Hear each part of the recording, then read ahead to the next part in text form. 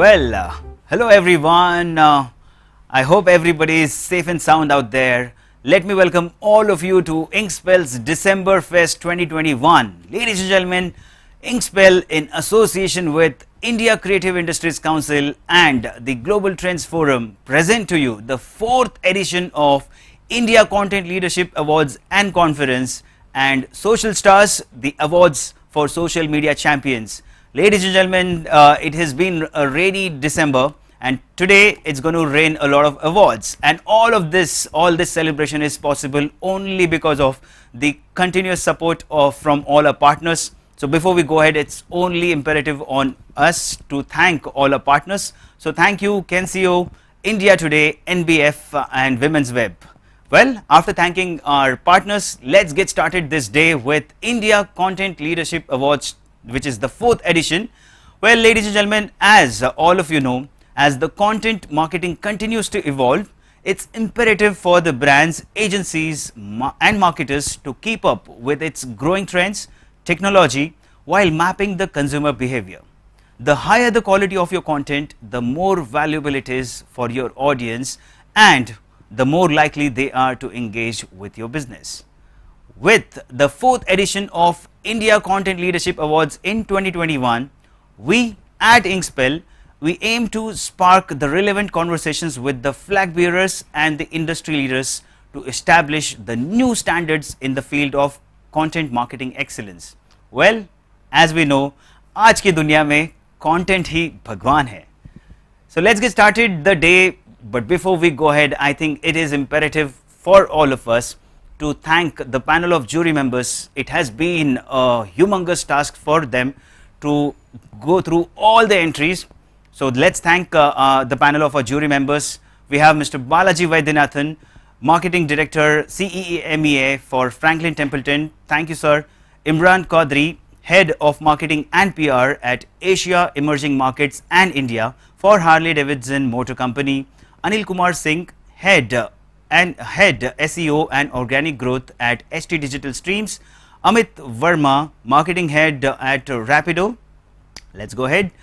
Piali Dasgupta, Senior Vice President of Marketing at Columbia Pacific Communities.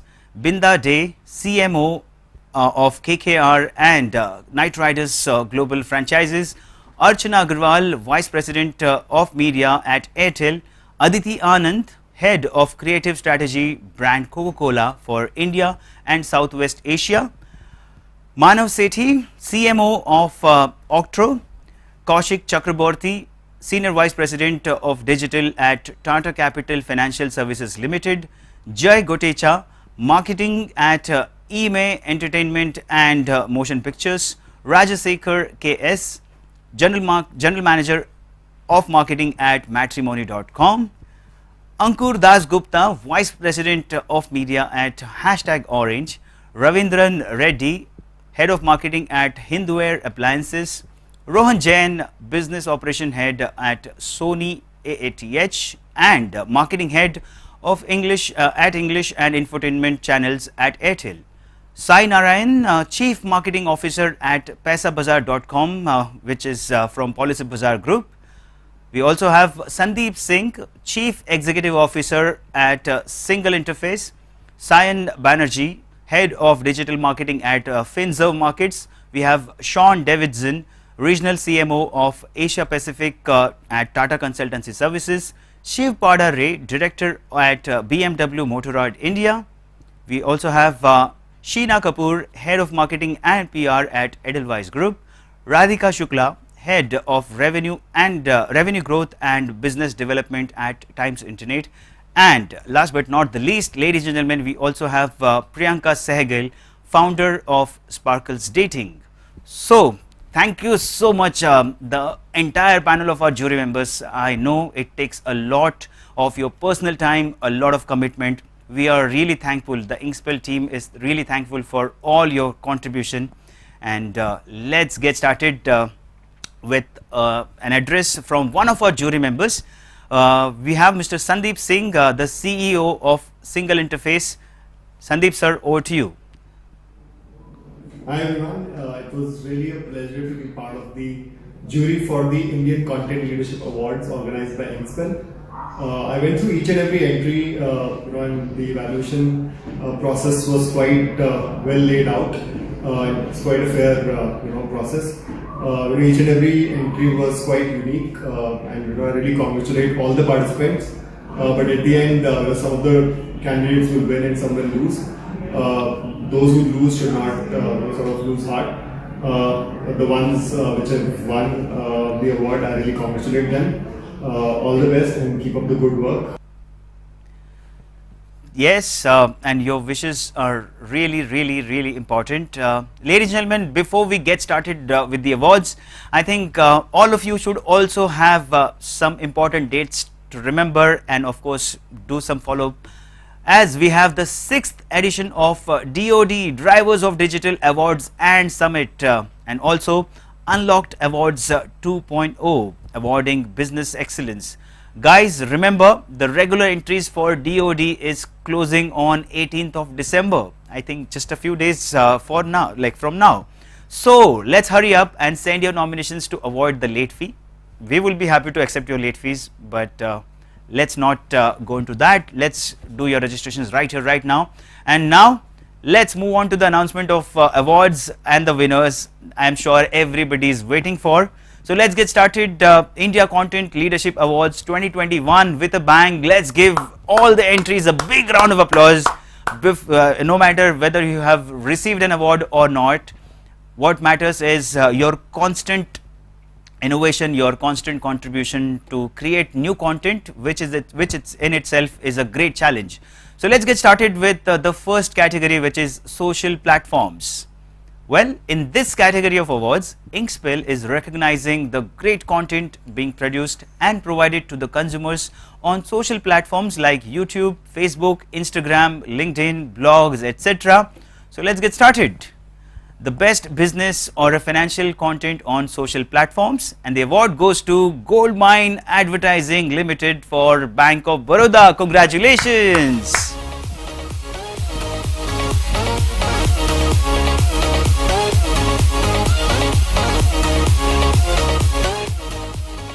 Congratulations, and we have Mr. Zubeen Nalawala, who's the client director at We Move Forward. We would definitely like to understand the emotions and of course the celebrations from Zubeen. Over to you, Zubeen.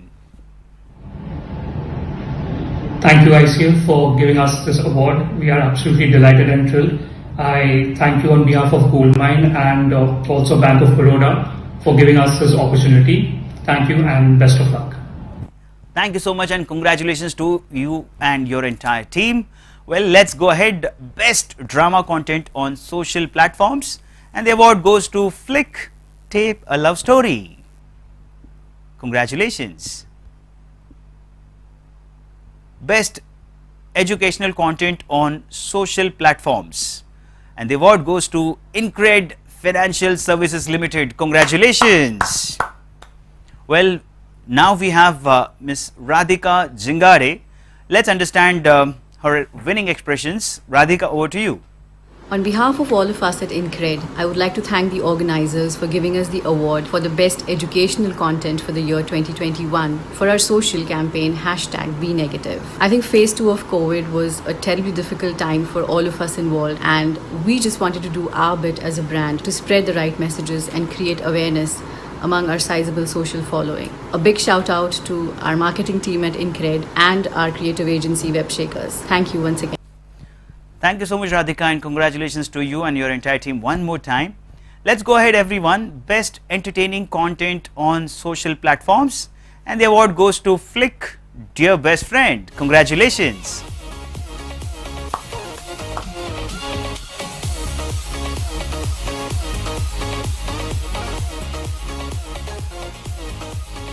Congratulations. Let's go ahead. Best lifestyle content on social platforms, and the winner is All About Eve India. Congratulations. Let's go ahead.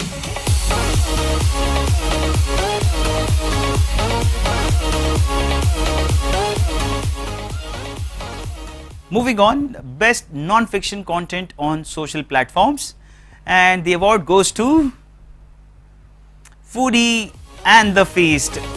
Jama Masjid Food Trail. Congratulations.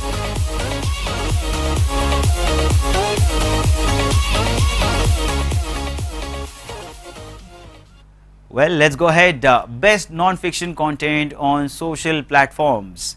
And the award goes to Airtel Human Stories by Scatter and Essence.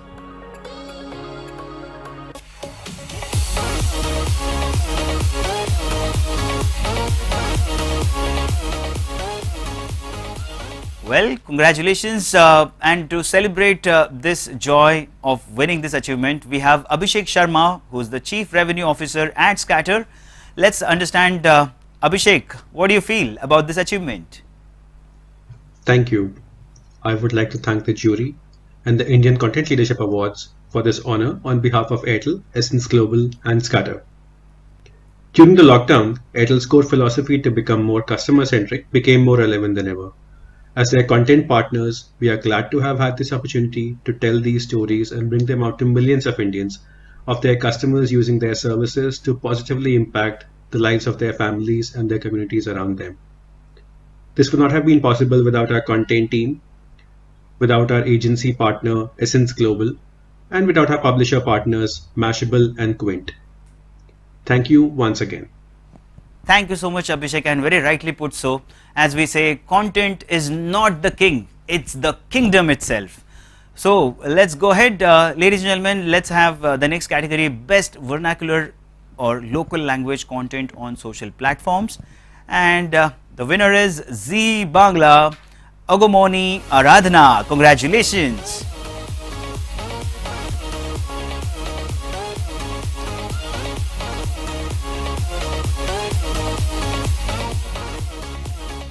Moving on, we have best music content on social platforms, and the award goes to Flick, Stuck With You. Congratulations.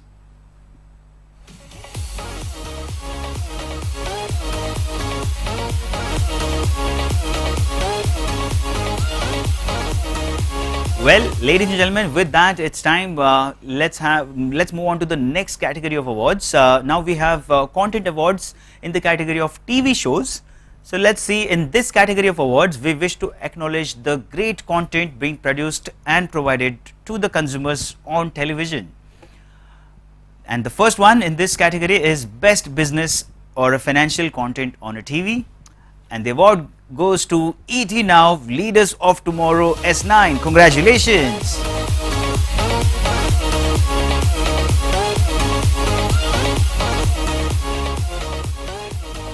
The next one, best drama content on TV, and the award goes to Yeshu.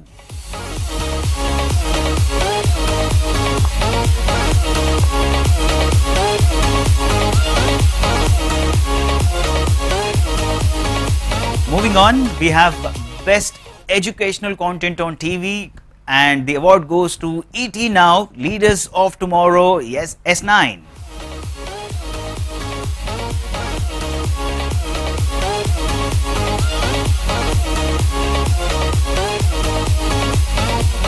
Moving on, the best entertaining content on TV, and the award goes to Didi Number 1 by Zee Bangla.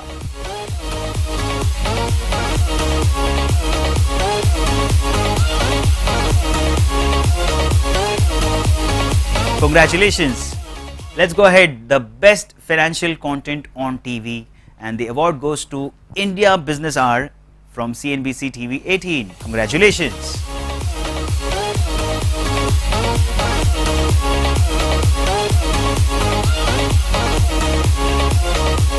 Moving on, best news content on TV, and the award goes to Times Network India Revival Mission. Congratulations.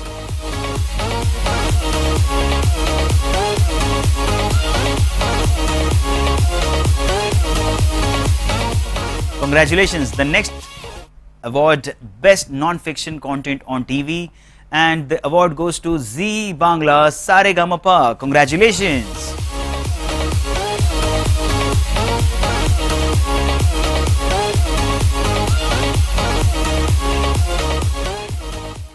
The next award, best thriller content on TV, And the award goes to Mokai Vardat. Congratulations.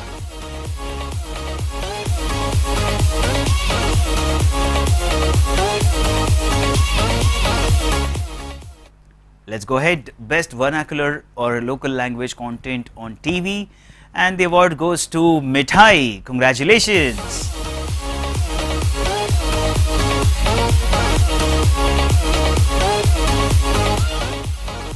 Well, ladies and gentlemen, with that it's time. Let's go on to the next category of awards. This time we are going to focus on print and audio, website, blog, etc.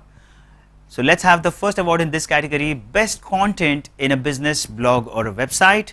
And the award goes to Tata Consumer Products corporate website. Congratulations.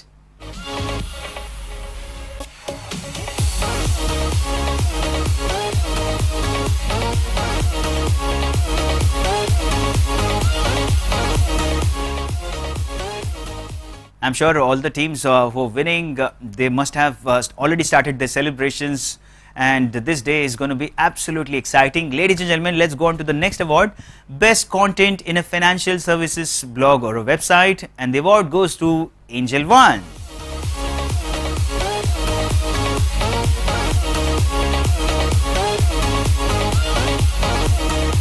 Let's go ahead, best business or a financial content in print, and the award goes to Tata Consumer Products Integrated Annual Report 2020-21. Congratulations.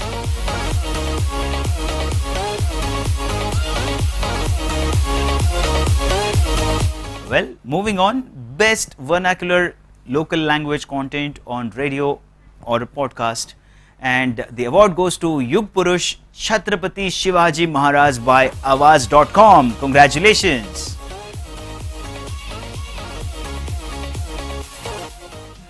Well, and we have Mr. Sriman Thiagarajan, and let's see how he wished to celebrate his success. Hi, my name is Sriraman Thiagarajan. I'm co-founder and CEO of Avaz.com. We are incredibly proud to have won gold for our Marathi podcast, Yuga Purush Chhatrapati Shivaji Maharaj. ICL team, thank you so much for entrusting your faith in us again. Look forward to more. Yes, and even we look forward to more from you and your team. Congratulations for that great achievement. Let's go ahead. Now we are going to have the next category, which is sector specific awards, and let's have the first one in this one, best content in a digital media campaign for a cause, NPO, NGO or a CSR, and the award goes to Voice for Justice for Free a Girl by Fleischmann Hillard, India. Congratulations.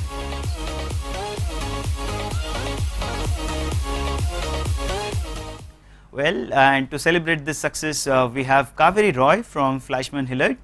Over to you, Kaveri. Let's understand, how do you feel? Thank you, India Content Leadership Award, for the honor that you have bestowed on Free a Girl's Voice for Justice campaign. At Fleischmann Hillard, we've been working to develop content with Free a Girl that makes the voices of survivors being heard loud and clear. And this honor is truly humbling. Thank you. It's truly humbling, and also this initiative is also very motivating. Congratulations on to that. Let's go ahead. Best content in a digital media campaign by or for a healthcare enterprise, and the award goes to Unwanted 21. Shh. Not okay please by Logic Serve Digital. Congratulations.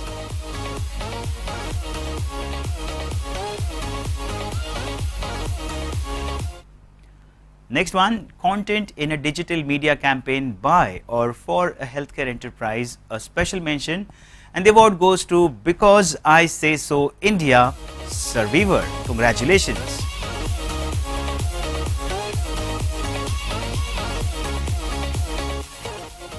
And we have Dr. Arun from Survivor. Dr. Arun, how does this achievement feel to you and your team? Let us understand.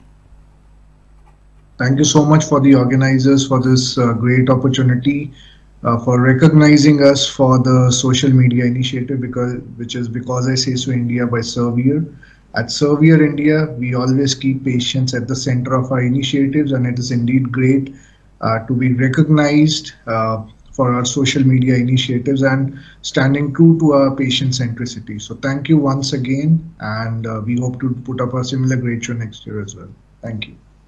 Now that's the spirit, and even we look forward to have something more interesting and more creative and on from everyone. So let's go ahead. The next award is Best Content in a Digital Media Campaign by or for a Consulting Business Solutions Professional Service Enterprise, and the award goes to Use of Data and Analytics for SaaS by HT Brand Studio. Congratulations.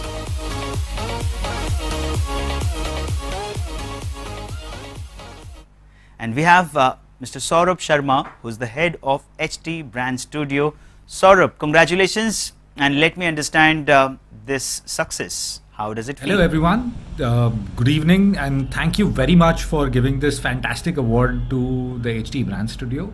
We're all extremely proud of the work that we have done, and I'm sure there's several more that we'll win the next year. Looking forward. Thank you. Absolutely, and even we wish you all the best to keep that winning momentum on. Let's go ahead. Best Content in a Digital Media Campaign by or for a Food and Beverages Enterprise, and the award goes to Happy at Home campaign by Hershey India. Congratulations.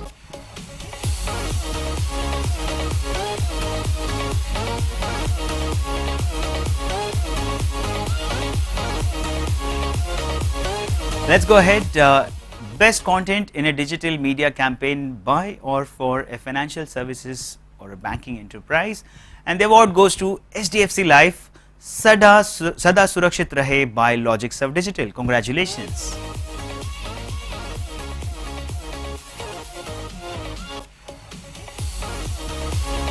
Moving on. Content in a Digital Media Campaign by or for a Financial Services Banking Enterprise, a special mention, and the award goes to HT Friday Finance for Aditya Birla Group by HT Brand Studio. Congratulations.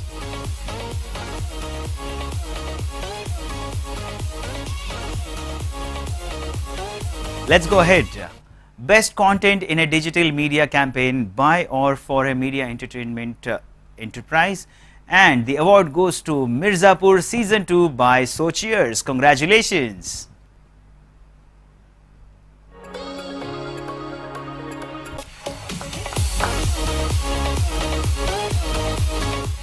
And moving on to the next one, Best Content in a Digital Media Campaign by or for a political leader, organization or a movement, and the award goes to News 18 Bihar Jharkhand Initiative Kehta Hai Voter. Congratulations.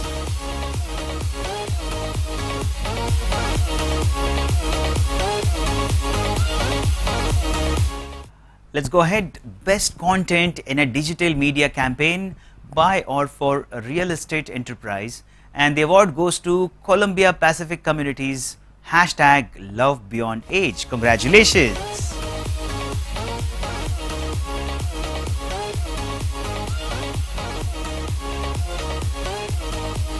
So congratulations, and to share the success story with us, we have Piali Dasgupta. Piali, over to you. We're very happy to be receiving a gold for our Valentine's Day campaign, Love Beyond Ages. I think Valentine's Day as a day has always been associated with the youth, and I think as a senior care brand, we definitely wanted to challenge that notion. And we wanted to tell the world that love knows no age, I think, as a message, we thought that it's an important one to share. And also the fact that, love has many definitions. There's no one linear definition of love. Thank you so much for this recognition. A huge shout out to our creative agency, Famous Innovations, and my deepest gratitude to the jury for selecting this work. Thank you. Thank you so much, Piali. And as rightly said by you, love has no age, and equally content has no alternative to it. So content is the king. Content, in fact, is the kingdom, as we say. Let's go ahead. The next one, Best Content in a Digital Media Campaign for an Automobile Enterprise, And the award goes to Great India Drive with Hyundai i20 by Times Drive. Congratulations.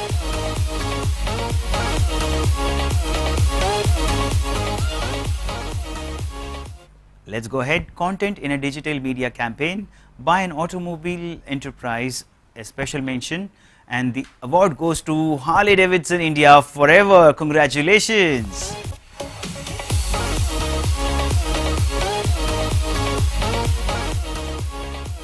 Let's go ahead.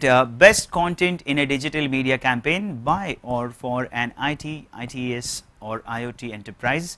And the award goes to hashtag The Big Move by Sochius. Congratulations.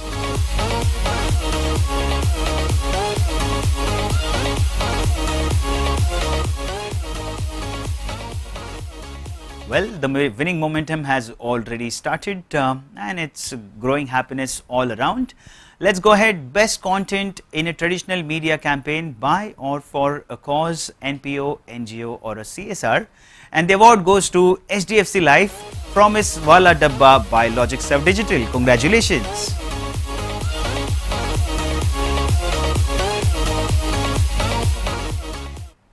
Well, the next one is best content in a traditional media campaign by or for a financial services or a banking enterprise.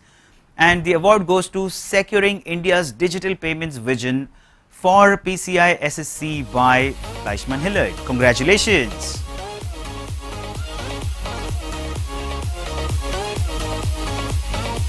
And to celebrate the success of this achievement, we have Vaibhavi Parekh from Fleischmann Hillard. Over to you, Vaibhavi. We at Fleischmann Hillard India would like to thank India Content Leadership Awards for the recognition for our work on PCI security standards. With India's digital transformation and the huge consumer shift towards digital payments, it's extremely crucial to educate and create awareness around global best practices for payment card security and the possible threats on cyber security.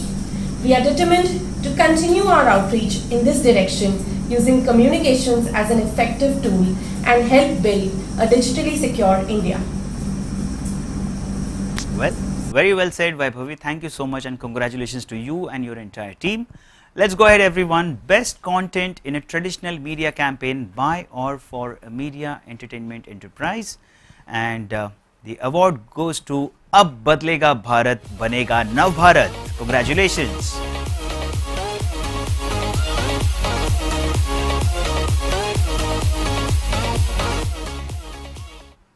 Best content in a traditional media campaign by or for an educational institution or an enterprise, and the award goes to Times Network India Education Mission.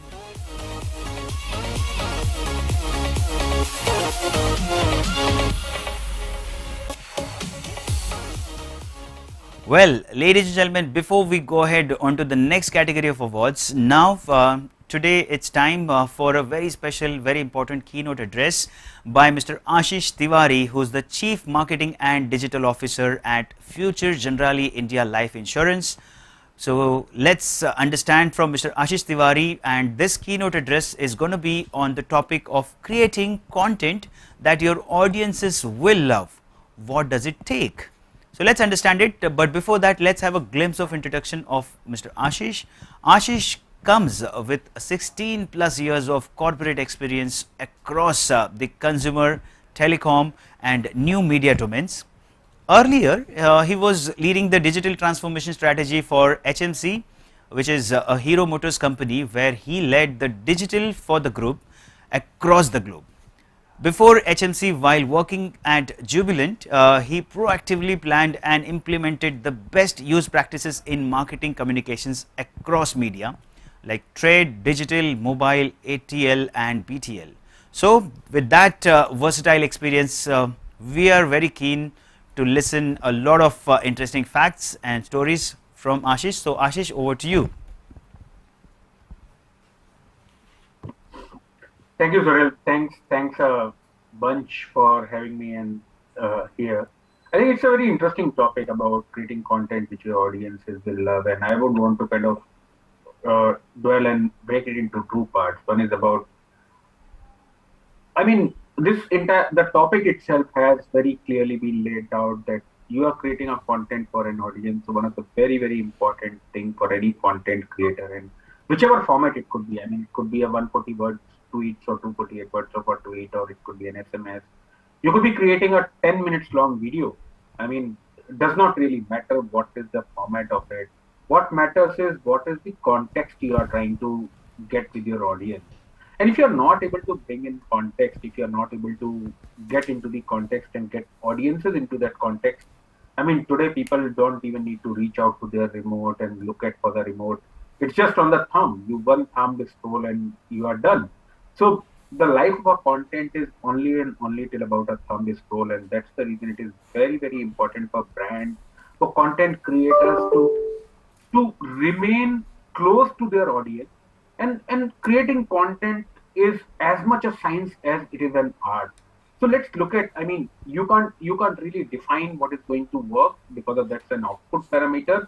So rather than getting into a mental BS of output parameters, let's look at what input parameters is. And as a content creator, as brands, as somebody who's trying to put that content forward to your audiences, you can only and only look at what your input parameters are. And if you look at input parameters, the very, very clear, it's one of the basics for any content is that what is the problem you are trying to solve. Any content, whether it is whatever format it could be, it's a story you are trying to tell to your audience. You are trying to connect with your audience into a story. You are trying to take them into a journey from point A to point B. And the one of the basic reasons for any kind of a content pieces to get out into the market is you are trying to do either one of the things. Either you are trying to look at enrich a customer's life at a point in time, or you want a customer to proceed on a life cycle at a period of time. And whichever one you are trying to do, you have to look at that how your content is helping audience to do that. Content is not about you. It's not about me. If I'm going to tell a story, it can't be my story. It has to be the audience's story. It has to be about them. So first is, what is the problem you are trying to solve? And as with any story, it has to have a villain. It has to have that challenge which you are trying to solve. And you have to make that challenge very clear to your audience. And as you would see, I mean, whether we talk about movies, whether we talk about stories, all movies, all successful content pieces start when you have a very strong villain. So how clearly you are able to demarcate and put your villain very clear is very important. I mean, come to think of it, in an average day, an average Indian is exposed to more than 55,000 branded messages. These are number of messages which we get exposed to. I mean, everything you are looking at, whether you are looking at this screen, you are looking various names. You have a logo of Zoom coming in. You have certain other logos coming in on this. You have a hashtag which is kind of popping out. You have a name which is popping out. There's somebody who is speaking. There are so many messages which are getting relayed per second. An average mind, the retention of a mind is only about 5 to 7 messages a day. That's the number of messages a mind can retain. And hence it becomes very important for content to be able to very clearly tell to the user and create that cut from being on the surface to be connecting. And whether we like it or not, humans still make decisions based on their primal brain. I mean, we like to call ourselves as a species which is intelligent. We like to know ourselves as a species which is rational. But at the very core level, we still take decisions. I mean, it's always about fight and flight mode which we operate into. And that if the message is being able to reach out to that primal brain, the primal brain cannot process very fast. It can't retain a lot of information. It has to have a very clear, very quick processing. If you are touching a hot vessel, you have to move your hand quickly. And so in order to make faster decisions, what it does is it starts cutting down the number of messages which can reach out. And that is very important for brand owners to understand that your message is going to go through the screening of primal brain. And if it is not very simplistically put, it is not going to go through. So here, the question to a brand marketer or to a content creator is that how you attract that primal brain. And primal brain, the one best way to attract the primal brain is giving it a problem larger than life. So you are trying to create any content, you are trying to create anything, put up a context, create what problem that solves. And then your you have to be able to turn that story and be able to give a solution, which is what your hero is. Your hero can be your brand, your hero can be a person, your hero can be anything, whichever is giving out the solution. Or rather, in a very simplistic way, put in what is the problem, what is the solution, and how these problem and solutions are merging together. And they have to get equated at some point in time. If the solution is bigger than the problem, then you are making the problem look very, very small, and your message will not be able to connect with the audience. If the problem is bigger than the solution, then you are not delivering to the optimum, and that also will not be able to connect to your problem. And solution has to remain in addendum and has to connect with each other. While you are creating content, don't forget about authenticity. I mean, while you might be creating a problem which is bigger, you might be showing up a solution which is very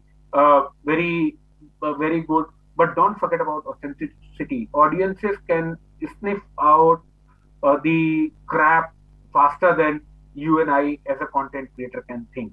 So figure out that your message has to remain authentic.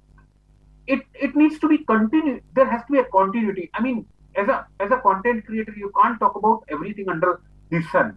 It has to remain. You have to have a core value which you are which is tied to you, and you are talking and you are providing messages around that. Because of that core value gives you authority, and audiences will only and only, even if you are talking imaginary. I mean, today the reason you read the recreation of Ramayana and Mahabharata into very different formats created by some of the writers is because of they are entertaining you.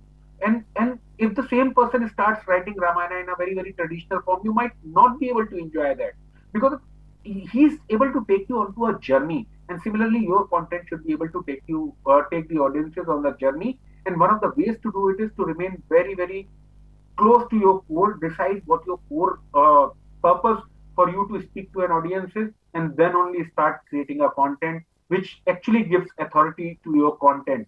And last but not the least, keep your stories consistent. Don't keep talking about everything, whatever is the latest fad. A lot of content creator jumps onto all latest fads. That's not what your audience is going to come back to. If I think the chances of your success are much higher if you keep talking about same topic again and again, and remain consistent. You can go deep into that. You can touch, and if there is something which you can't solve, if there is a problem, if you are operating into an area, if you are not able to solve any problem, to remain authentic, you can celebrate that problem with your audience. Not necessarily people are coming there to look at solution. And don't forget to entertain. Whatever you are doing, entertain with them. And if you are able to entertain them, you will be able to engage with them. Thank you. Any questions? I'm happy to take. Sunil. Sorry.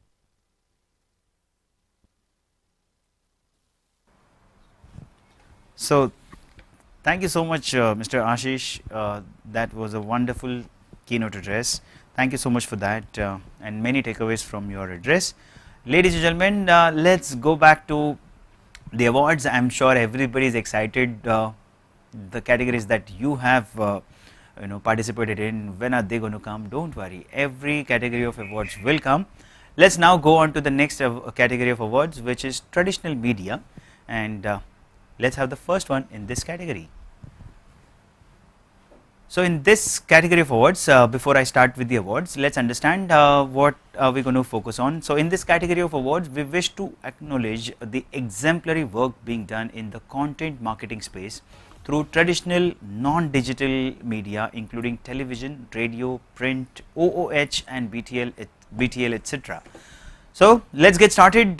Best content in a 360-degree marketing campaign, and the award goes to Yeshu. Congratulations.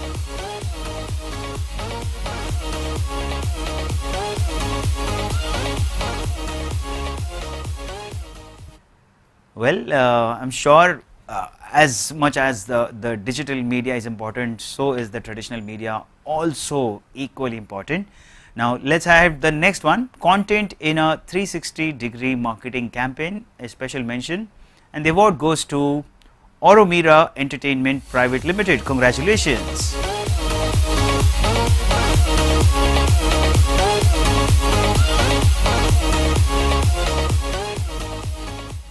Well, to celebrate this success and share that secret, we have Abhinash Meher from Oromira. Over to you, Abhinash. How does it feel to win this award?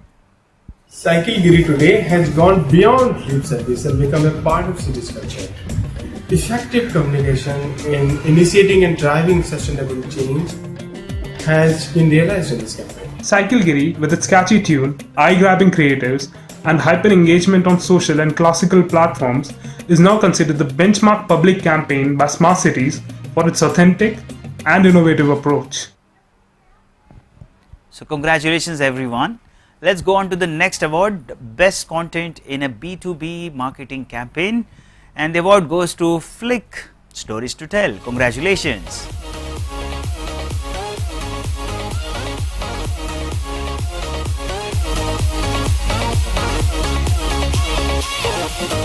Congratulations.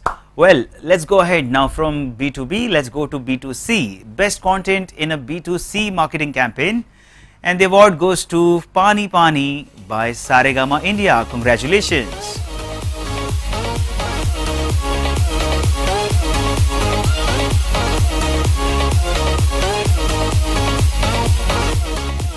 Well, let's go ahead with the next one, Best Content in a big screen marketing campaign, that is the cinema screen, and the award goes to Ab Badlega Bharat Banega Nav Bharat. Congratulations.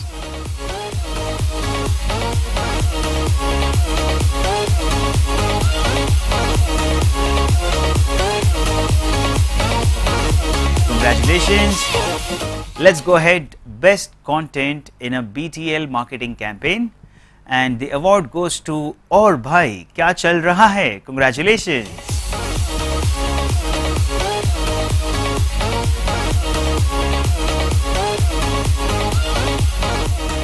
Well, if you ask me, और क्या चल रहा है, तो आजकल तो Inkspell ही चल रहा है. Alright, let's go ahead, Best Content in a Print Campaign, and the award goes to Ab Badlega Bharat Banega Nav Bharat. Congratulations.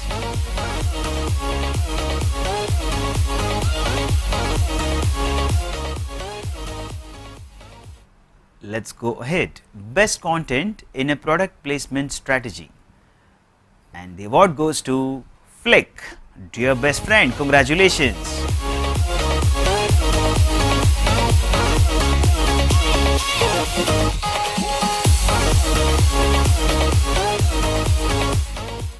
Let's go on to the next one, Best Content in a TVC Campaign, and the award goes to Glance Digital Experience Private Limited. Congratulations.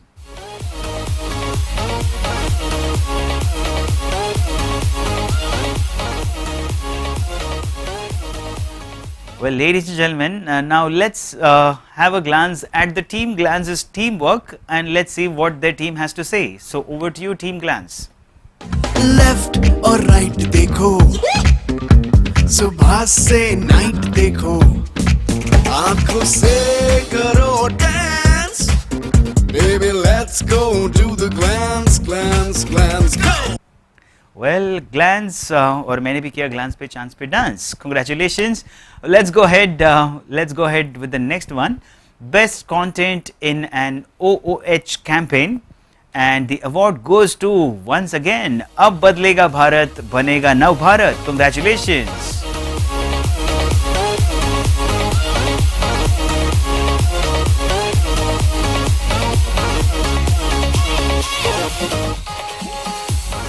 Let's go ahead, Best Content in COVID-19 Lockdown Campaign, and the award goes to Right Knowledge Labs. Congratulations.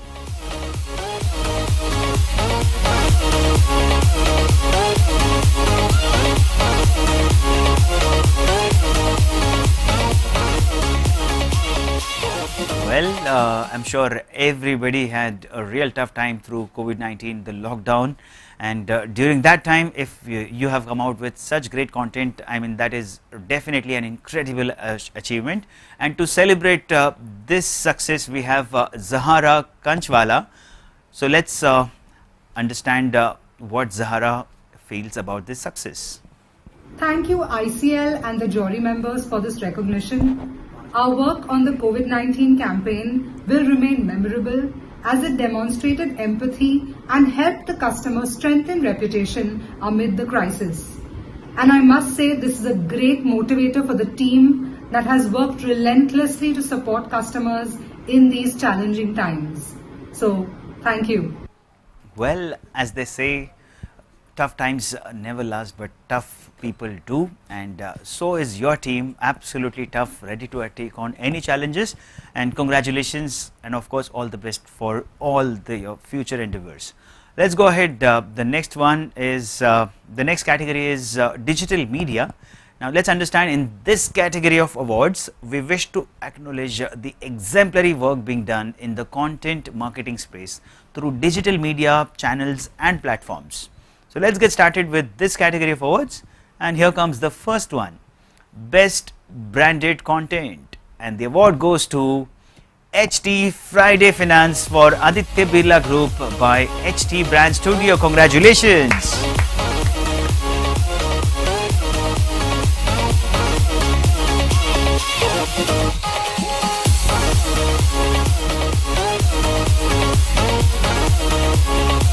Congratulations. Now let's go ahead, best content in a B2B digital campaign, and the award goes to Smart Flow. Congratulations.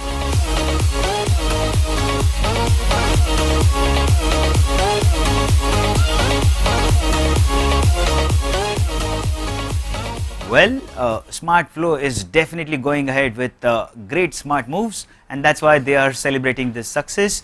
We have Kapil Dev Iyer from Smart Flow.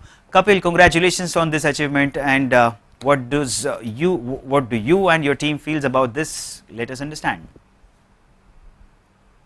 I would like to thank the Indian Content Leadership Forum for awarding us with the best B2B digital campaign for our Smart Flow campaign. Smart Flow is one of our marquee products from Tata Tele Business Services product portfolio. We launched this in December 2020. We ran a 360-degree integrated campaign covering digital performance marketing, nurturing campaigns, social media campaigns, as well as a series of 100+ virtual events done pan-India. Smart Flow campaign focused on settling the unsettling issue of business continuity amidst the pandemic. Smart Flow campaign also positioned Tata Tele Business Services cloud communication portfolio as a one-stop shop product for anytime, anywhere business communication that helps enterprises flow forward without any boundaries. I would also want to take this opportunity to thank my complete team comprising of Sumit Pava, Ashish Tiwari, Archana Maurya, Ajit Belani, Geeta Thakur, Priyanka Parekh, Riya Jain, and Simrit Kam, who've been instrumental in making this campaign a success. This award encourages us to continue to do big. I would once again want to thank the Indian Content Leadership Forum for honoring us with this award. Thank you. Well, Kapil, congratulations, and very well said. By the way, you have got an amazing smooth voice. I must appreciate the quality of your voice. Congratulations, and let's go ahead. The next one is Best Content in a B2C digital campaign, and the award goes to Myntra's organic growth for clothing and footwear via SEO by Infidigit. Congratulations.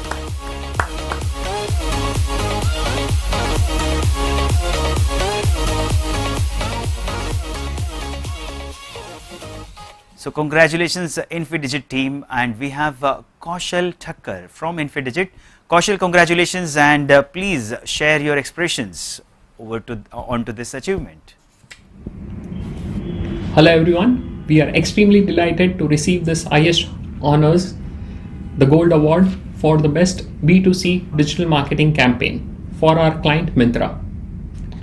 Thank you Harish, Achint, Akshay and Anupam for providing us this opportunity.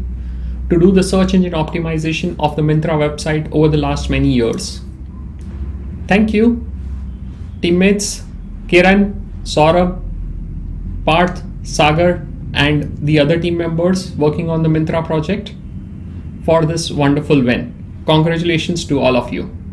And last but not the least, thank you to the jury members and the leadership at Indian Content Leadership Award for honoring us with this award.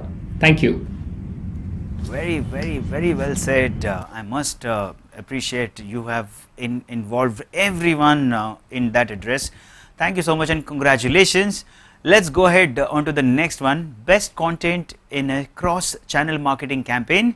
And the award goes to Z Bangla Nobobor Show Prabhat Ferry campaign. Congratulations.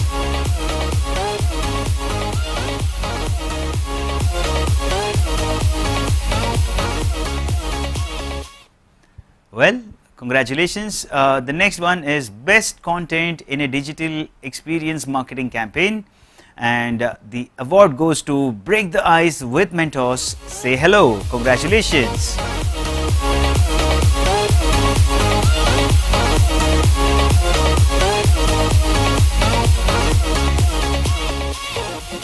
Well, ladies and gentlemen, congratulations to all the winners who have achieved their titles and their success so far. I think before we go ahead, as we all are from the marketing space, ladies and gentlemen, I think एक छोटा सा break तो बनता है.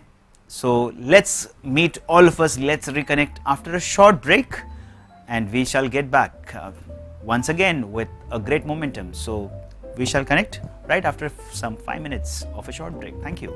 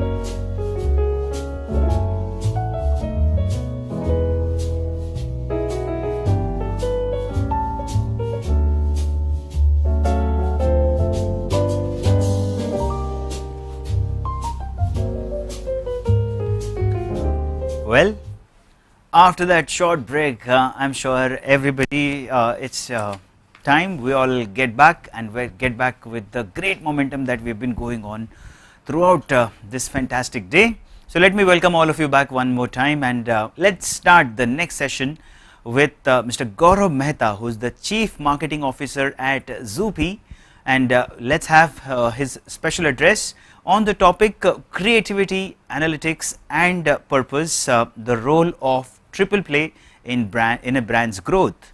Well, before we go ahead, let's have a glimpse of Mr. Gaurav Mehta and his profile. Gaurav Mehta is the Chief Marketing Officer of Zupee. In his previous employment, Gaurav was the Chief Marketing and Content Officer of the largest auto tech company in India, that is Car Dekho Group. Prior to Car Dekho, he was the Chief Marketing Officer for OLX South Asia and General Manager at OLX Pakistan. He drove OLX to become among the most trusted and admired consumer internet brands in the region. I think with that great amount of experience backing him, Gaurav Mehta, we are looking forward to have this special address by you. Welcome, and over to you, Mr. Gaurav.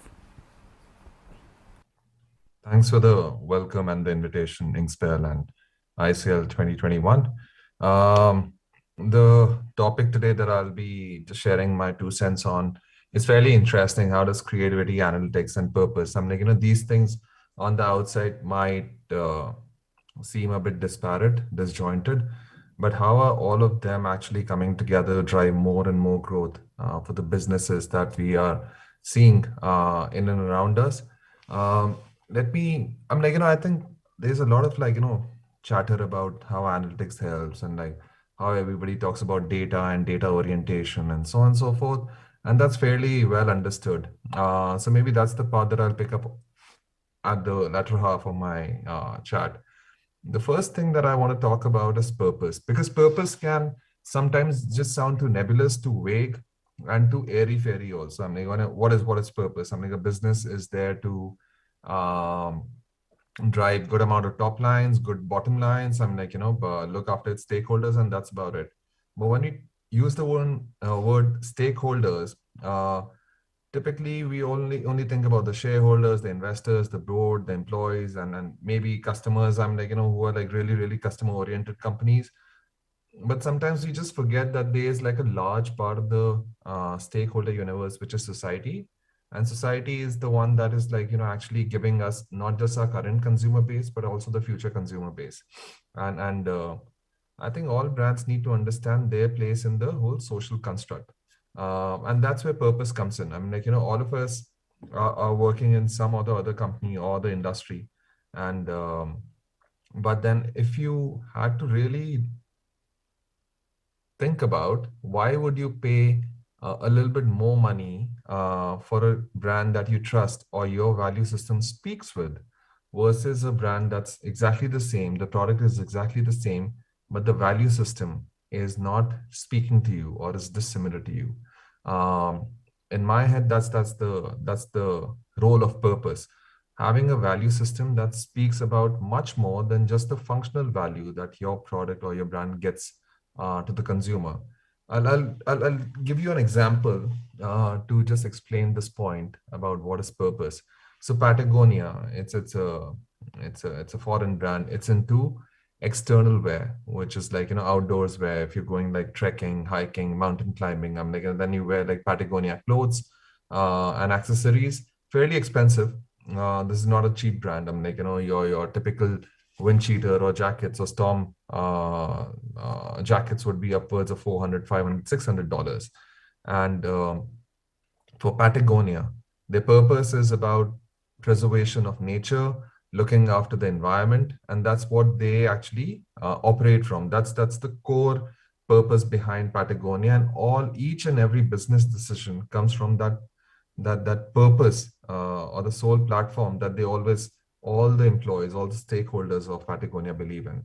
There's a very cool example. Once they came up with this jacket, fairly expensive again, $400, $500, and very well-designed jacket. And there were obviously a lot of people who wanted to buy that jacket. But Patagonia had a scheme for its existing users that till the time you don't give us the existing Patagonia jacket that you bought us from us like 2, 3, 4 years back. We are not going to sell you the new Patagonia jacket. Now, this is like a really interesting example where a brand was actually suppressing its own sales from its biggest, from the most loyal user base that it had. And they were saying that we are not going to sell you a jacket till the time you don't give us the old jacket back so we can recycle it. And then obviously help to make a new jacket and reduce the amount of material that we would have used if we didn't have this particular jacket with us, the old jacket. And that's a great example. And I think people just rallied around that whole thought that, like, this is what I love about Patagonia, that they are willing to sacrifice their revenue numbers, their sales, to make sure that they're doing justice to purpose. And people just bought those jackets in a big way, and they recycled a lot of jackets. So it's a win-win for both the stakeholders, the business, which is Patagonia, and consumers. And that's how purpose drives great business performance and growth. Another fact that I'll share with you, there was a very well-known marketer, Jim Stengel. He was the Chief Marketing Officer of P&G Global worldwide, a very, very big and important position. After he retired, he was exploring this idea of purpose-driven brands and does it make any sense from a business perspective, or these are just one of those fancy terms that marketers use? What he did was he looked across the world and he picked 50 brands or businesses from all industries. They were from all sort of industries that you can think of. They were new brands, they were mature brands, they were legacy brands.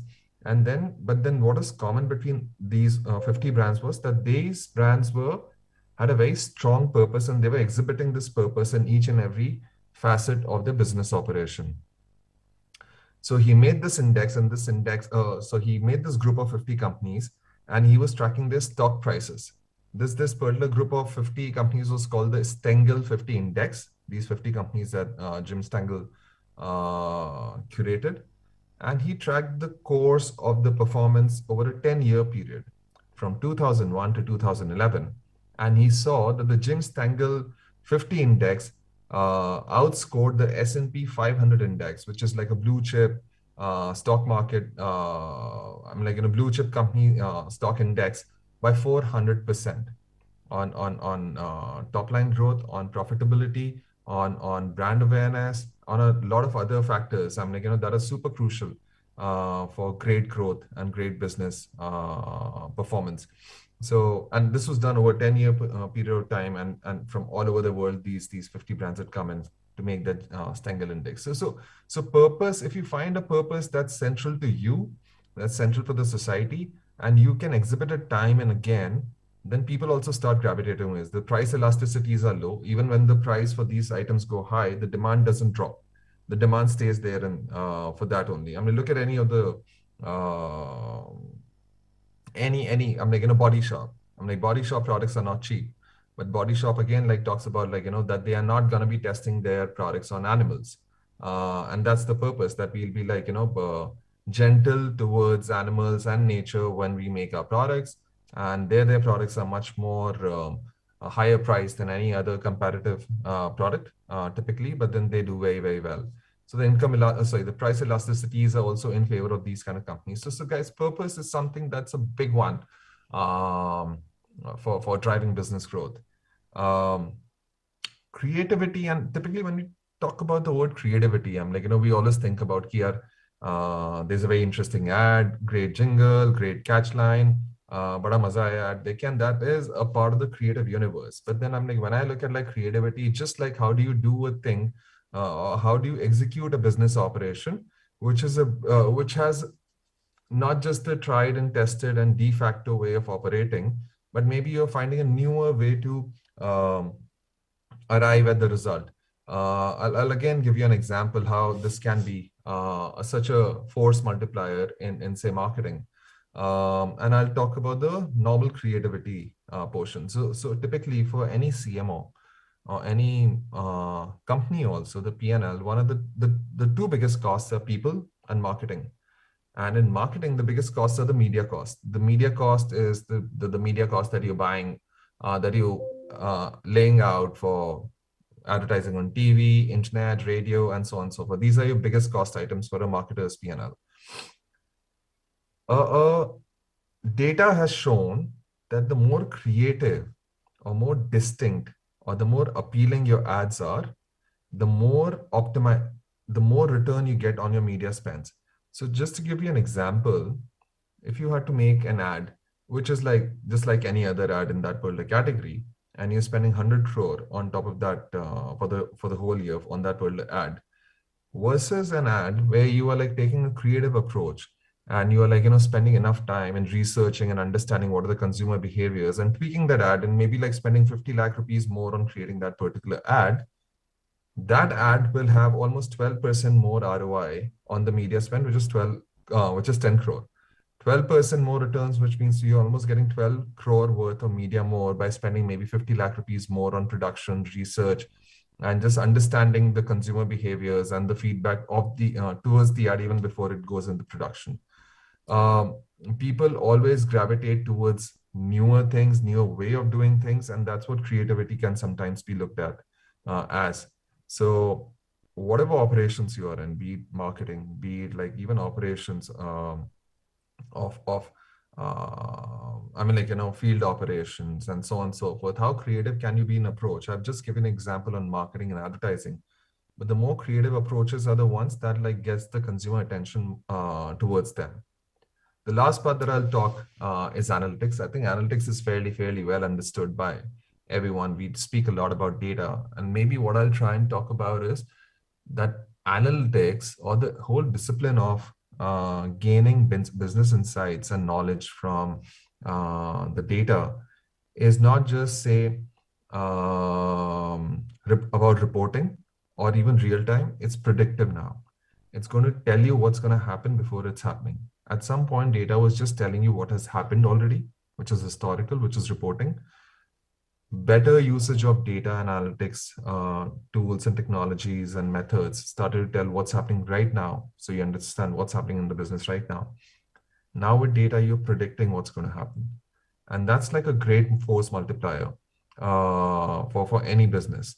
All the autonomous driving that's going to take place in a big way is nothing but actually looking at the various data points that a car will actually gain from its immediate environment, and then kind of react on the driving experience accordingly.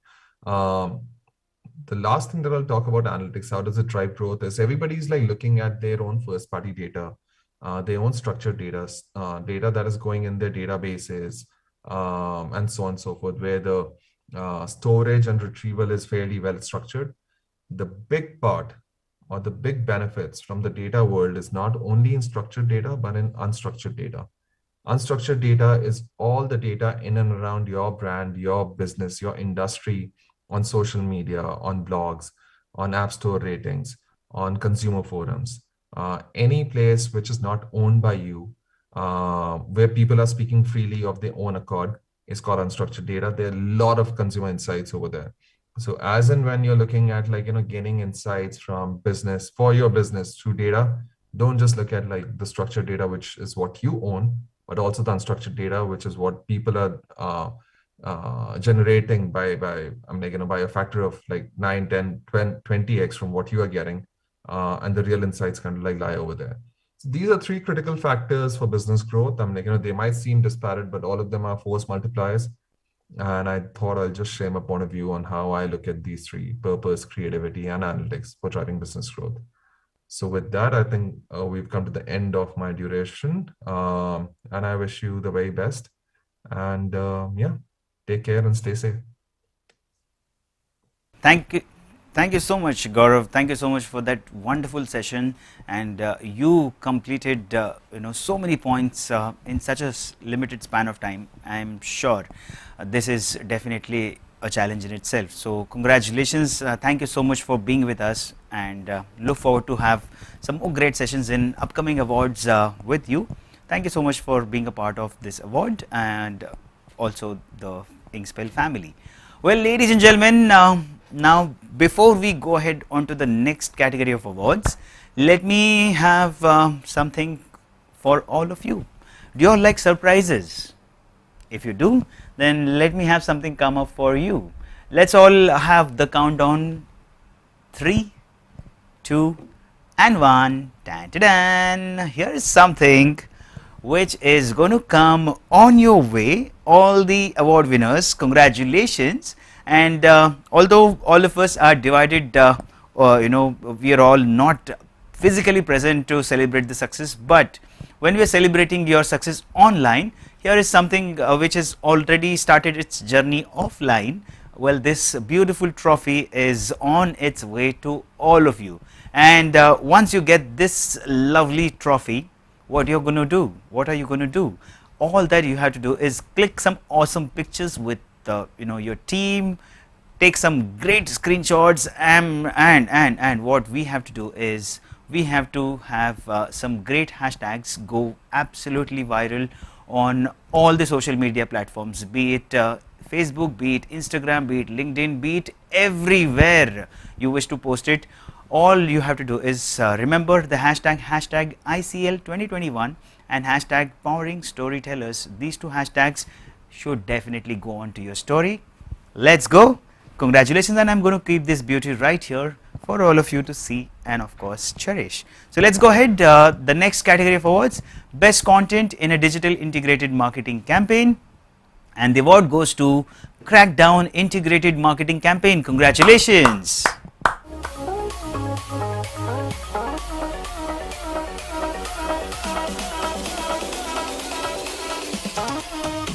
Congratulations. Let's go on to the next one, best content in a digital integrated marketing campaign, and the award goes to Dell India.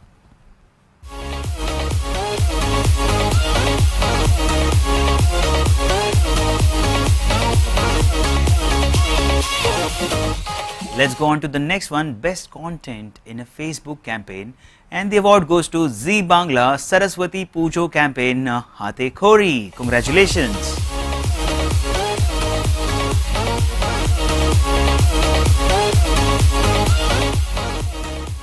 Moving on to the next one, best content in a gamification marketing campaign, and the award goes to Mondelez Rakhi campaign 2021. Congratulations.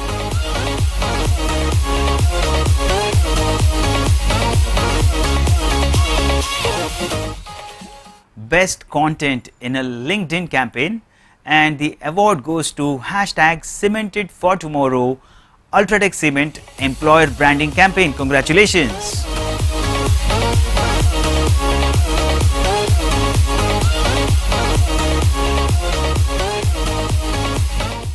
Moving on, best content in a low budget marketing campaign, and the award goes to Zee Bangla Rath Yatra Patachitra Art Campaign. Congratulations.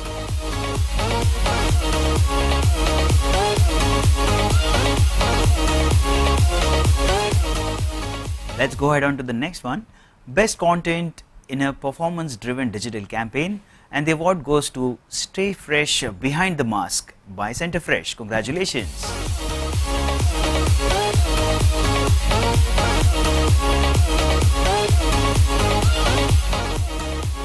Well, the next one, best content in a performance driven social media campaign, and the award goes to Big Boss 14 Boss Meter.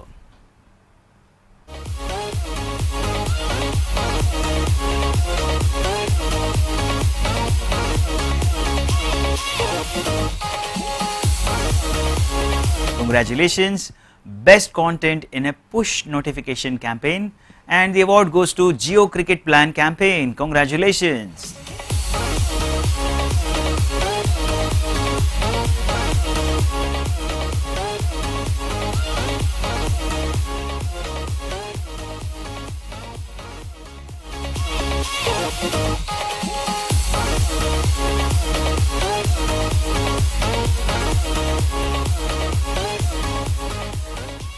Well, ladies and gentlemen, I'm sure all of you have already started taking screenshots.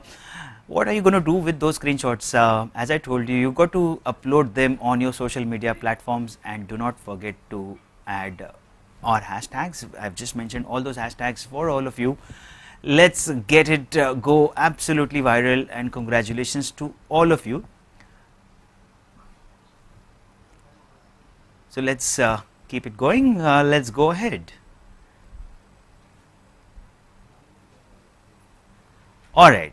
So what are we going to do is we're going to have all of you, let's all have a quick 5 minutes break. I think it's a perfect time to have a lovely cup of tea or a coffee.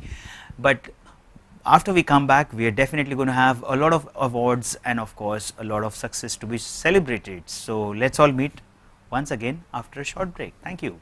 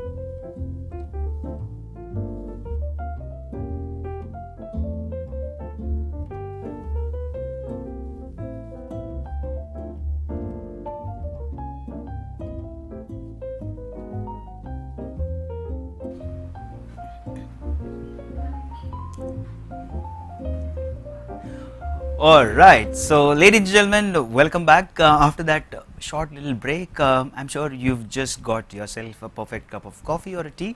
Let's get going with the next set of awards. The next one is Best Content in a Search Marketing Campaign, and the award goes to Infidigit. Improved non-brand clicks by 223% in just 9 months for Culfit. Congratulations.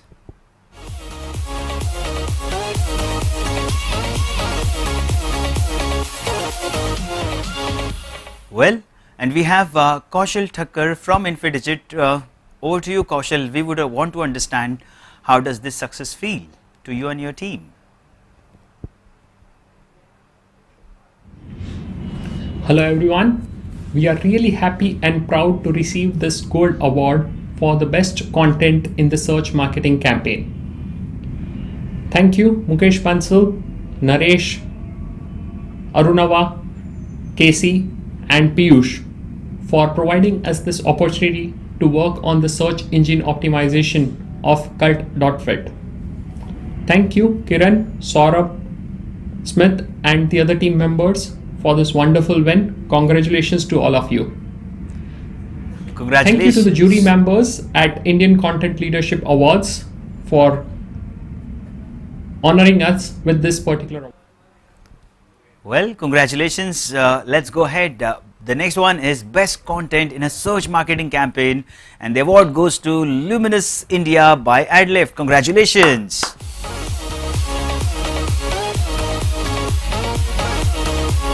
Moving on, we have Best Content in a Social Media Marketing Campaign overall, and the award goes to Columbia Pacific Communities.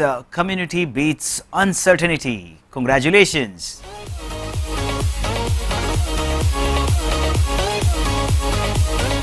And to share the expressions of success, we have Piyali Dasgupta. Over to you, Piyali.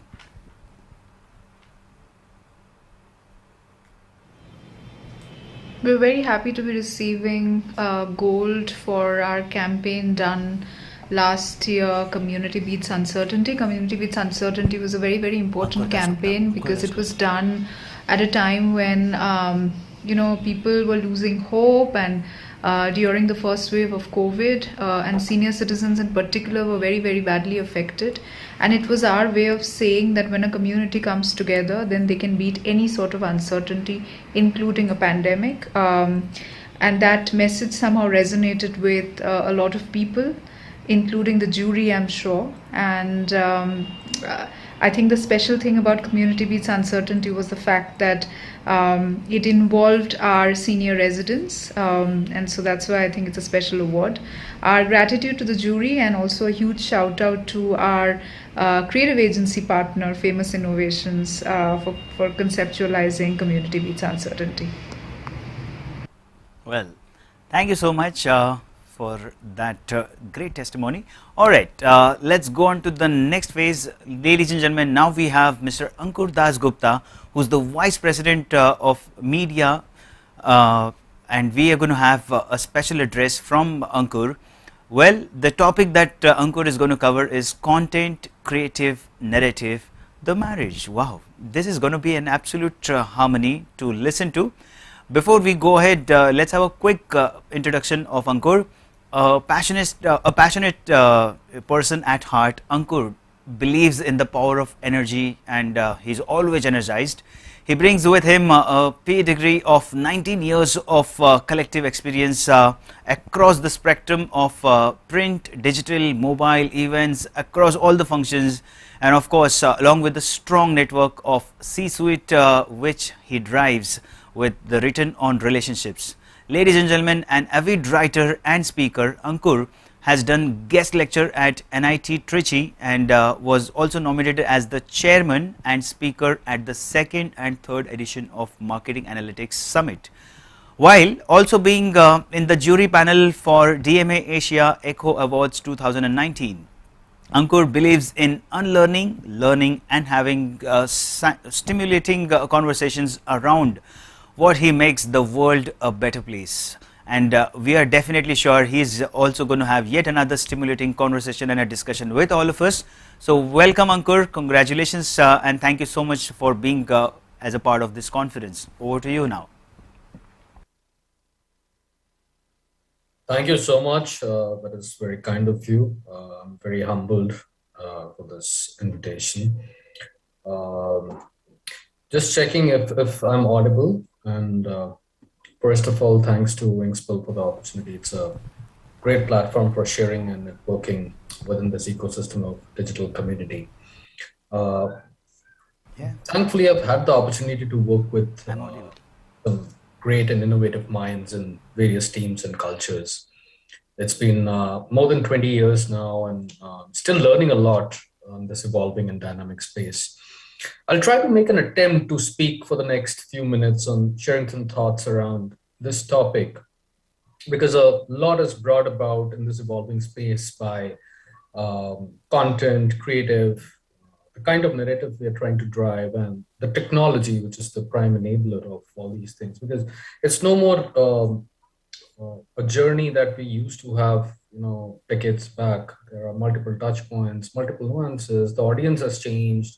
The audience behavior has changed, and more so, the past 2 years has been pretty challenging, leading to also a lot of behavioral shift and patterns. So the topic in itself says a lot, and we may not be able to do justice to this complete topic, but as I said, we'll make an attempt to kind of address few things. And the aim will be to share some of my perspectives on this. And however, if you look at content in itself is very powerful. However, it is also important to look at what enables it today, right? And however we may talk about it, how much we may talk about it, it is very subjective as well. And it is basis a lot of experimentation that we need to be doing on a continual basis and studying the relevant data points from there.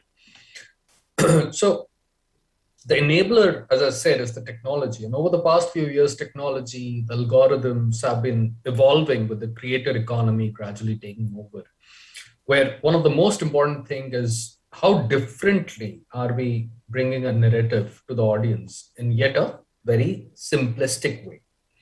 So I usually start with certain questions, like, for example, to be very specific, where is my audience today? If there is a particular brief, if there is a particular product, a particular brand that we're talking about, it is important to understand the question, however simple it may sound, it is very complex, because it is, I've realized, pretty, at times it needs curiosity and keenness to answer this, that where is my audience today and where most likely my audience will be tomorrow as well. So, and what are the most likely interests that they would have, that, and what are the most likely primary interests and what most likely secondary interests that they would have, right? What are they most likely to shop for?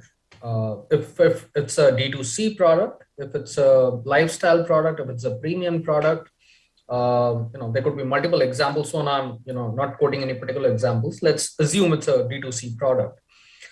So what is the kind of range of the product that the consumer is engaging with, right? And willing to try out a different segment of that brand. To that depth, that research needs to be very essential in studying the behavior.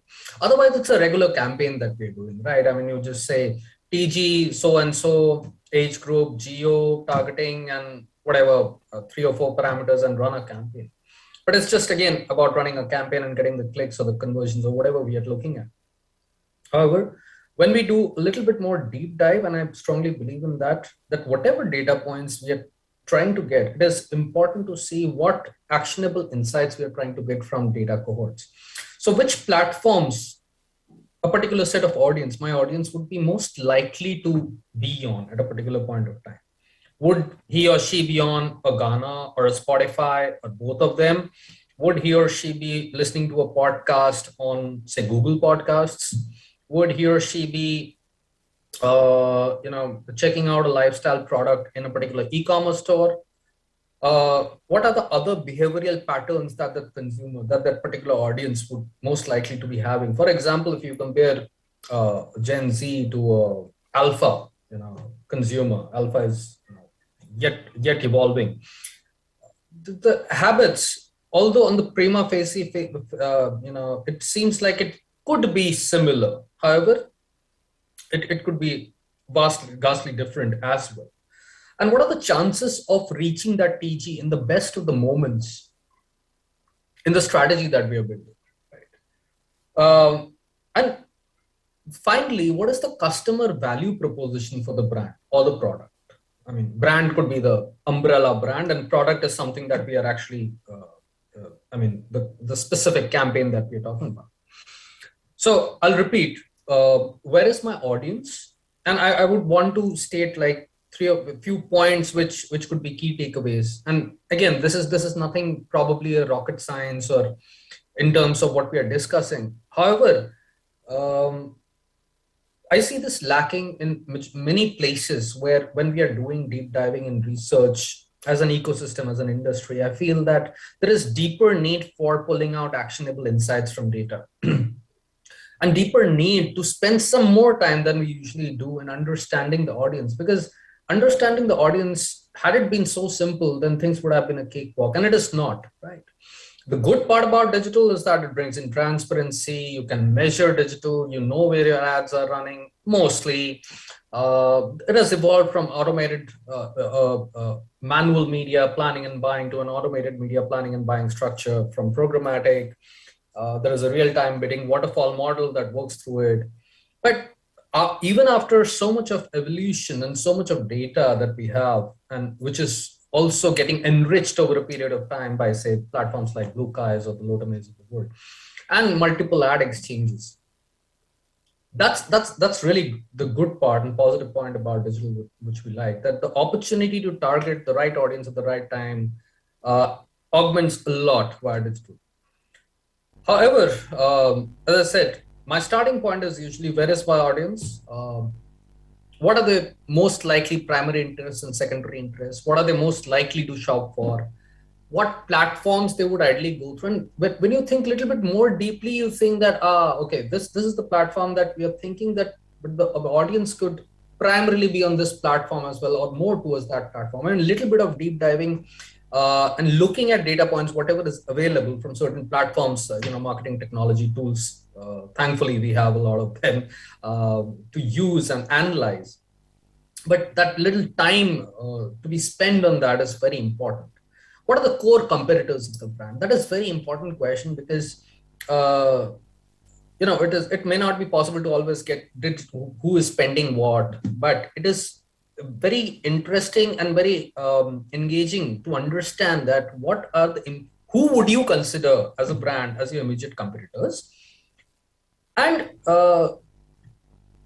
imbibe the learnings that they would be doing and benefiting from them, and not necessarily if they are doing something and which is working right for them, it will work right for you also. It is not necessary, but it is important to at least understand how whatever information we can get about, okay, what are our competitors doing, what is helping them, because everybody's brand ethos and the set of values that a brand has is absolutely different, right?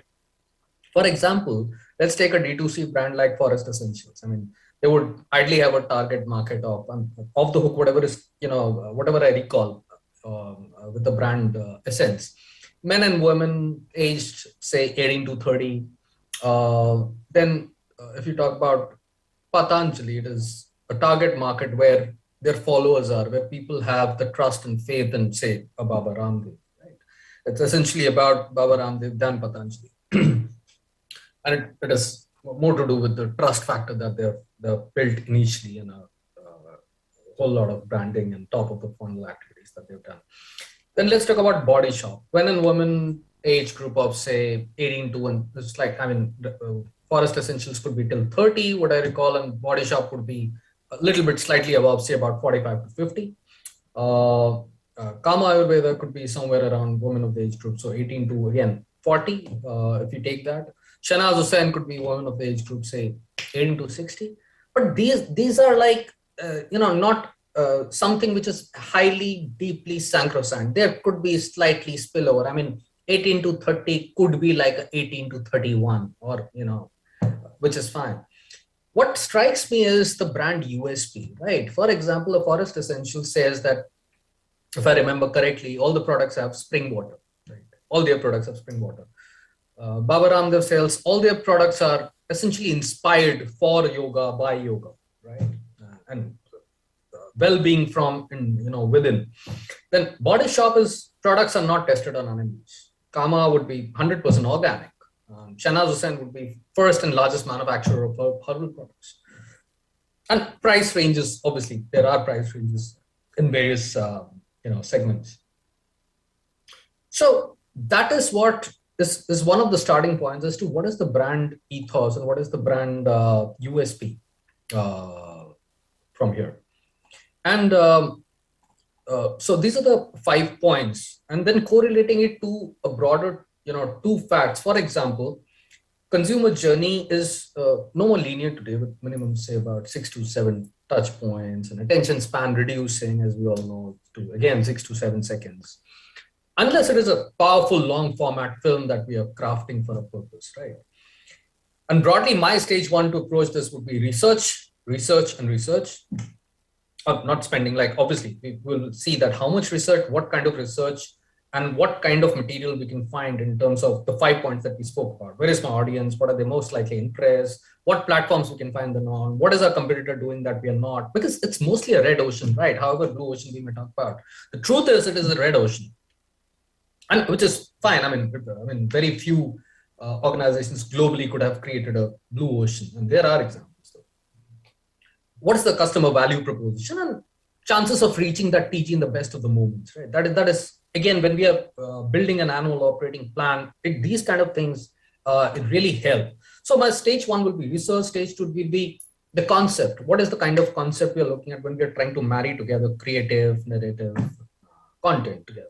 Because content would be broadly, okay, this is the kind of content that we're looking at. This is the kind of concept we are preparing for different mindsets. And it could be, say, 2 or 3 different concepts, need not be necessarily one concept when you're talking about a campaign. It depends, right? If it's a B2B segment, if it's a B2C segment, also it will actually matter as to what kind of CTA, what is the kind of information that we're trying to put in one particular creative, right? Not to bring in clutter, but to bring in relevance and to bring in power and to bring in intrigueness is what I call, as to curiosity. All right, if I look at a creative, I'll find it not confusing, but I'll find it intriguing as to engage. That is the minuscule difference and a thin line that separates good content from actually there is nothing called, according to me, good or bad. It's mostly to do with, unless it's ghastly off the hook, but content needs to resonate with customer or your audience cohorts that you have. It is not one creative for everyone. It is no more that, right? Unless you're doing a heavy duty brand campaign all across a particular narrative that you're trying to drive. But essentially, the stage 3 will be our ability to visualize how will and how should the content and creative be looking, right? And how is the narrative resonating with the overall purpose of the brand. So stage 1, research, stage 2, the concept, and stage 3, our ability to visualize, which I'm calling it ability to visualize because that I find very important when we seek that how will this look when it shapes up, right? The ability to visualize within the leadership, within the team that is working on it, it's very important. And lastly, not to take too much time, I feel that another important point is, as we spoke about a little bit more on that particular creative for a particular set of audiences, keeping in mind that the individual view of the consumer today. So as a broad example, in the digital mix, if you're looking at smaller cohorts that we talk about, that really matters. And finally, having the right KPIs in place to measure the increase or the decrease in audience appreciation of the message. Let me put it in that way, right? Because if there are too many KPIs, it spoils the broth. So there could be primary 1 or 2 KPIs that what are we measuring, and then sub KPIs that act as supporting parameters to the primary KPIs. But we are essentially, having said that, the sub KPIs are equally important, right? Most of the times we just focus on 2 KPIs or 1 KPI. However, there are certain KPIs. It could be a landing page. It could be the visit time. It could be how much time. It could be the bounce rate. It could be the SEO factor that is creeping into fact. When we talk about a complete journey or a funnel, it is very important to look at where the drop off is happening, where the customer is pulling back, or those are the kind of relevant data points which makes a business sense. And it is complex. Let me admit it. I find it complex and I find it interesting as well.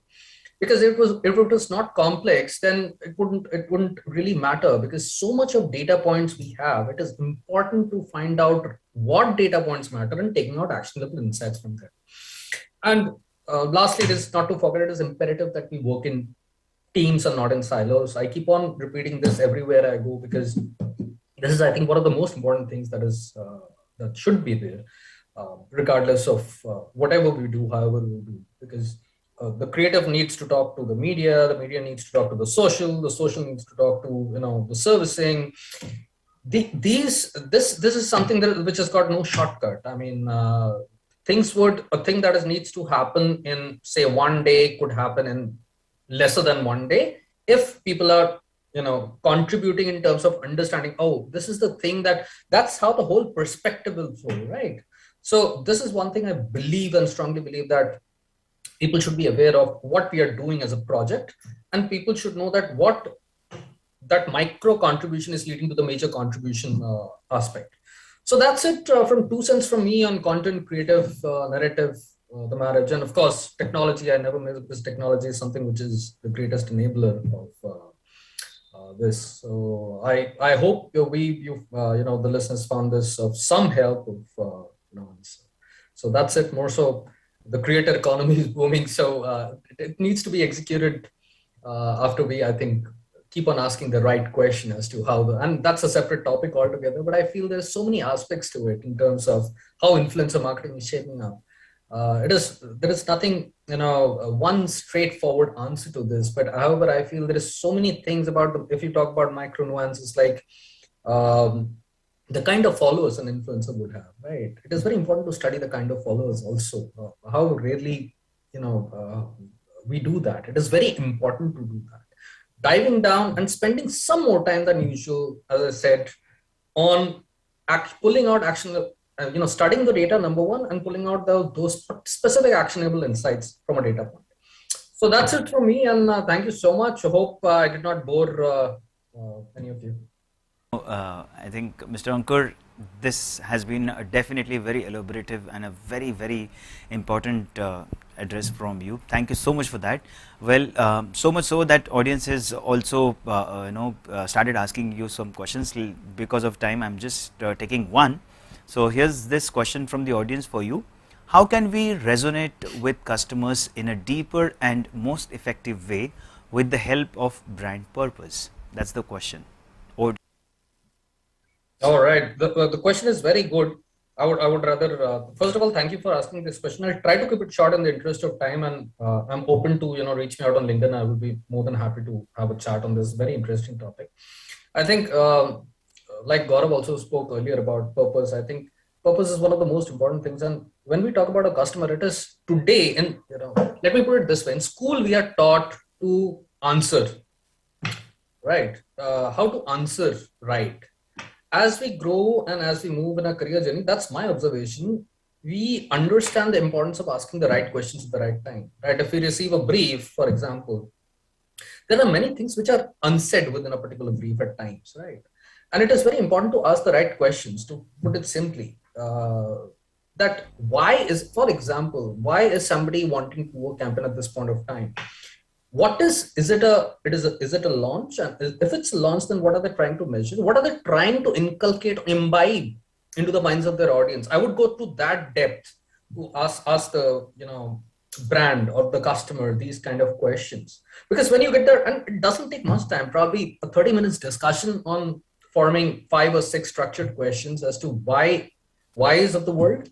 And I actually follow a list of questions that I usually ask, which are at times I find missing, to get a deeper understanding of how one person is perceiving that particular brief, that particular objective, and how are we perceiving that, right? It is not only that, okay, this is the objective and here's what we got to, here's the media plan to satisfy that, or here's a strategy. The positioning and the strategy is the most important part. And for that, asking the right questions is the first step to customer delight. And believe you me, clients or customers get very happy when we ask them in-depth questions, because then they know that, wow, these are the folks that they're asking questions to understand us better. So that level of trust goes up, notches up higher at the beginning itself, if I answered your questions. Yes, definitely. And I'm sure the person who's asked it must be also very happy. So thank you so much, Mr. Ankoor. This has been a wonderful talk from you. And before we go ahead, let me also compliment you. Your voice is almost like Saurav Ganguly. I almost feel like, Saurav Ganguly speaking. So that voice, definitely great voice. Thank you so much, Mr. Ankoor. And ladies and gentlemen, let's continue with the next set of awards. I'm sure all of you're extremely eagerly waiting for the next set of awards. So let's continue. Best content in a Twitter campaign. And the award goes to hashtag 2021 ready with CNBC TV 18. Congratulations.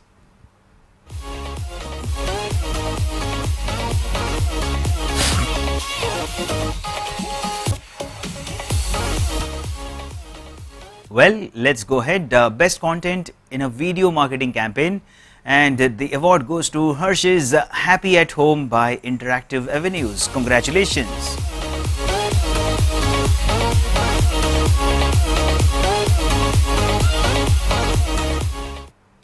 Content in a video marketing campaign, a special mention, and the award goes to Reliance General Insurance Company. Congratulations.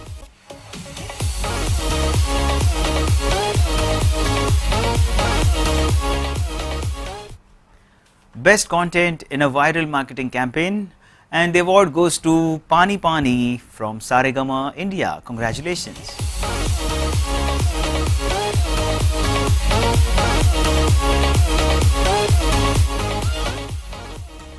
Best content in a YouTube campaign, and the award goes to Lead Like Her, hashtag extraordinary.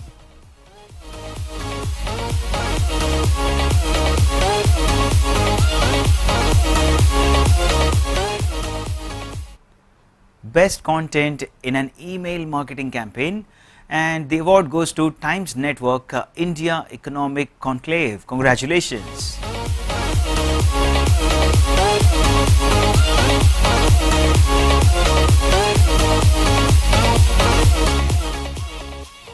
Moving on to the next one, best content in an influencer marketing campaign, and the award goes to the Gone Game Influencer Marketing Campaign. Congratulations.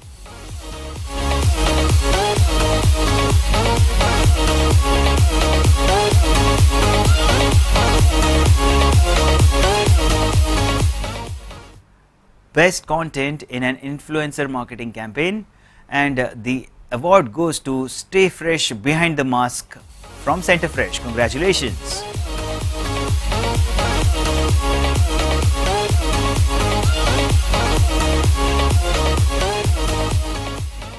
The next one is best content in an Instagram campaign, and the award goes to Bandish Bandits Chedkhaniya by So Cheers. Congratulations.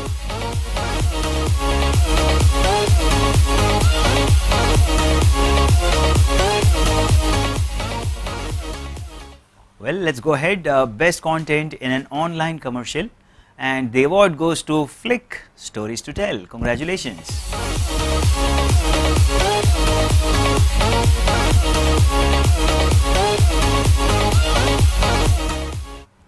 Best content in an online PR campaign, and the award goes to Making India No Protein Soy for Right to Protein with Fleischmann Hillard.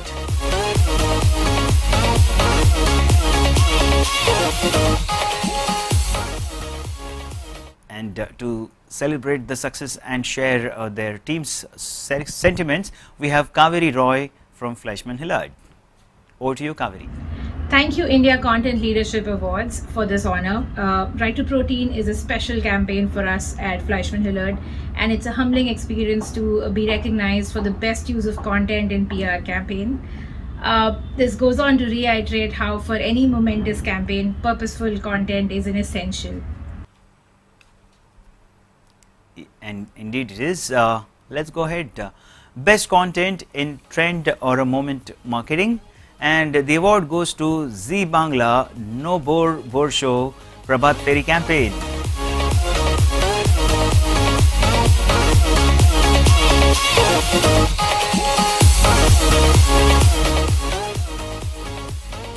Best digital content during COVID-19 or lockdown campaign, and the award goes to Manipal Hospitals.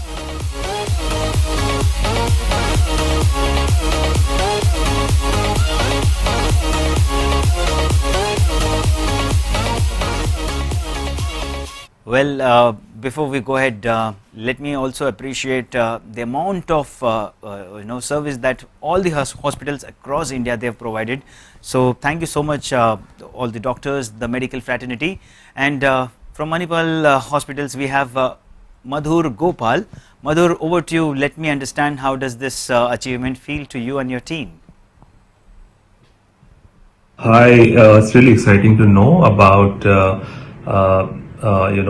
Manipal has won the best digital content during COVID times, the ICL Award 21. We used our social media channels to really convey the right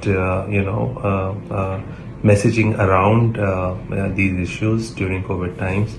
I really appreciate the efforts of Social Pangat team who has worked on all these creatives, and also congratulate our team at Manipal who has worked continuously getting this information out from doctors and using our brand ambassador who is Rahul Dravid, as well as our star doctor. So thank you once again. Well, thank you so much for that.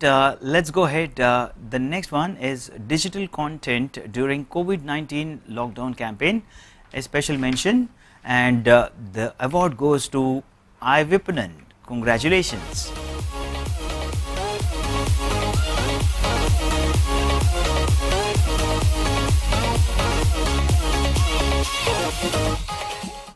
And with us now we have Bhautik Sheth from iVipanan.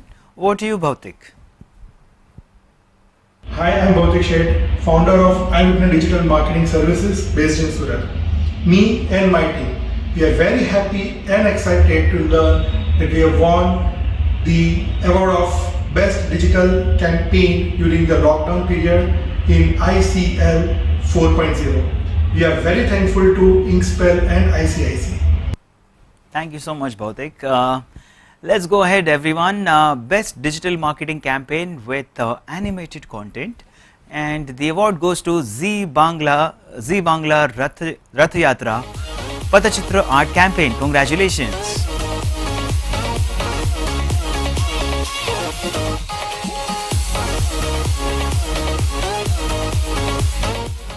Moving on to the next one, Best Digital Marketing Campaign with photographic content, and the award goes to News 18 HSM Networks initiative Nutcut Kanha.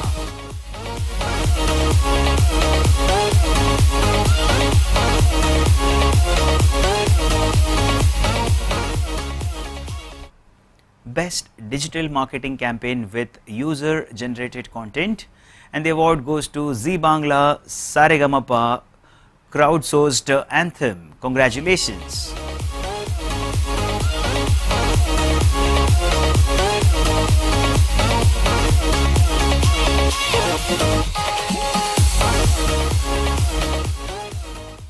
Well, ladies and gentlemen, coming up next we have most engaging content in a social media marketing campaign, and the award goes to Star Gold by So Cheers. Congratulations.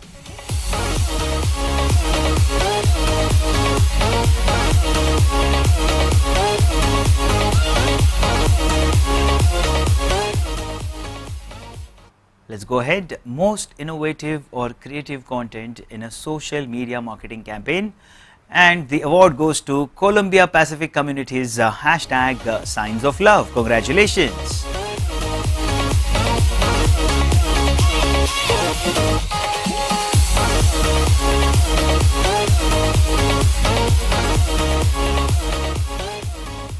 And ladies and gentlemen, with that we have Piali Dasguupta once again to celebrate the success. I am sure their team is absolutely thrilled winning so many achievements. Over to you, Piali.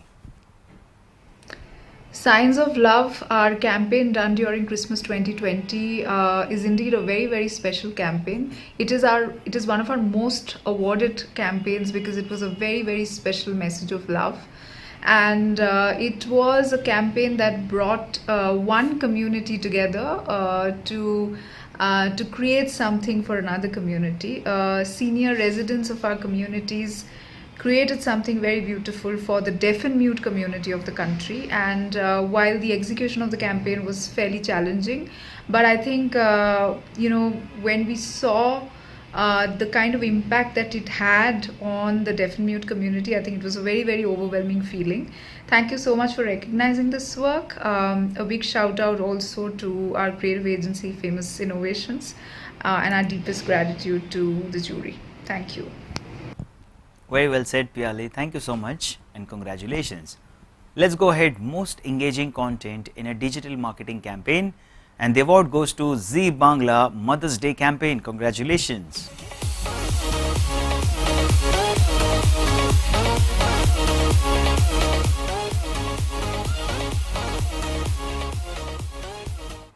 Well, I'm sure all of you are enjoying this fantastic evening. Ladies and gentlemen, let's go on to the next category. In fact, the next award, sorry. Most innovative, creative content in a digital marketing campaign. And the award goes to Happy at Home campaign by Hershey India. Congratulations.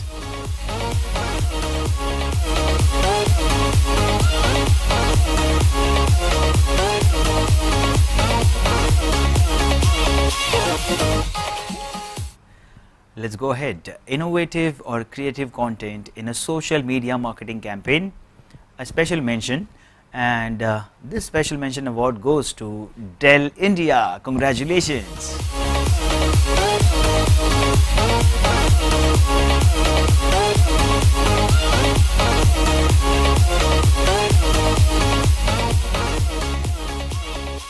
Well, ladies and gentlemen, with that in the content awards, it's time we go on to the next category of awards, which is Leadership League.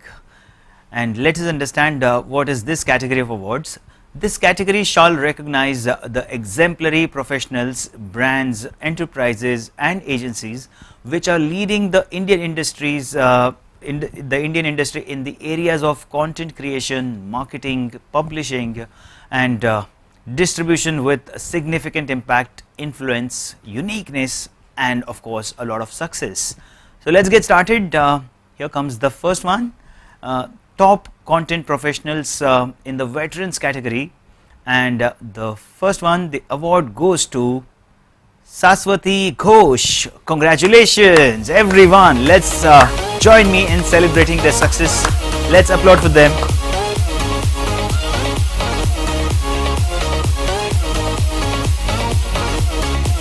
Congratulations. We have our next winner, that is Vishesh Sharma. Congratulations, Vishesh.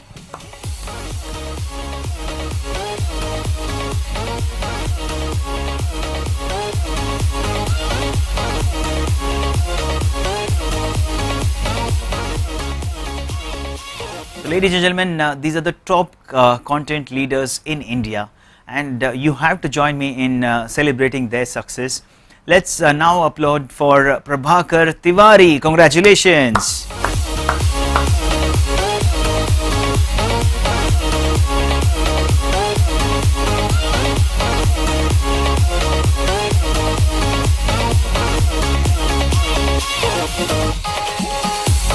Well, ladies and gentlemen, to think of a content itself is a great challenge. And to be the leader in this category is definitely a great point of aspiration and of course really inspiring. Let's talk to Prabhakar Tiwari and understand his emotions at this moment. Prabhakar, over to you. Folks, I'm very pleased to receive this award. A very big thank you to the jury and Indian content leadership team. At Angel One, we have truly transformed from being a traditional broker to India's leading fintech company. Content has played a big role in that, particularly for our core audience who are millennials from tier 2 and tier 3 cities who can now take more informed financial decision. Be rest assured we'll continue to set new benchmarks and hopefully we'll see you next year too. Till then, stay bullish. Thank you. Stay bullish is what he said. And I'm sure everybody has to be bullish, has to be positive about the market and of course about the life as well. Let's go ahead. The next winner in the top content leaders in India is Sujan Roy. Congratulations, Sujan.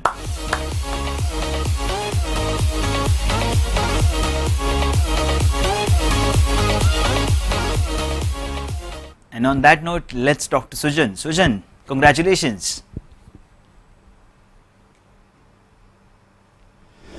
Thank you, Inkspell Media and Indian Creative Industries Council for choosing me to be one of the top content professionals in the Leadership League as part of your ICL 4.0. It's truly an honor to be recognized as a veteran in this category.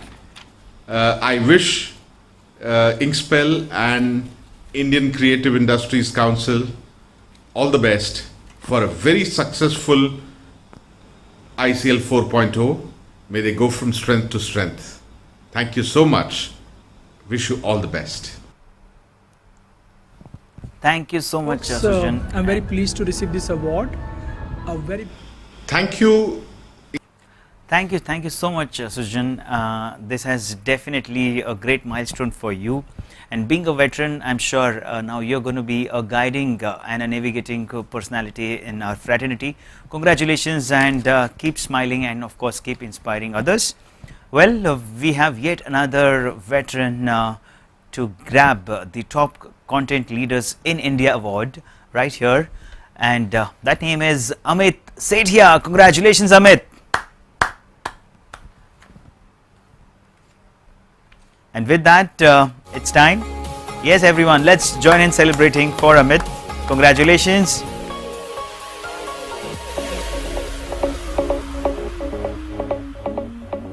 And now let's go and connect with Amit. Amit, congratulations, and please share your thoughts. We would definitely want to listen to you at this moment. Thank India Creative Industries Council, Inkspell, and the entire jury for conferring me with the award for being the top content professional in the Leadership League. This recognition not only brings an immense motivation to me, my team. In fact, it also helps us in reaffirming our belief that content is not the king, but the entire kingdom. My heartiest congratulations to all the fellow winners at the India Content Leadership Awards for being light years ahead. Thank you so much. Congratulations, Amit, once again.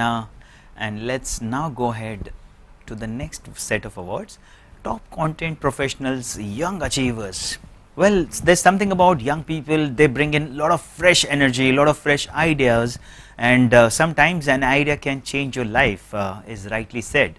So let's go ahead and cherish our young content leaders. The first one is Nidhi Khera Verma. Congratulations, Nidhi.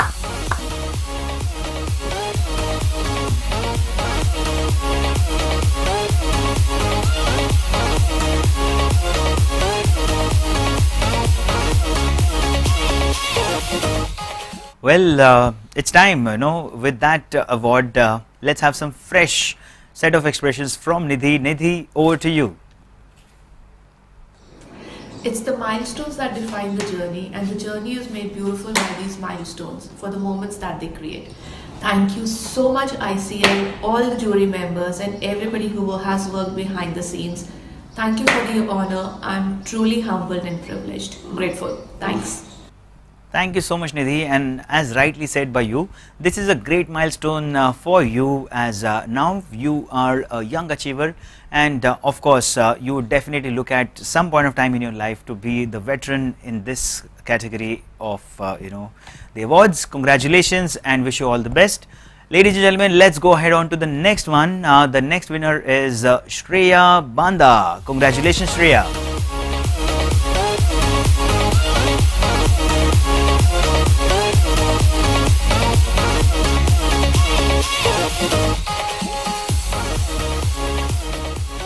And now it's time, let's connect with Shreya. Shreya, congratulations, and please tell us, how do you feel winning this award? This year couldn't end on a more exciting note than this. Thank you ICL, and thank you jury for considering me worthy of this award. Thank you Ambuj, Shubhesh and the entire team at ThoughtCom for always being there for me and supporting me through this journey. A big shout out to my family and my baby boy for being my pillars of strength. Thank you. Thank you again. Thank you so much and congratulations. Ladies and gentlemen, let's go ahead. The next winner is Zahara Kanchwala. Congratulations, Zahara.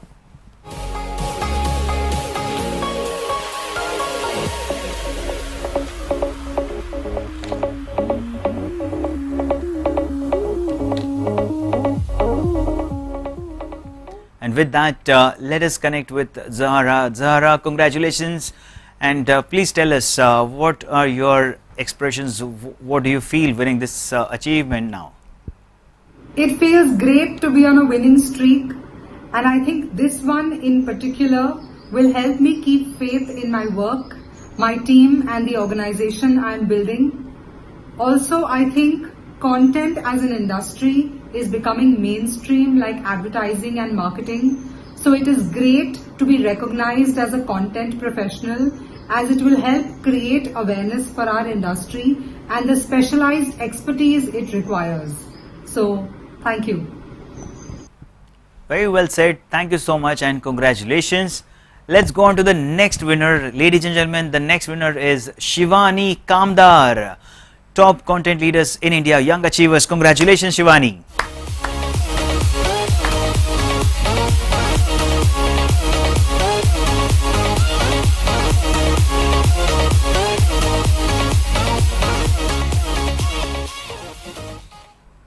And with that, let's have the next winner.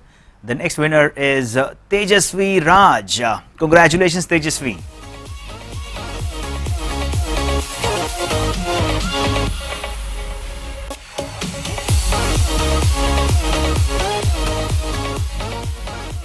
So let's take a moment to interact with Tejasvi and let's understand this great achievement.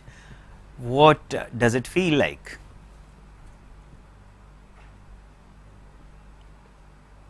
Over to you, Tejasvi. Hi everyone, my name is Tejasvi Raj Sagar, and I would just like to take this moment to thank the jury and team Inkspell for providing me with the award of Young Achiever under the Top Content Professionals category. It's just so motivating for young people like us to get these recognitions. And again, I would like to thank my family and my mentors who helped me along the way. I guess this is just the beginning, but thanks again, everyone. Thank you. Yes, so very rightly said by you. This is just the beginning, but sometimes a great beginning should also be cherished and should also be appreciated, and that's what we're doing. Congratulations and lots of wishes to you for the times to come. Let's go ahead. The next winner is Dishari Dutt. Congratulations. Top content leaders in India. Congratulations.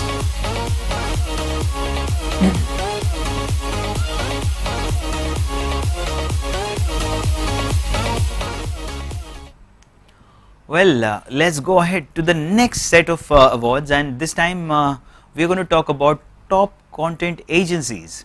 Agencies which are always striving to create and of course come out with best of the content, and best of the content that really gets their absolute impact forever. So let's go ahead. The first winner in this category is the Zoom Studios Times Network. Congratulations to the entire team, everyone.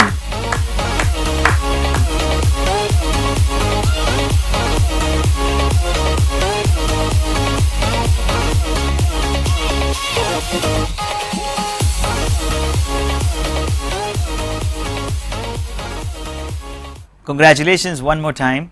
We have the next winner in this same category, Right Knowledge Labs, the top content agencies in India. Congratulations.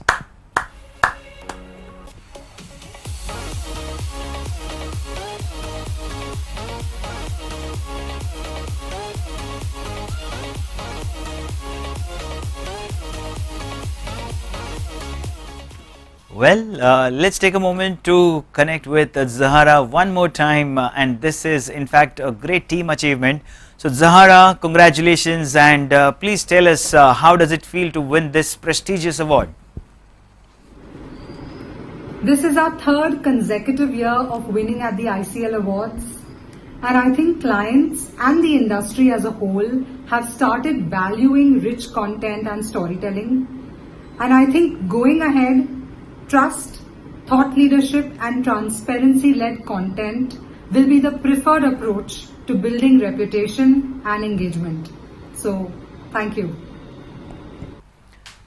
Thanks to you, congratulations to you and your entire team, and lots of success is what we wish to you and your team.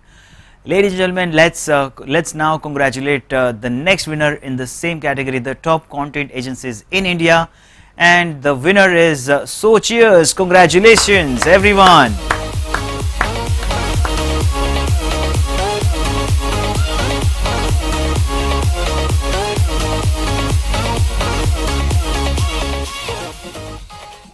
We also have yet another top content agencies in India, and the winner this time is Lexicon. Congratulations.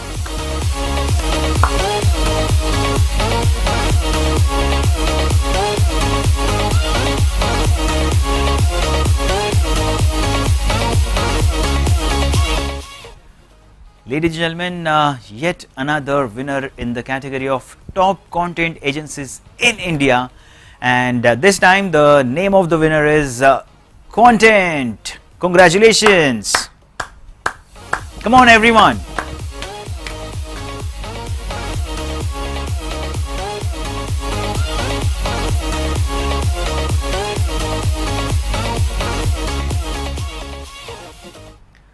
Top content agencies in India, and this time the winner is Nizwe. Everyone, congratulations.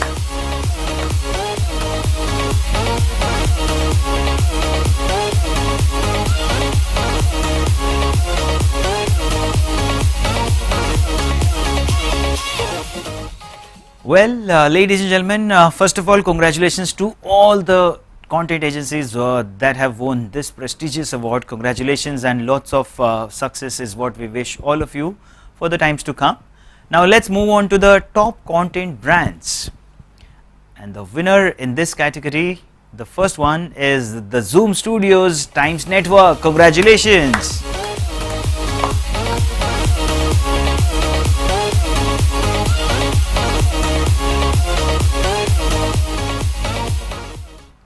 Top content brands in India, and we have yet another winner.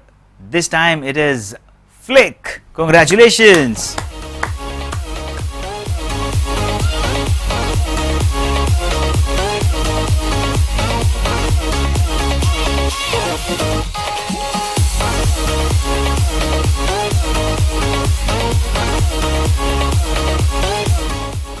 Ladies and gentlemen, we are talking about top content brands in India, and there is one brand which we relate to right from our childhood, and that's Johnson & Johnson. Congratulations.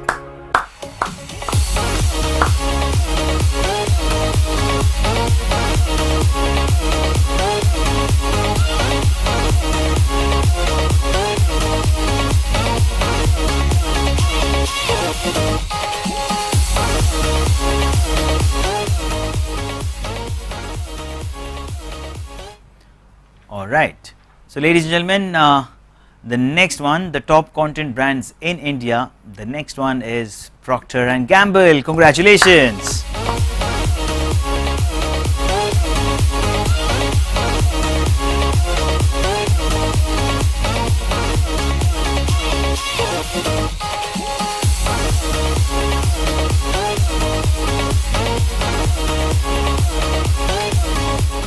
Congratulations. The next one, top content brands in India, and the winner is Cadbury. Congratulations.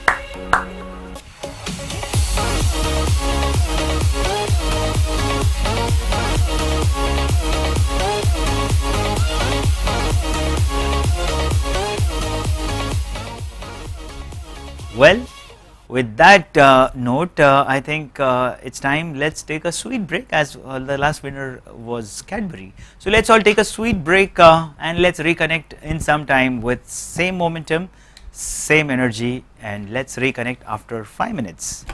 See you all in 5 minutes. Thank you.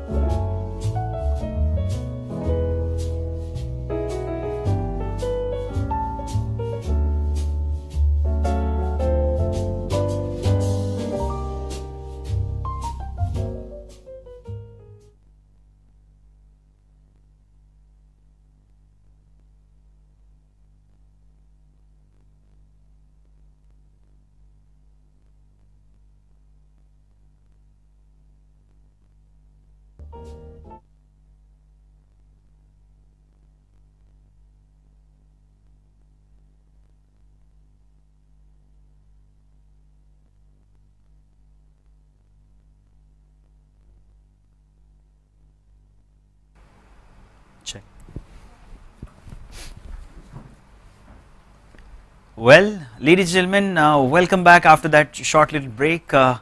Let's all get going. This time, we're going to have the next session started with a special address. We're going to have a topic which is absolutely going to be very instrumental, how interactive storytelling is at the heart of user engagement.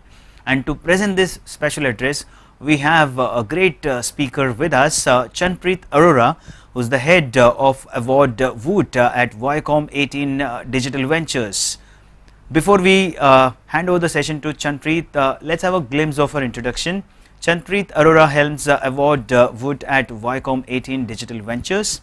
At Viacom18 Digital Ventures, Chanpreet drives the AVOD business Voot and is also responsible for leading AVOD-led partnerships that are key to Voot's overall growth. Chanpreet has close to 2 decades of experience across strategy, revenue, partnerships and sales operations with media and digital brands. She was responsible for successfully launching Vice Media in India as its CEO. She was also associated with the New York Times Internet Limited, Budh International Circuit, Formula One India and Ernst & Young in her previous roles. So with that great amount of experience backing her, definitely this session is going to be as good as listening to a great story from a great speaker. So over to you, Chanpreet. Very keen to listen to you now. Thank you. Thank you. Thank you very much for having me here, and thank you for dialing in on a Friday evening. I know how precious that is. So let me begin with sharing a story or a learning that has really shaped my own approach to storytelling. When we started working with Formula One in 2009, and started decoding the story of how Formula One had become such a global phenomenon, we realized that the entire success of the sport was in the experience of it. How we created the user experience of engagement with the drivers, with the teams, with the passion of engineering and building in interactive programs right from the point that a child is in school all the way till they become fans, and how they consume it not just on track but off track, and not just during the race but around the year. That kind of really shaped my understanding of how a story is not just a linear method, but an interactive experience that really does impact the lives of its consumers. Having said that, gaming has been around for a long time. Interactivity has been around for at least a decade, with the success of shows like Big Boss, KBC. With the success of gaming has been a phenomenon in the West, especially for over 3 decades now. So why is interactive gaming so important now, and why are we talking about it today? What can we do differently for this around this subject? Today, with 353 OTT consumers in 353 million unique OTT consumers in India across platforms, we have an opportunity for the first time, thanks to the mobile being the first screen with tele density of 91%, that personalized video consumption at mass scale has become the new normal. And with that personalization, interactivity in your own language, in the comfort of your own personal time and in your room, is the first time that is being experienced by consumers across the world, and especially in India. Usually we've had issues with interactivity in terms of cost barrier or in terms of scale barrier, which doesn't exist anymore. And this is a great opportunity for us to break the norms of storytelling and engaging with our consumers real time to be able to help them immerse into the content. So today I'd like to just talk about three different ways we are approaching interactive gaming as an industry and at Voot as well. The first is gamification of content. I'm not talking about gamification of experience of the platform. I think we've spoken about that a lot of times in different forums, but I'm talking about gamification of content itself. And here I'd like to take the example of Big Boss OTT, and a format, a much loved format for the country, which Viacom took a big punt on and decided to we decided to make it our own for digital first audiences, and made a lot of innovations in that in the content itself, in the way we were engaging with the customers. So what did we do differently? We were the first ones to launch a live channel for Big Boss OTT from its house, to enable users to engage with the content real time. There was a lot of interactivity, almost gamified interactivity at various stages of at various crucial stages of the content storytelling, unscripted though, on how users could engage with content. And the third leg of it was how users could give feedback and take control of the movement in the house or outside. What this did for consumers and for marketers was give a real opportunity for users to play around with the content in almost gamified fashion. The results were delightful for our first year. We saw 4x growth in content consumption.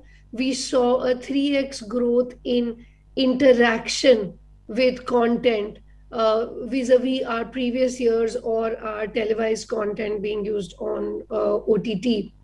And this gave us a tremendous amount of encouragement to go further ahead in this experimentation. Then came our second big experiment on doing a live second screen experience within the mobile phone, not just TV content being supported with gaming and interactivity while watching content on a televised screen, playing along with the content live on a digital screen, but being able to do both on the same screen. We delivered that innovation with The Big Picture. The Big Picture was our new game show, which we launched with the debut of Ranveer Singh on TV and OTT. And this saw over 11 million interactions and still going with our consumers who enjoyed playing along with Ranveer live as it was telecast.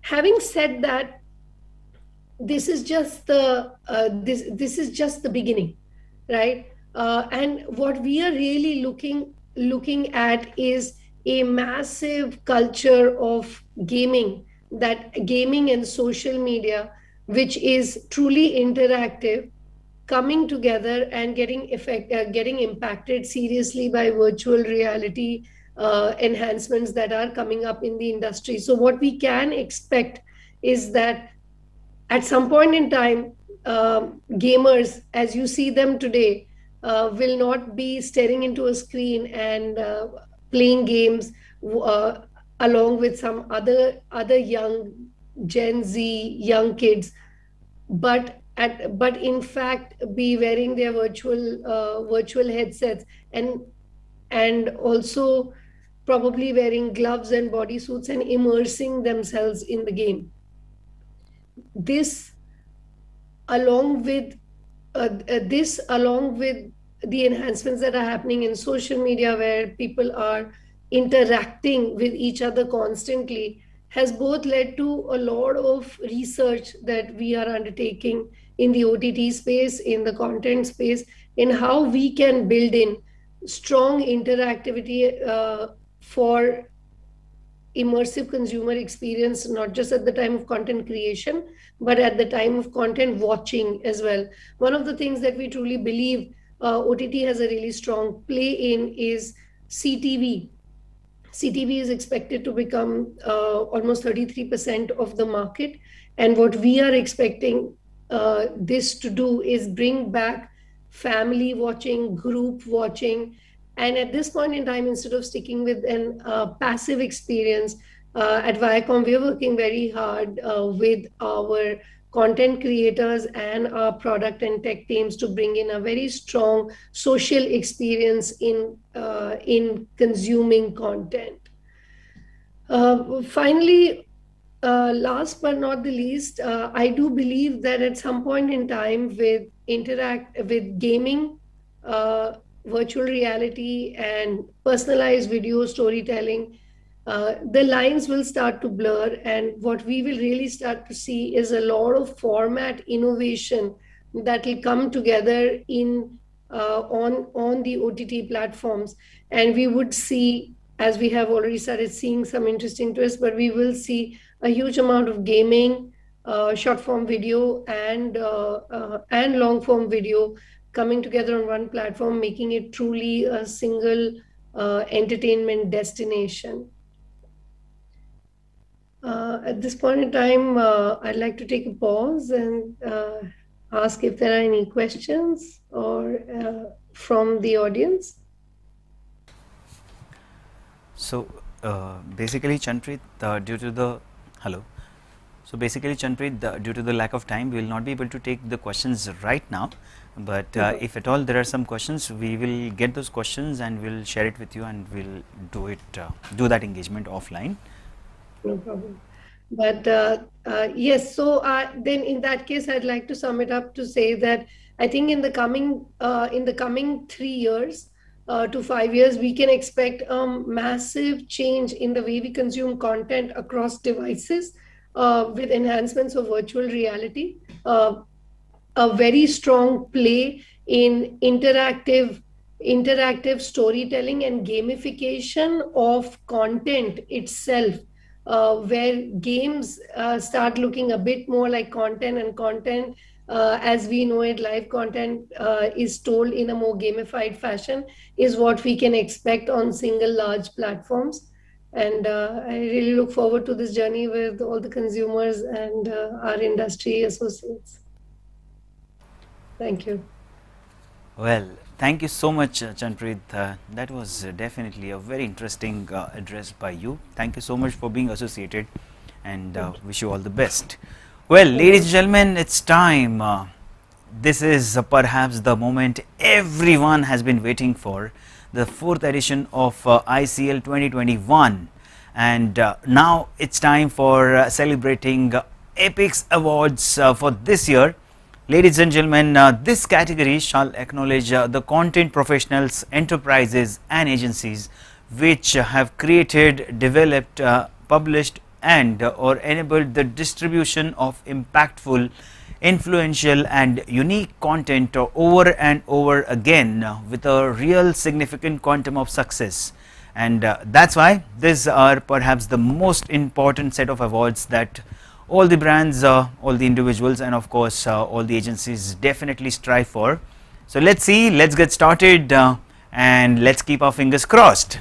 So the first one, best content in a short film or a documentary, and hold on to your nerves, the award goes to Flick. Nice to meet you, congratulations.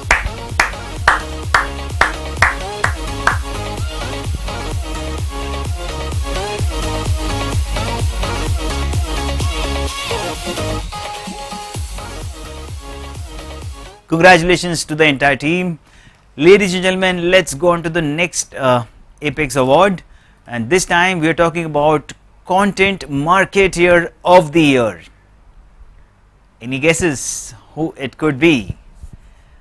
Ladies and gentlemen, let's kill all the nerves, let's declare the name, and the award goes to Shravanti Roy, Zee Bangla and Zee Sarthak. Congratulations.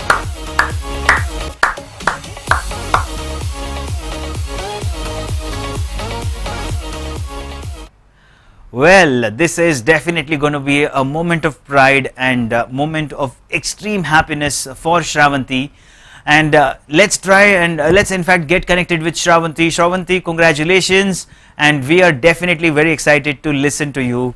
How does this award, how does this achievement feel to you? Over to you. Thank you so much for honoring me with the Content Marketer of the Year award. Last 2 years has been really tough for all of us. We have tried always to keep innovation at front and ensure that all our campaigns and projects shows the part of creativity to our audience. And thank you Inkspell Media for this beautiful platform which helps us to tell our stories to all of you people. Last but not the least, thank you my entire team of Zee Bangla and Zee Sartak who has stood by me for ensuring that all the projects are successful and reaches to the consumer to the T. Thank you. Congratulations, this is definitely a great achievement, and we wish you all the very best for your upcoming assignments, upcoming projects, and of course the times to come. Well, ladies and gentlemen, with that it's time for the next Apex category of award, and now we are talking about Young Achiever of the Year in the category of content, and the award goes to, ladies and gentlemen, the award goes to Amrita Ray. Congratulations.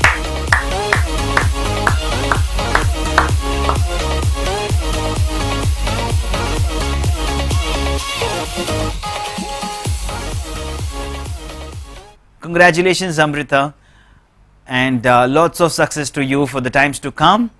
Well, ladies and gentlemen, let's go to the next one. This time we are going to talk about Content Debut of the Year, and the award goes to Flick. Nice to meet you. Congratulations.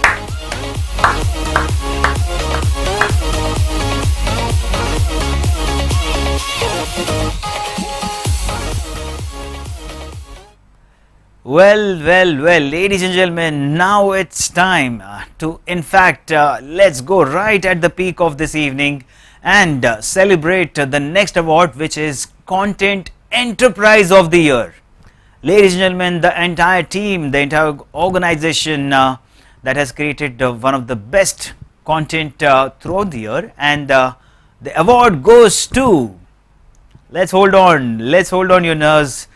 Let's wish that our enterprise's name gets popped up. Cross your fingers, because I'm about to announce the name.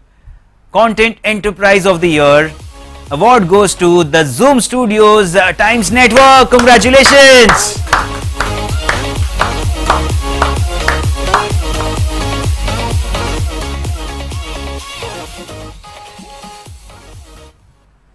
Well, congratulations to the entire team. That definitely is going to boost your morale and keep your spirits absolutely high. Let's now go on to the next award, which is also very extremely important award, and in fact the last award of ICL 2021. Ladies and gentlemen, we are talking about Content Marketing Network of the Year. Any guesses who's got this one?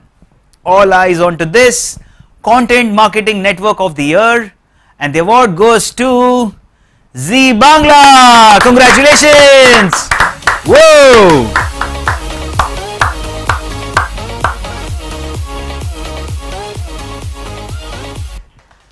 Well, I'm sure that is absolutely a great achievement. Congratulations to the entire team of Zee Bangla. This is definitely only possible because of the teamwork. And ladies and gentlemen, we salute to that teamwork. I'm sure these trophies, these achievements, they are going to be absolutely instrumental in motivating you to create even better content for the times to come, for the next year in fact. And with that, the 4th edition of Indian Content Leadership Awards 2021, they have come to an end, and let me congratulate all of you. So on behalf of entire Inkspell team, in fact, we would like to appreciate all of you. Congratulations. This is definitely one of the great achievement for all of you. Congratulations to all those who have won and those somehow who could not win an award this year. Don't worry, the 5th edition is on its way. So let's get ready for it. Let's create some better content and let's get geared up for the next year's award. Well, with that, it's time. Yes, ladies and gentlemen, in this evening, now it's time. Let's get ready for the Social Stars Awards for Social Media Champions. And let's get ready with the Social Stars. Let me talk about this entire content, this entire concept. An outstanding social media campaign involves creativity and innovation along with analytics by crashing through the algorithms and channelizing the chatter to create absolute meaningful engagement. Which is why, while anyone can go social, it takes a social star to ace it. Global Trends Forum and Inkspell present the Social Stars, our very own unique initiative to celebrate such evangelists who are nailing meaningful engagement opportunities for their brands. So, ladies and gentlemen, here is a chance, an absolute chance to gain ultimate recognition for your most innovative and creative social media campaign. So let's get started with a big round of applause. Let's get started on a very high note. But before that, we must thank the panel of jury members who have been absolutely instrumental in creating the Social Stars 21 a great success. So let's start by acknowledging their presence. We have such a great panel of jury members. We have Mr. Siddheshwar Sharma, lead content studio and GM GCO at Royal Enfield. Thank you so much, Siddheshwar. We have Abhigyan Shekhar, Chief Business Officer at Goals 101 Data Solutions. Thank you so much, Abhigyan. Aman Kanjlia, Head of Content Strategy and Brand Solutions at HT Digital Streams Limited. Thank you so much, Aman. Mandar Natekar, co-founder at Deep Tech AI startup. Thank you so much, Mandar. Ashish Tiwari, Chief Marketing and Digital Officer at Future Generali India Life Insurance. Thank you so much, Ashish.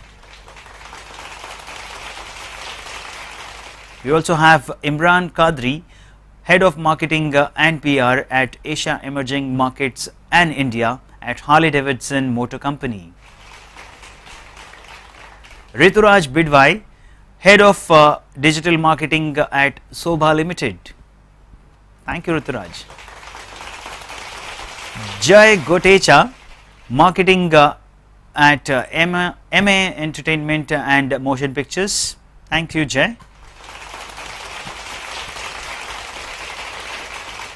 Aparna Vedapuri Singh, who is the founder and CEO at Women's Web. Thank you, Aparna.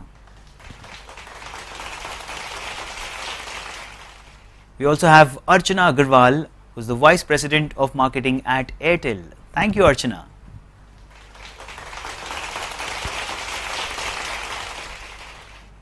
Archana Tiwari Naidu, Director of Content and Communications at upgrad.com. Thank you, Archana.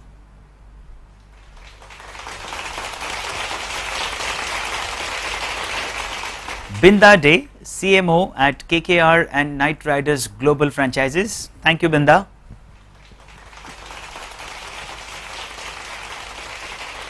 We have Aditi Anand, Head of Creative Strategy at brand Coca-Cola, India and Southwest Asia. Thank you, Aditi. Amit Verma, Marketing Head at Rapido. Thank you, Amit.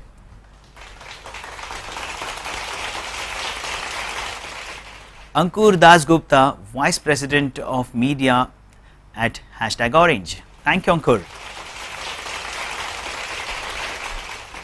We have Ashish Sagar, who is the Vice President Retail Marketing at Deep Tech AI startup. Thank you. Thank you, Ashish. We also have Priyanka Sehgal, who's the founder at Sparkles Dating. Thank you, Priyanka. Sheena Kapoor, Head of Marketing and PR at Edelweiss Group.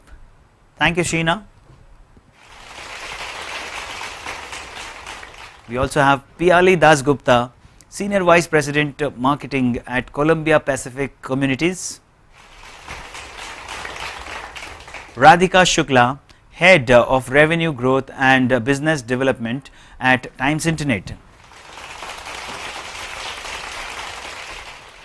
And we also have Nandita Khaire, Director of Business and Corporate Strategy at Principal Consultant at Rembrand Consulting. Well, let me thank the entire panel of our jury members. Thank you so much. It takes a lot of great commitment, a lot of time, and of course a lot of input to create these award winners, their list, and of course bring the final result onto the platform. And it's only possible because of your strong support and dedication. So, ladies and gentlemen, let's start this evening with a panel discussion which is going to focus on driving effective marketing campaigns in a privacy first world, building a data driven social media strategy, role of engaging ephemeral content in a brand's social strategy, how to make brands both accessible and discoverable for Gen Z, making AR and VR a part of your social media strategy, and benefits of social media and employee advocacy. And to have this panel discussion go on, we have the moderator for this session, who is Nidhi Khera Verma, who is the business head at Intellis. So thank you so much, Nidhi, and welcome. We also have speakers to join in this panel discussion. We have Ankoor Dasgupta, who is the Vice President of Media #Orange, Piali Dasgupta, who is the Senior Vice President of Marketing at Columbia Pacific Communities, and Rajasekhar KS, the General Manager of Marketing at Matrimony.com. So let's get started. Yes, let's get started, everyone. Let me first of all introduce all of you with our moderator for the session, Nidhi Khera Verma. Nidhi is an absolute seasoned content and digital professional who has spearheaded the digital and mobile initiatives setting the industry benchmarks. She has been at the Nidhi has been at the helm of various innovative and strategic initiatives, and that is what going to definitely help her to moderate this session as well. So welcome, Nidhi. Let us go ahead. Let's also have a quick glimpse of Ankoor Dasgupta, who is one of the speaker, an absolutely passionate personality, and I'm sure we are definitely going to get his passion as he speaks in this session. We also have our next speaker, who is Piali Dasgupta, Senior Vice President of Marketing at Columbia Pacific Communities. Piali is, according to her, the good content is one that is purposeful, uplifting, and of course has the ability to start conversations, and she believes that we are long past the age of vanity content. So I'm sure a lot of input from Piali in this session as well. And we also have Rajasekhar KS, who is a speaker, writer, and a marketer who has been absolutely recognized in India's Powerful Influencers List 2020. So, ladies and gentlemen, with that powerful panel, let us not waste any more time. Let us get right on the agenda, and over to you, Nidhi. Thank you so much, Sunil, for that. I hope I'm audible to everybody. Yes, Nidhi. Perfect. First of all, thankful for this opportunity, and I'm really excited to be on the panel and discussing the social media and the content, with people who are veterans themselves and, the true OG, if I may say. So, in the interest of time, we'll start off with the, Ankoor social media. And when we're talking of spearheading social, it has seen such changes, extensive changes in the past some time, that what worked even like a few years back does not work now anymore. And there's a constant dynamism that is attached to social media. Ankur, in your opinion, what is it that has worked, for you? And what is it that, you would say that building a data-driven social media strategy is all about? Yeah, thank you, Nidhi. Thank you, Inkspell team, for making this happen. So it is a pleasure to be a part of the panel with you, Piali, Rajsekhar, and a big shout out to everybody who is enabled this. So the question is very valid, and I will try and make an attempt to answer that in a very crisp way, and more to do with my share of learnings and experiences. We all know that, past 2 years has been not the same. I consider myself as a digital immigrant, considering the non-linear journey that is right now. I mean, with multiple touch points that I was speaking earlier in the session also, it has only become very interesting. I come from the era where there was no smartphones, MP3s and MP4s were in a rage, and then personal stereo was known as Walkman, synthesizer was known as Casio, the cassette tape recorders. So from that journey to here, where at the click of a button, you have so much information to consume. It is overwhelming at times, right? And what to consume? The user, as an audience, for example, is curious in nature, right? Is demanding in nature, and wants to know what decision he should be taking. So as stakeholders in this ecosystem, I think the key responsibility for us is understanding, within the social diaspora, where the audience is, and considering a particular brand or a particular product, how do we reach that audience at a particular point of time? And data definitely helps, because the only challenge I see is after the big data revolution, after the Lotumes of the world and Blue Skies of the world, and programmatic taking shape, so much of data enrichment happening via multiple DSPs and SSPs, ad exchanges. It has got more interesting, but I feel personally, and that's an opinion, we are probably not spending that much time that is required to figure out that how this journey is happening. Because past 2 years, if you see, the whole journey has had a paradigm shift. And right now, sitting here, my opinion is the journey may change once again. I don't know for good or bad, but it may change once again, because it's a consumer journey, the way people consume, because there is a Generation Z, then there is Alpha generation that is coming up. So the way people consume content is definitely going to change gradually. And to start with, inducing some positivity into the space, I mean, I was recently reading the Magna's new report. APAC region, will see the highest growth in 2020, expectation of about 14%, 13% and 12% from, if I remember correctly, respectively from Philippines, China and Malaysia. And India is going to see about 15% growth overall, and about to reach approximately 255 odd billion in 2022. And linear ad sales is also expected to grow by about 13% across. So these are the good points about it. But when we talk about broad, social as a broad format, it's becoming increasingly shoppable with Instagram, TikTok leading the way. And when I look at it from a global perspective as well. The examples that are happening all across, the changes in the algorithms that are happening, the examples that are internationally also taking shape. By the way, their in-app shopping capabilities, even Twitter recently debuted with its own e-commerce commerce feature, like I think it was called the shop module, earlier July this year. Walmart was one of the first retail brands to use live shopping on their platform. And Twitter, as we know, I mean, it generates about 85-86% of its $1 billion revenue through advertising, alone.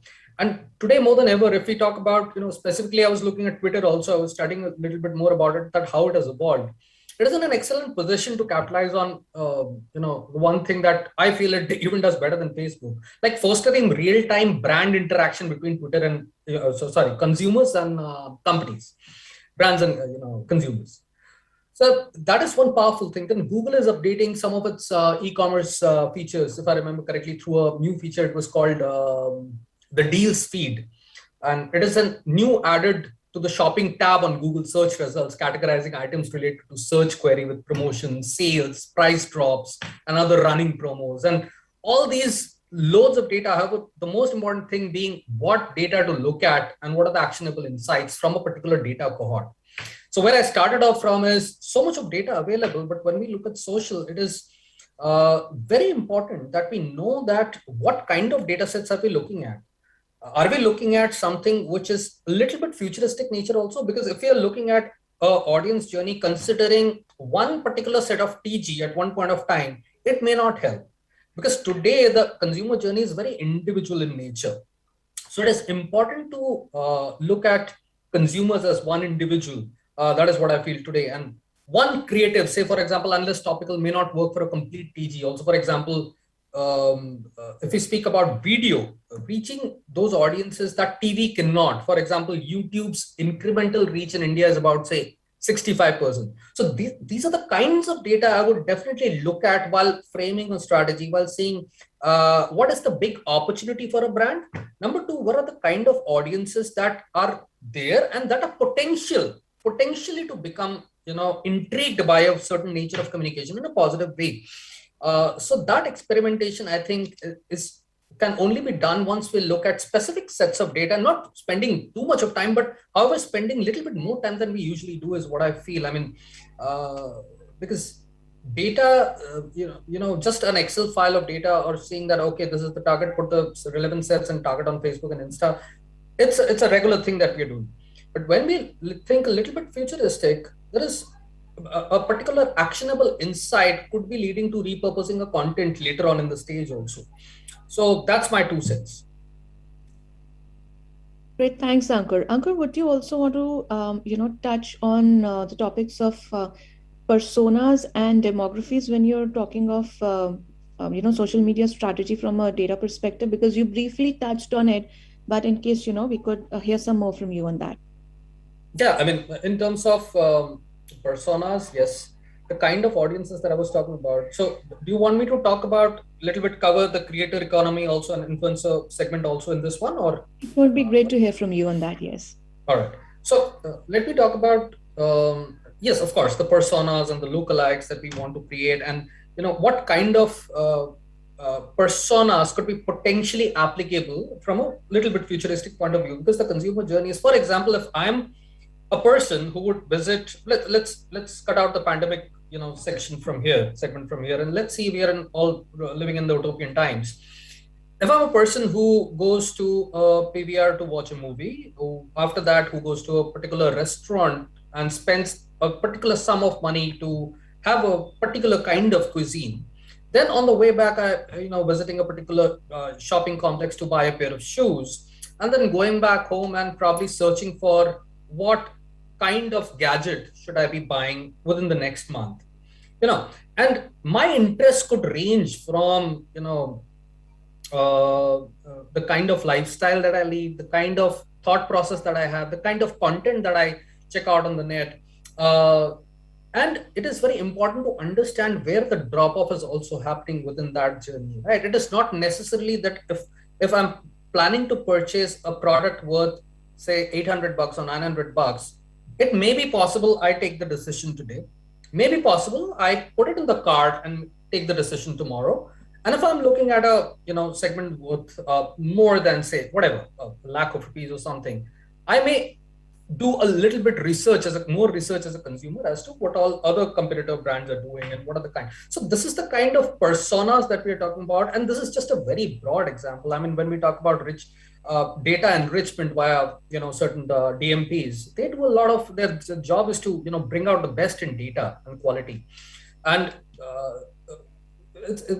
I mean, when we talk about, say, content that is disappearing today, that's we so-called the ephemeral content, it ideally takes advantage of one's fear of missing out. The goal of this kind of content which disappears, like the Instagram stories or so, because as the attention span keeps reducing, the primary marketing goals is being tweaked to customized. For example, to, say, elicit a immediate response or to encourage a quick decision to purchase something, increasing the engagement as a user, and leveraging obviously the network effects for a wider set of audiences.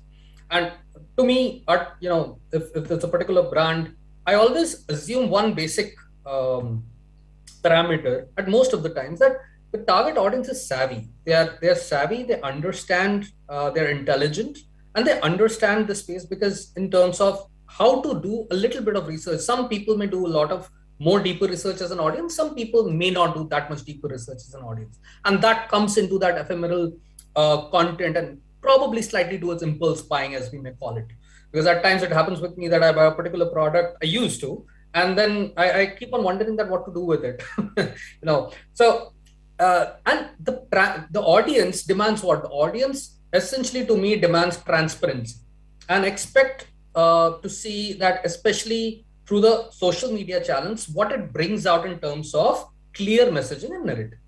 So it looks for a trust-inducing message in terms of content.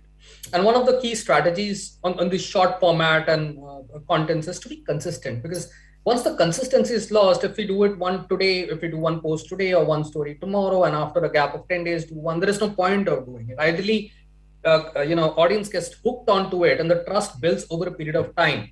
So for one of the examples is Twitter. Again, Twitter Next was introduced, about 1.5 to 2 years back, and the key purpose was listening, right?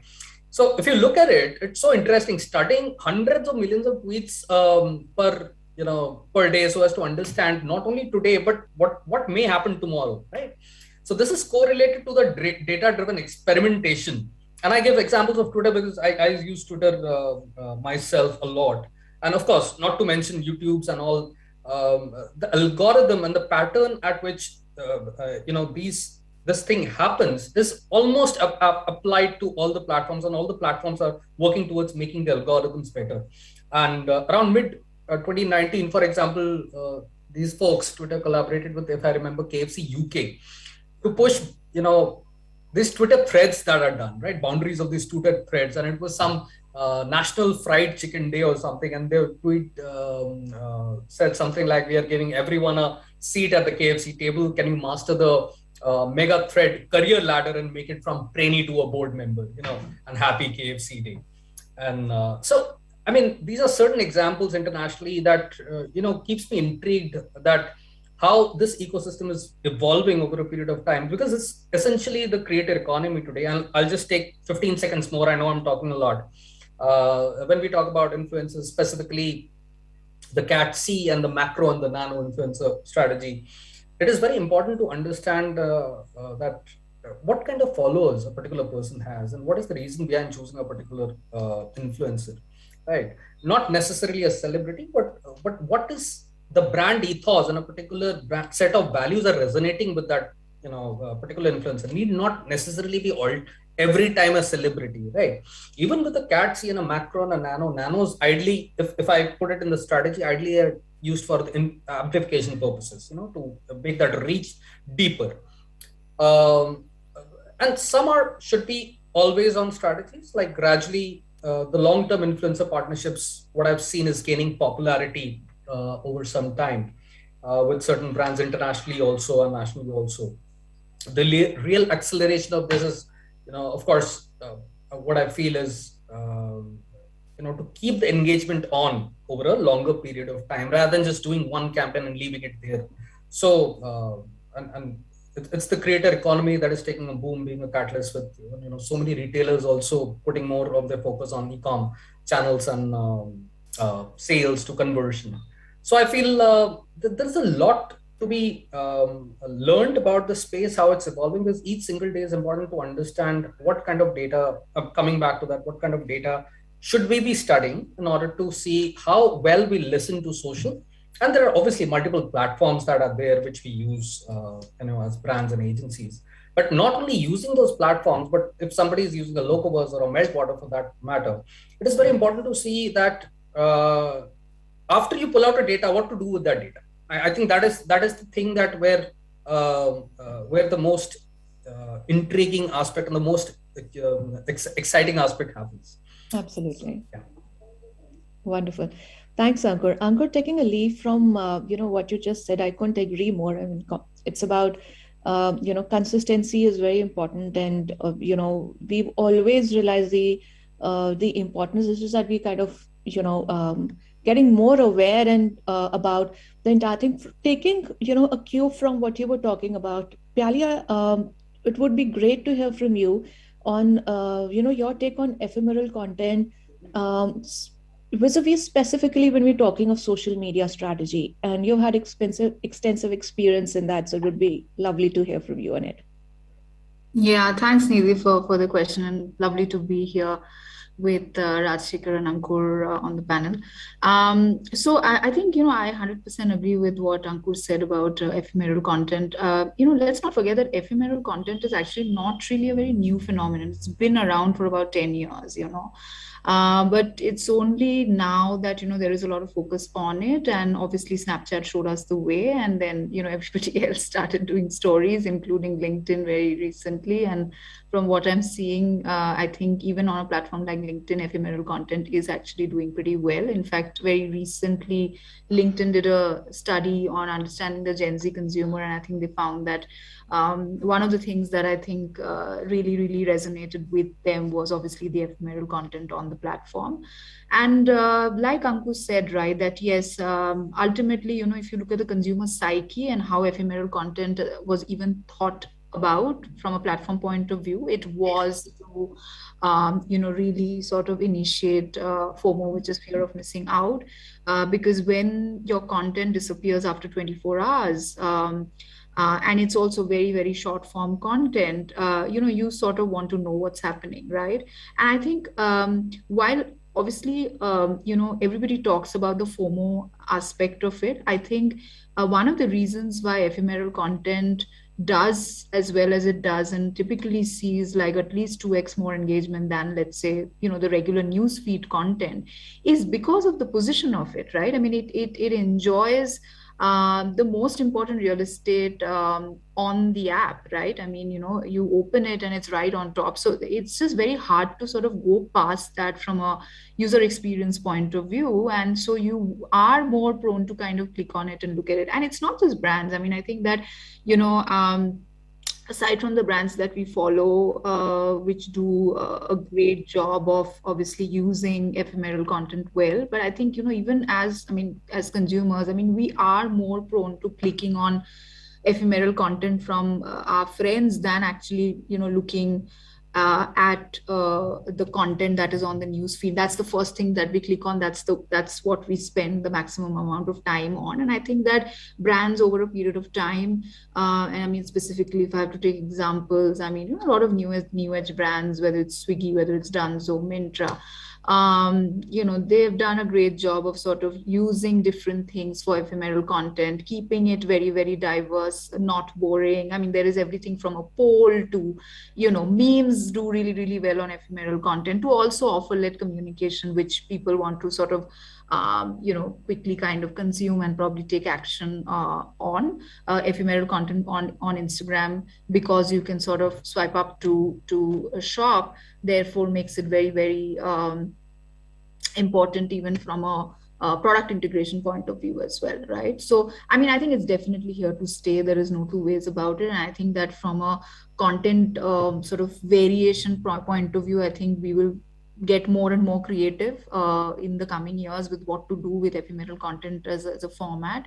And whether it's Gen Z or the millennial consumer, I think the fear of missing out is real, and brands are sort of definitely leveraging that, and so it's here to stay. Thanks, Pally. And how do you envisage a marketing strategy being woven with ephemeral content? And how would you really kind of say whether it's in terms of from your past experiences, if we're talking from the perspective of, let's say, social listening, or from influencer marketing perspective, and we talk of ephemeral content, how is it that would you advise fellow marketers to weave in their marketing strategy? Yeah, so I think that one of the things that I do want to say is that it's important to have, fresh sets of content for your ephemeral bucket, right? I mean, when people are clicking on that, they are expecting to see something new, something that is not on your feed already. So for us as a brand, for example, we are a senior care brand. I work with Columbia Pacific Communities, which is India's largest senior living community operators. And obviously, our primary audience is not really the Gen Z or the millennial audience. Our primary audience is the senior citizen himself or herself.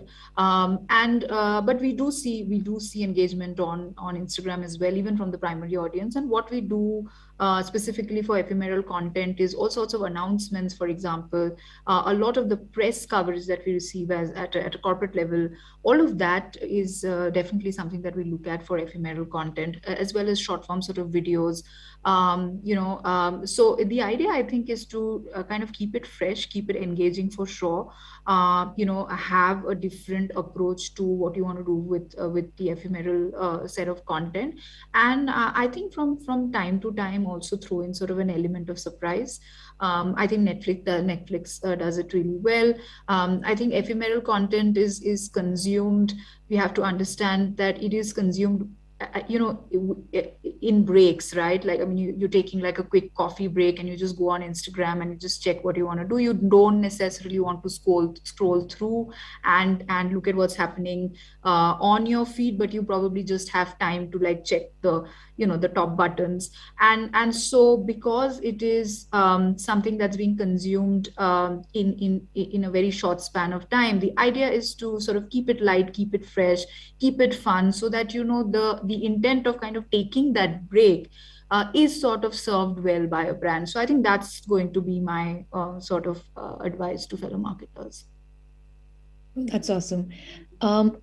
Taking this one step ahead, when we're talking of data and we're talking of content and we're talking of longevity of content and ephemeral content at the same time, how would you, address all of this in a very privacy-driven world, privacy-first world, where at one end we look at FOMO from one aspect, and in another aspect there is FOMO of privacy, that, oh my God, my data is being shared, and I'm leaving my digital footprints around, and I may be listened to, my conversations, and all of that. So how, as a brand, do you think this is something that should ideally be addressed, and how is it that the marketing strategy can be woven around this in a very win-win sort of a manner? Right. So, I mean, this is definitely a complex topic, right? And I mean, obviously, Ankoor has spoken at length on this, and I will probably try to touch upon maybe some of the other aspects of it.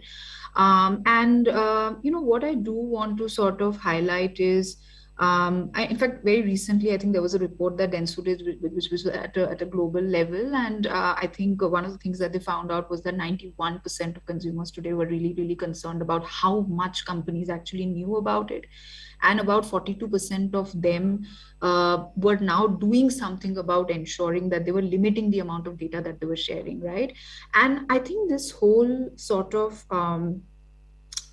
this advent of the cookieless future that we are, I think, all talking about as marketers, I think it has sent shockwaves in the industry. Let's face it, right? I mean, everybody's concerned today. Even CEOs are having conversations about it, which they typically would not, right?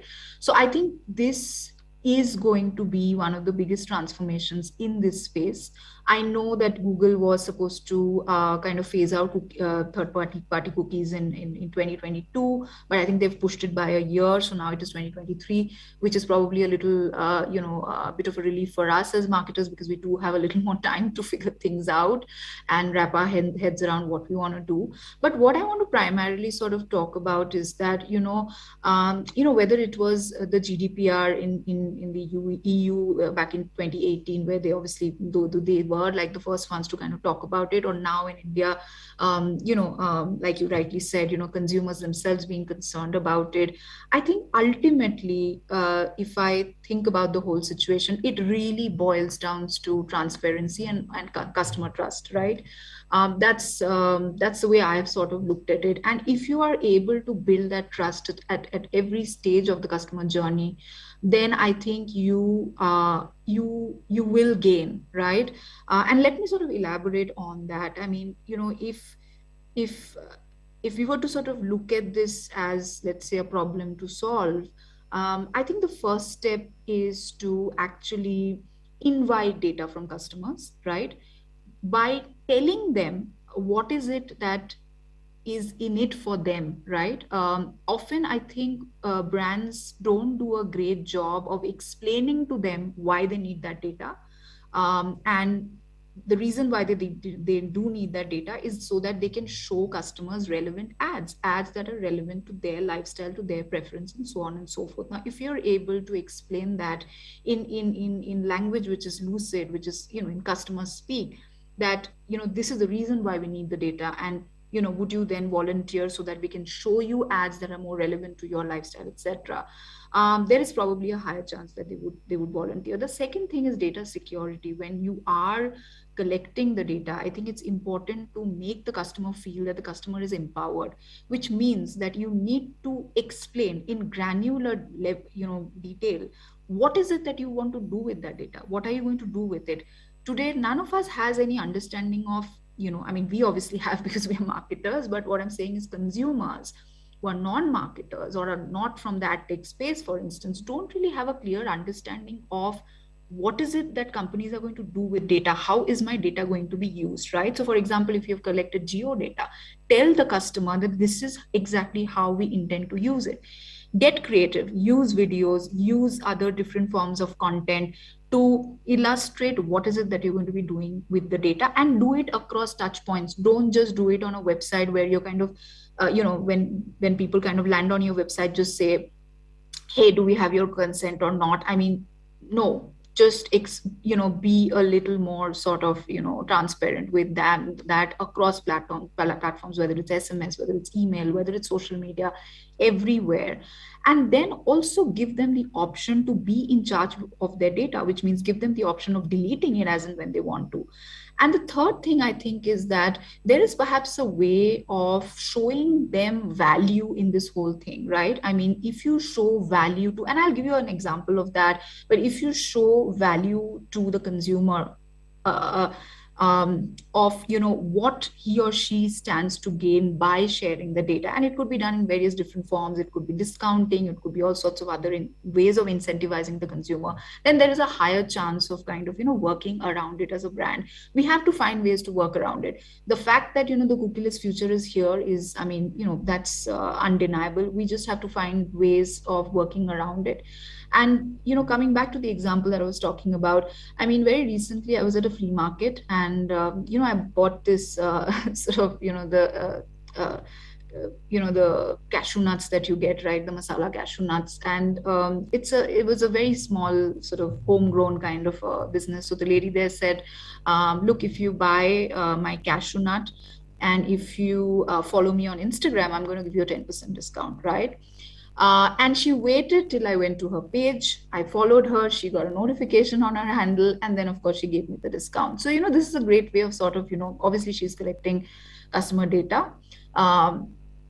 Obviously, I'm going to be shown more ads of her cashew nuts. But the fact is that, she's been able to sort of incentivize it. And a lot of small businesses are actually doing that. This is just one way. So ultimately, I think it boils down to, obviously acknowledging the fact that this is the future, and there is ultimately no point in panicking about it. I know that a lot of marketers are very wary about how do we sort of navigate this. Be understanding that if we don't do this right, which means if we don't sort of handle this situation in a very, very streamlined manner, we will actually end up spending between 10 and 20% more on conversions, right? If not more. And C, I think it's ultimately about using this as an opportunity to build more trust with your customers. So that's the way I look at it. Really, I mean, I want to just mention one thing. Thanks for sharing these insights. पहले data ऐसा होता था कि mall पे जाते थे and there were folks who used to come and sir data भर दो, lucky draw में नाम निकलेगा and please email और अपना नाम और mobile number भर दो. And my first reaction used to be, oh man, not again. But now it still happens in certain places, and Rajshekhar would also agree that now if you think of companies like Crowned or Magic Pen, customers don't even have a clue that what these guys could potentially do with that data. I mean, it is helpful as to what the whole intent is helping brands and consumers in knowing they have your complete purchase history and what kind of consumers are. So just to add to that, sorry, I got a little bit more excited. No, wonderful. We're so glad you did. So, in fact, it was very interesting, when you're talking of, how the data is being used. Perhaps there is also an innate presumption that, consumers will not like the ads. They would not like to see ads, which is why, as marketers, perhaps there's a certain, greater anxiety on how to approach the cookieless world.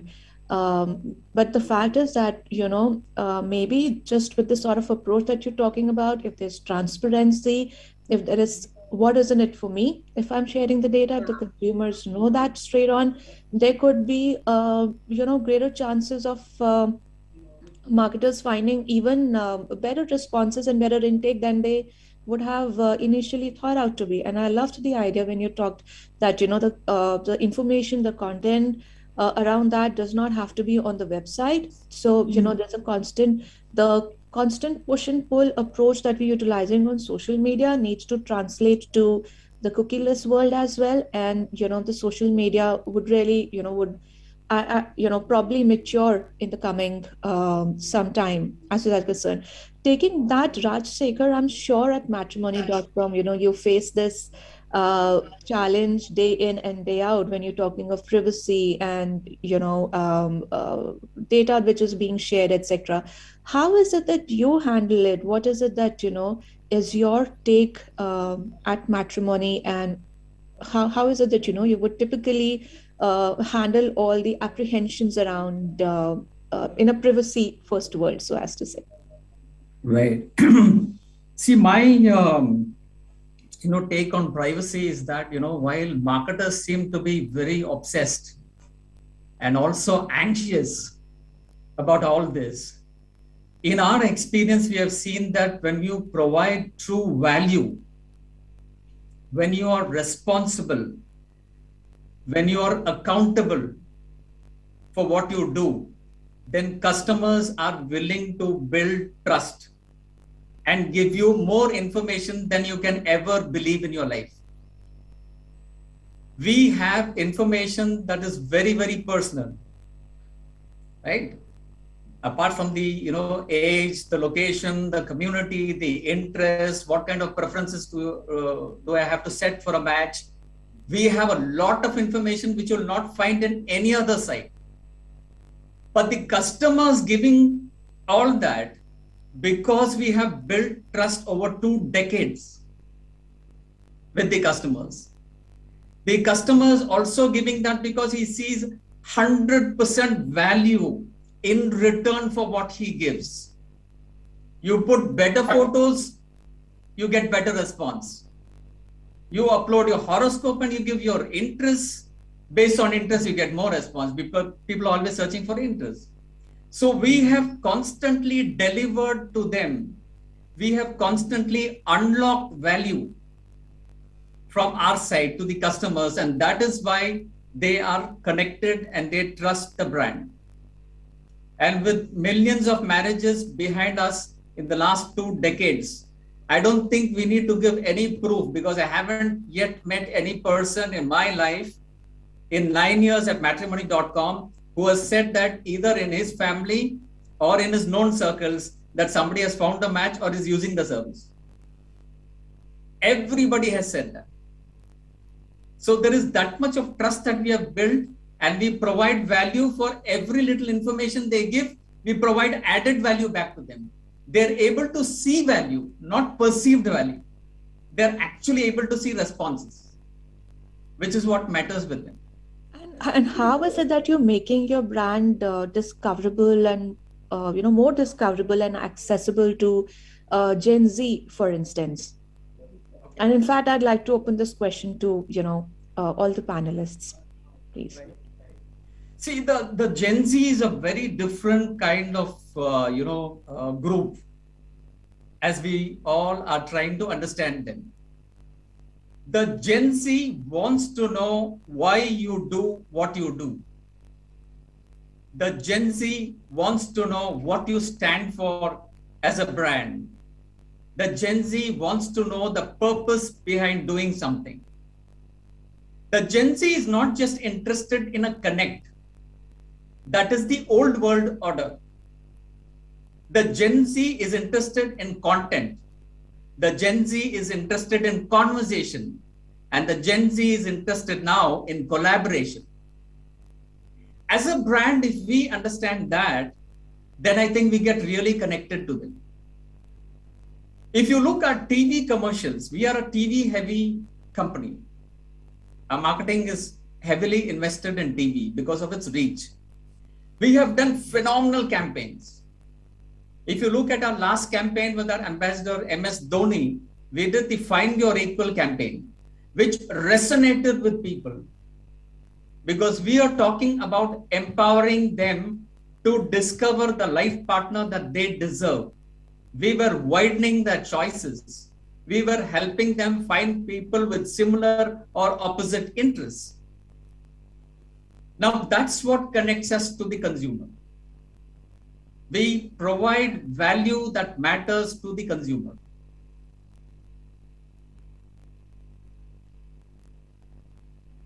I think we lost Nidhi. No, sorry, I'm here temporarily, I think just for about a second or so. So I'm saying that every way of our communication, whether it's the TV or social or the media interviews that we give, we have always built trust with the consumer by delivering high value in return for every information that they have provided on the site. So typically in your line of business, you've not really faced so much of challenges when it comes to, acquiring information data, and the audiences have been quite receptive to the fact that, they're sharing their details because of the trust that the brand has been able to build. Yes, absolutely. All right. Absolutely. And you look at what they're doing here, they're not buying anything. They are in a place which is widening their choices and helping them take the most important decision of their lives. We are vested with that responsibility, and we believe that we are accountable for everything that we do, and we have built systems that help them do. Wonderful. I'll open this to Pyali and Ankoor as well. While brands... Before that, I'd just like to make a comment on privacy. So leaving aside what we do here, I'm just generally talking about privacy in society. I mean, we talk so much about privacy, okay? We are having a scenario since 2013, after the Ubers and Olas came into this world, of people sharing a cab with strangers. What is the fear of privacy that we are talking about? What privacy are we talking about?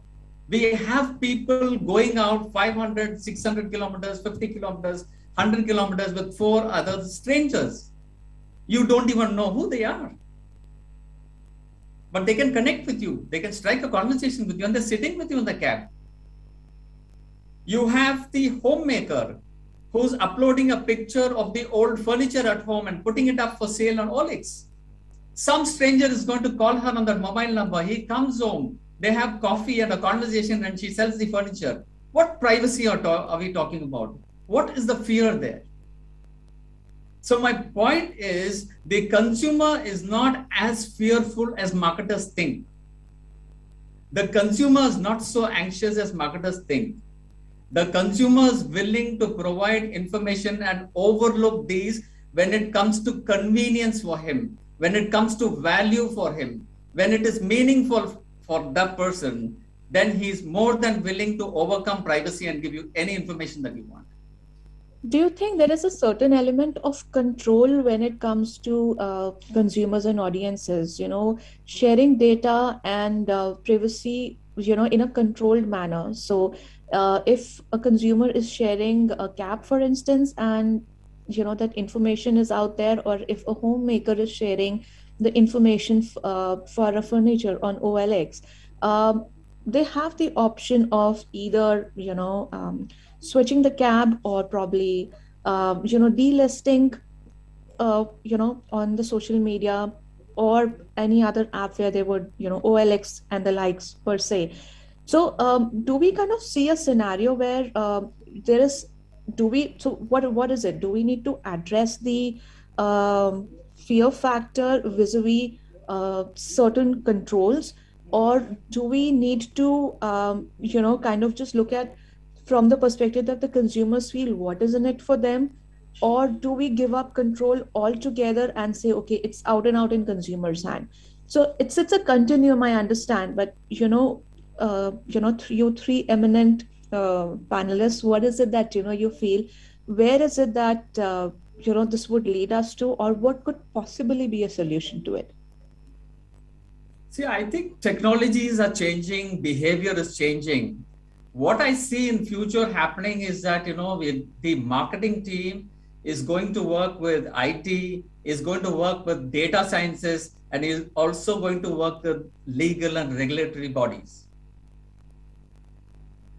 and provide an atmosphere where they empower the consumer to manage all of this at their end. If they want to switch on or off, or, hide something or delete something, they should be empowered to do it. And I think we are heading there.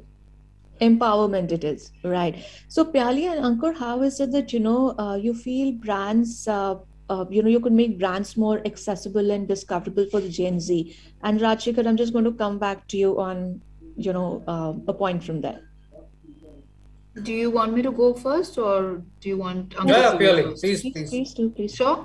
Yeah, please. Okay, all right. So, like Rajshekar was mentioning, right, that the Gen Z, cohort is a very different cohort. I think all of us are still trying to understand them, and I think the one thing that is definitely true is the fact that the Gen Z is in many ways very different to millennials, right? I mean, the way they consume content is very different. The kind of content that they resonate better to is very different.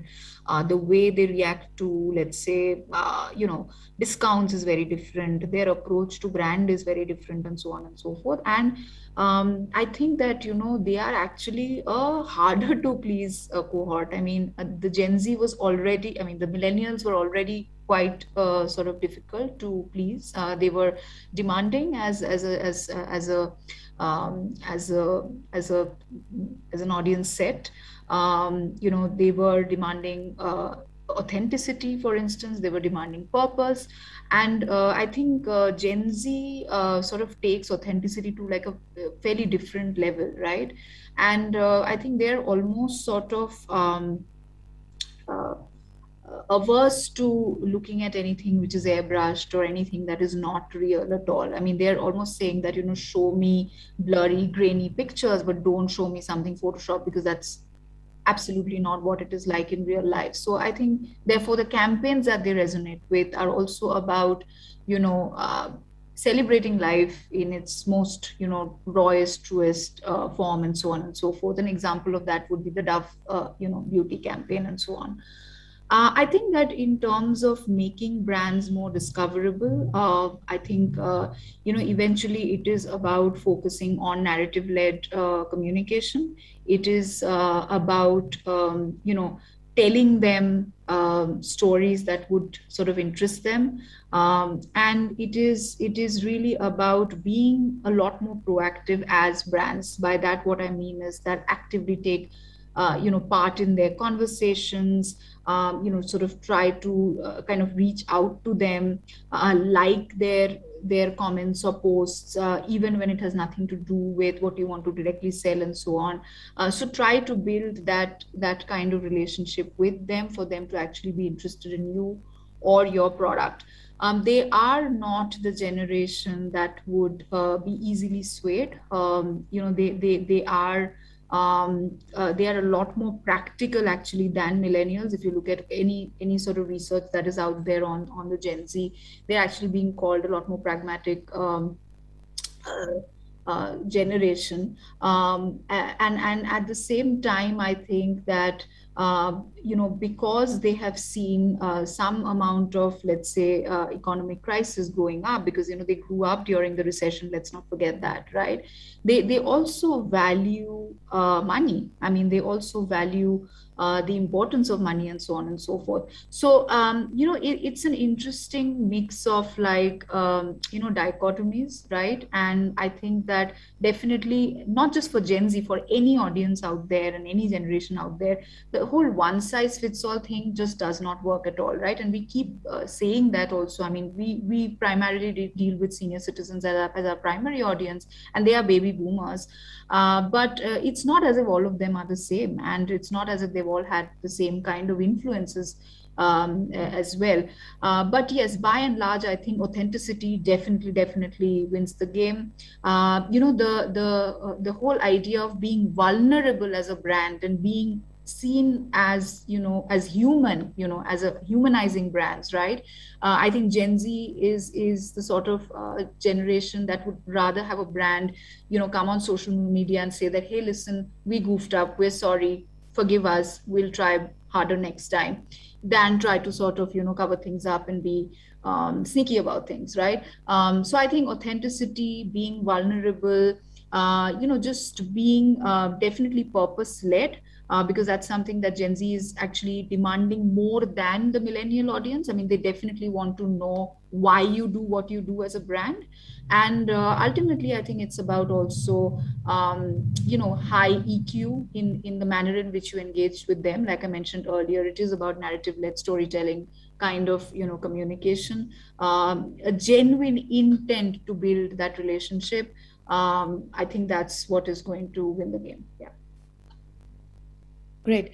Ankoor, could you elaborate on this thought from a very awareness action perspective, which basically means that, if I talk, from a CPM to a CPS sort of a perspective, or let's say that, we're talking how is it really to the Gen Z from a brand awareness perspective and making yourselves discoverable from an action perspective, where you want them to take certain action, which could be in terms of, either capturing the data or a product being sold. So, awareness and discoverability more from these two aspects. Wonderful. This will be a long answer, but I will not make it long. I will touch upon, because I love talking about these things. Rajshekhar, thank you so much. I think I got inspired when you spoke about your brand, because inducing trust from our end and being responsible to bring in deeper meaning to people's lives is one of the things that always keeps us in the drive. I think it's very important and really appreciate that. And when you talked about privacy, I love your perspective that yes, I would say consumer is not that afraid as we may think at times. They may be just a little bit more cautious about what they're spending and how they're spending, and also depends on the nature of the journey that they have been having in terms of a purchase decision to be made, or in fact, a relationship to be formed. And Piali correctly mentioned, one size does not fit all. It could have fit like 20 years back, but today it does not. Customizing content, from the thought point of repurposing, how we may be able to repurpose a particular content also a year down the lane is very important. And authentic and being authentic and humanizing. I'm saying this because I completely believe in what Rajshekhar said, and Piali also stated. And clearly, while in this process stating as a brand that, hey, I'm there for you and I can solve this for you. Right. So when you clearly state that I can solve this for you in whatever narrative format we may want, I think then audience keeps coming back to you. They look, here is a brand which can solve this for me. If I think like an audience, I would think like that. And coming back to your questions, I think I would rather also try and focus on Gen Alpha, because as I said, I try and think a little bit ahead, because those born around 2009, 2010, I think those are going to be really mattering to us gradually down the lane, like 5-6 years down the lane.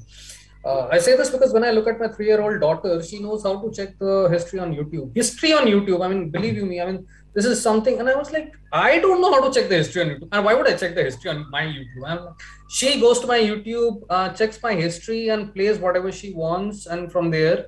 And this is something which I noticed that with many of the folks that I talk to, that probably we didn't have a, not even read about smartphone. We didn't have a mobile phone at that point of time.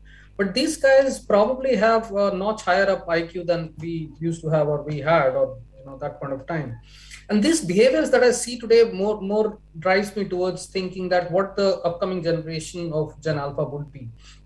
And to start with discoverability, I would say I would keep it very short and crisp. Product market fitment is one thing which is very important. If it's a startup organization, if it's a product-driven organization which is into fintech, or a community-driven model which is launching a new product in the market, I think the initial, because I've been a part of this, a product launch.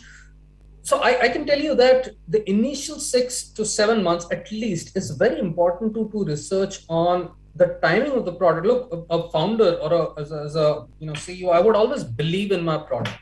But that's the reason why I'm doing it, right? And I would always believe that this is the right time to do it, and I have a product market fitment. But many of the times this does not work because that may not be the reality. So that is one important thing I would always ask the community to focus on, that the product market fitment that you're working right now, will it be relevant like 1 year, 2 years, 3 years? What is the roadmap for that? Considering how is the audience shaping up? Keeping in pace with the evolved audience is very important. Studying that data. For example, a Gen Z is on Spotify. If a Gen Z is on Spotify and we would want to target that person, then what kind of content he or she listens to broadly? And is that person also on Ghana, or is that person also on Wink? And it's these are the kind of data that we would want to look at. That what intrigues that person. We also take a look at uninstall rates of an app. And to cut the long story short, it is not one thing that enables plan being more accessible or discoverable. It is, as I said, starts with product market fitment. Product level discovery and navigation is very important whenever we talk about a landing pages or a mobile application. That navigation and that product level discovery is very important. That how an audience comes to an app and discovers what I need to do and what this app or what this product can give me. People, the attention span is very low these days. So you have to arrive at the point very fast, right? That is an art, and that comes with time also when you're building a product. Then experimenting with the message and the kind of nature of the message that resonates. I spoke earlier with the target audience cohorts. We cannot talk about TG as a TG. It has to be cohort-driven information, and what are the potential audiences we can look at, and that's a gradual process. It can't happen overnight. That's because, as Piali also mentioned, that one creative will have lesser chances of resonating with all TG groups. Like we used to manage, way back in 2008, while I was with Yahoo, we used to manage InfoEdge as multiple portfolios for that, and Jeevan Sathi also. So I remember the kind of creative optimization that used to go into that on maintaining the CPAs, right? Cost per acquisitions. And if I remember correctly, at one given point of time, there has to be minimum, I think 45 to 48 creatives. I still remember because I was, pretty much hands-on doing that at that point of time. 45 to 48 creatives at one given point of time, and continuous optimization, like almost every day at that point of time with whatever tools and that time it was also a lot of manual effort that used to go into starting. It was draining out, right? And these days we have a lot of automated tools and stuff. So, and the other thing is like going to the bottom of the funnel without addressing the top of the funnel at all is like I don't know, it's something which I don't believe in. The top of the funnel needs to be addressed in some way. Otherwise, you're just saying, I've launched a product. And I've seen brands like that. Right? I've launched a product. Since I'm the founder, I believe in the product, and I want sales to happen from day one. This is something which people need to be educated that this is not how the ecosystem would gradually function. It may be a very short-term plan, right? How far a Google or a Facebook can work for you if you just directly dive into it, and it can't go on till lifelong, right? There has to be a methodology to form the strategy. And now, since we have a lot of options, it is how about we build the strategy framework and say a Venn diagram, for example, to keep it broad, that here are the overlaps that's going to happen. And from content perspective, from creative perspective, from technology perspective, here are the things that's going to overlap, complementing each other to lead to a better product discovery gradually. So that's my 2 cents on that. And talking about CPC, I think several factors impact CPC, like your keyword competition. It could be your quality score, it could be your ad rank position, it could be your seasonality, it could be your bidding strategy. And there are always ways to lower your CPC rate, but it is very important to know at every given point of time, know your average, I would say, cost per click in your market, in your industry. That is very important, because when we talk about SEO and SEM, for example, strategies, we talk about it one breath. But although there are similarities between SEO and SEM, but both the strategies are differently applicable for different purposes. One of the primary differences, for example, for SEO and SEM is that SEO ideally is the organic approach, and whereby naturally attracting the traffic, and there are methodologies to improve that. And SEM is paid scheme. Now, when it's a paid scheme, it's more to do with how much somebody will pay each time the user clicks on your ads, right? So cost-wise, SEO always is a sought-after approach. So both the aspects should be running in tandem when we talk about that. Hope I could cover some parts of it in some way, Nidhi.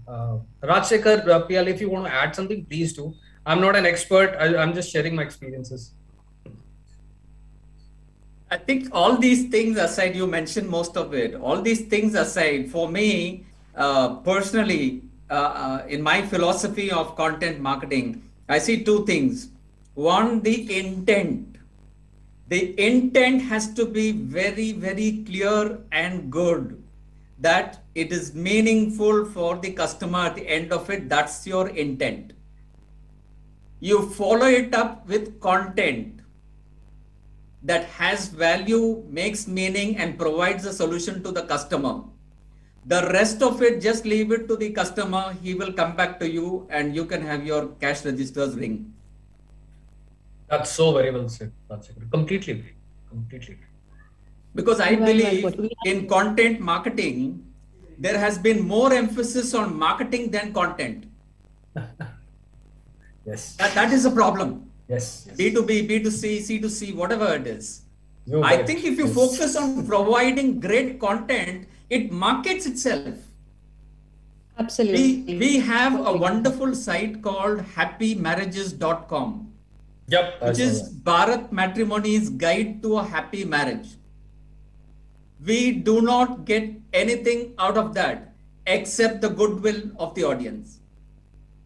As a category leader in the matrimony space, we believe that we are also responsible for the happiness of the customers after they have found a match.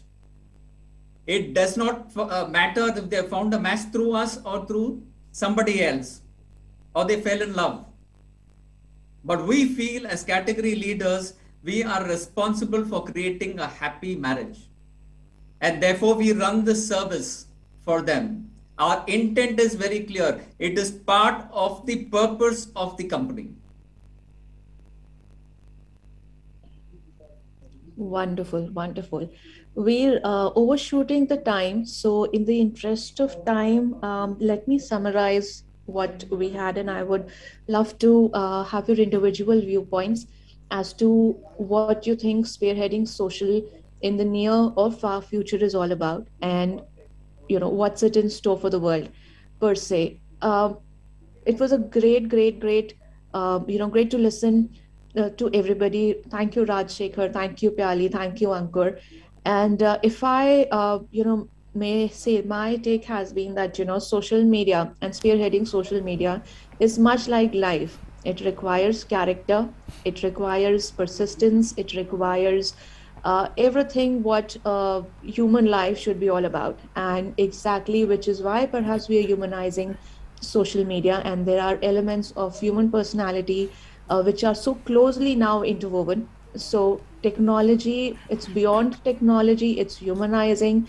It's about content that resonates. It's about a definite what's in it for me.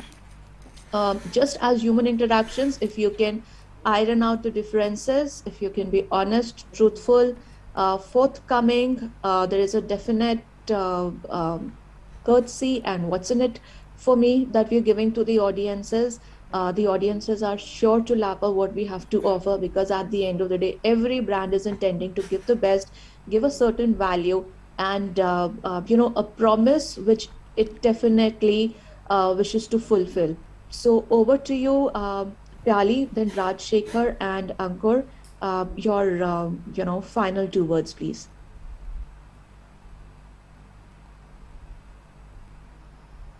Yeah, I mean, I just want to say that I think most of what you've said sort of pretty much encapsulates everything that we've discussed today. But I just want to say that, social is probably one of the most important tools to engage with your consumer. It is that platform that allows storytelling. It is that platform that allows you to build that relationship with your audience. It is that platform that allows you to also, I think, build category leadership, right? I think we heard Ankur talk about how we should look at the funnel. I think 100% agree with him. We heard,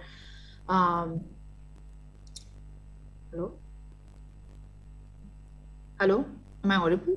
Yeah. Yeah. So we heard Rajshekhar talk about this whole sort of content platform that Matrimony is built, not with the intent of obviously selling.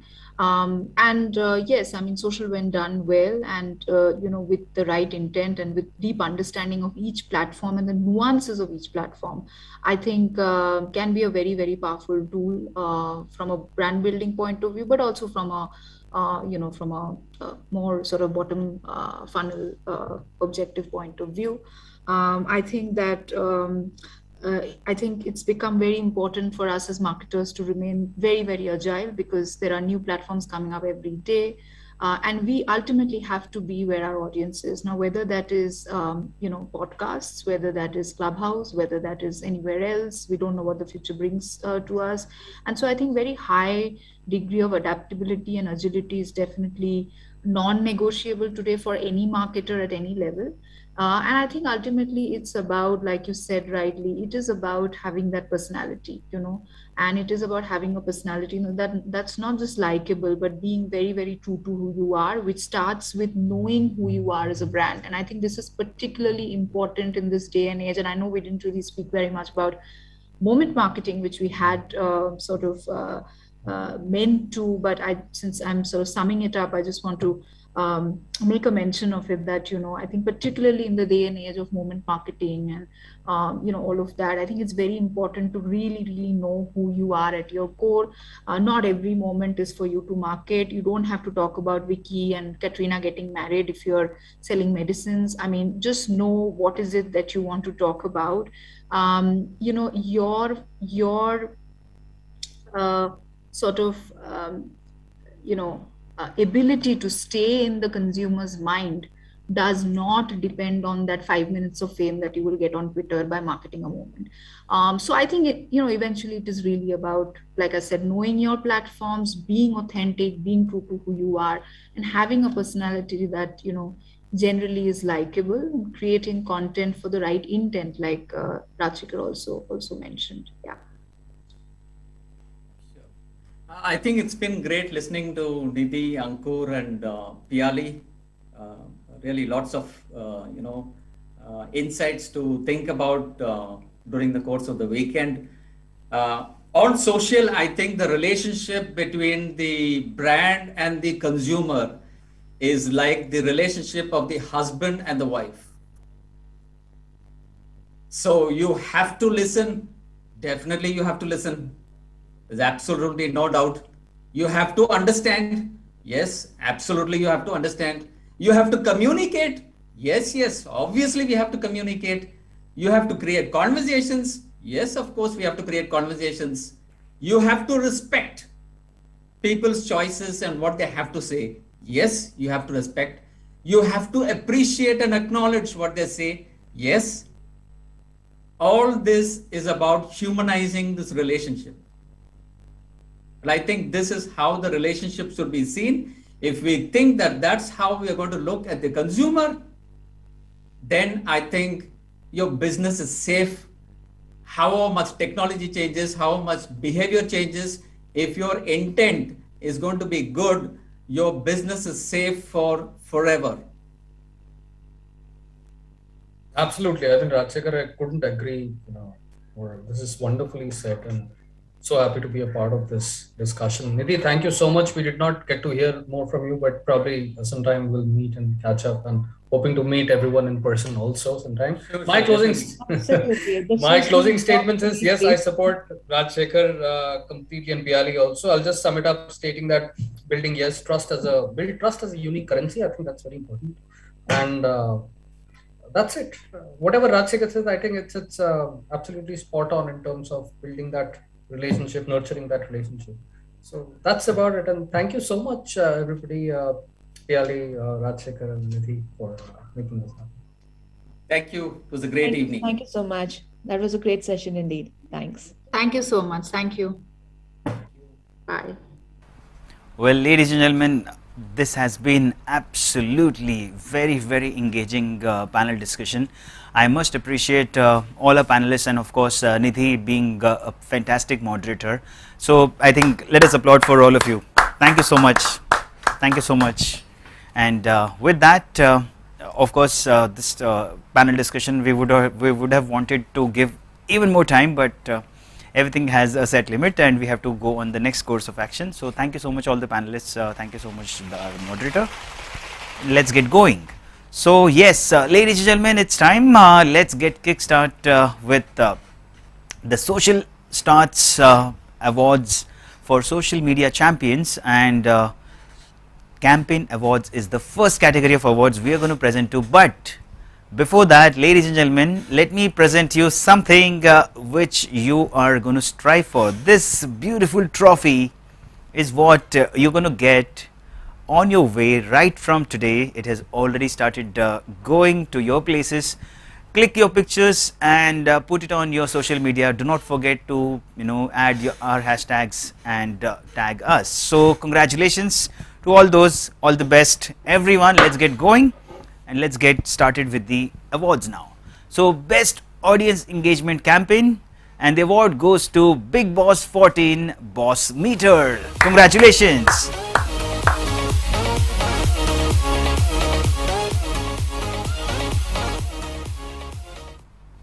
Best B2B campaign, and the award goes to STT GDC India. Congratulations.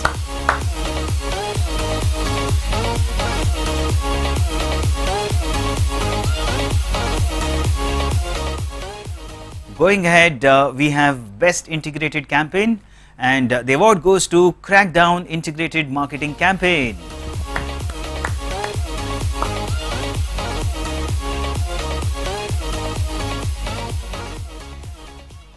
Coming up next, we have B2C campaign, and the award goes to Won't Work for Reliance General Insurance.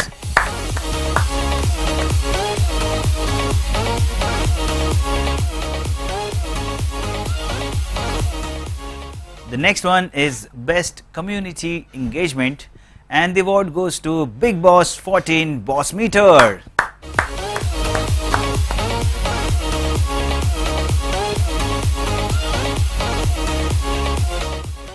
Coming up next, we have Best Performance Driven Campaign, and the award goes to NeoX. Hashtag Just Can't Wait.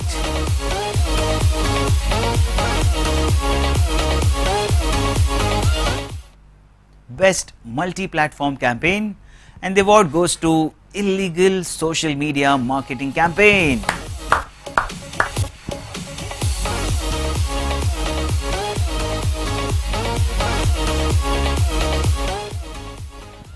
Best Use of Influencer Marketing, and the award goes to the Gone Game Influencer Marketing Campaign.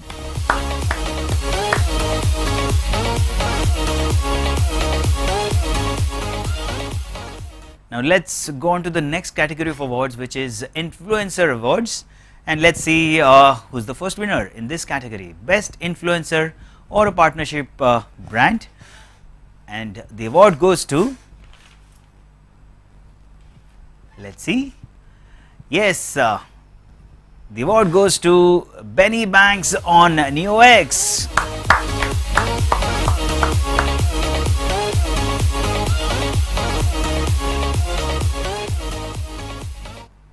Going ahead, Best Influencer or Partnership Non-Profit, and the award goes to News Broadcasters Federation.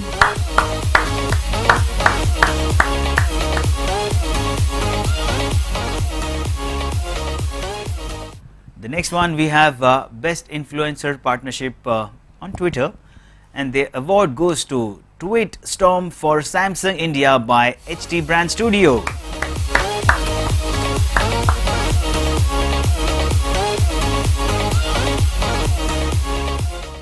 Well, ladies and gentlemen, the next one is Best Influencer or a Partnership Celebrity, and the award goes to Mudit Nair.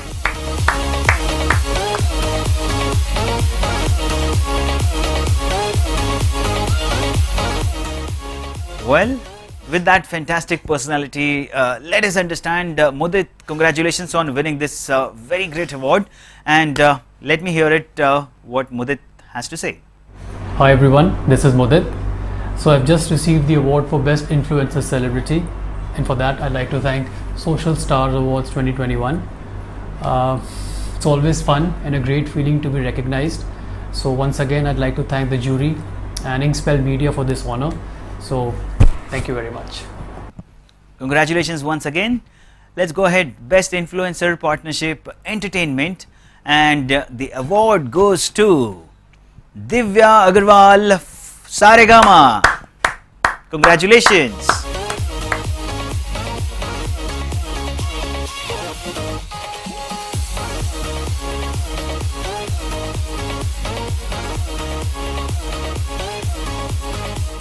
So we have Divya with us. Divya, congratulations, and how does it feel to win such a great award? Hi guys, I'm Divya Agarwal and I'm really happy that I received the award for the Best Influencer and Partnership for Entertainment in the Social Star Awards. Thank you Inkspell for this honor. Love you guys. Thank you so much. Let's go ahead, Best Influencer Partnership Instagram, and the award goes to Aparajita Srivastava. Congratulations, Aparajita.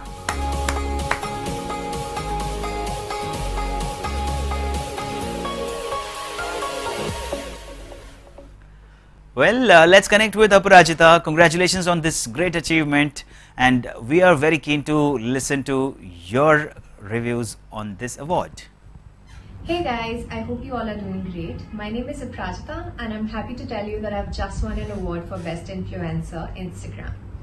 I would like to thank Social Stars Award 2021 for that, and it's always fun and great pleasure to win an award, and for that I would like to thank the jury and Inkspell Media. Thank you so much guys. Congratulations. Now ladies and gentlemen, let's go on to the next one. We have Content Awards as our next category, and let's get started. Best Content Strategy, and the award goes to Lockdown Heroes Combating COVID-19 by ICICI Lombard.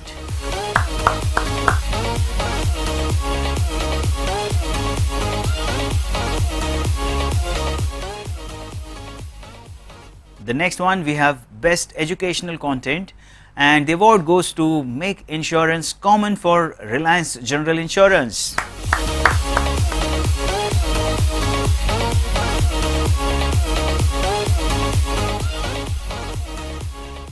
Coming up next we have Best Financial Content, and the award goes to HT Friday Finance for Aditya Birla Group by HT Brand Studio.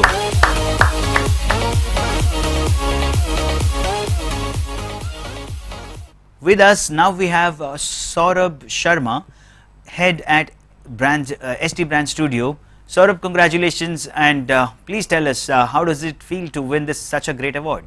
Hello everyone, good evening, and thank you very much for giving this fantastic award to the HT Brand Studio. We're all extremely proud of the work that we have done, and I'm sure there's several more that we'll win the next year. Looking forward. Thank you. Well, that's the spirit. Congratulations once again. Let's go ahead. Best lifestyle content, and the award goes to Don't Shit Scroll for Reliance General Insurance.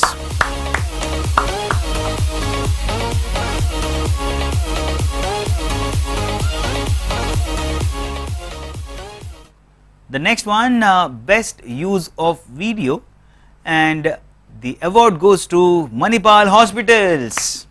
Congratulations.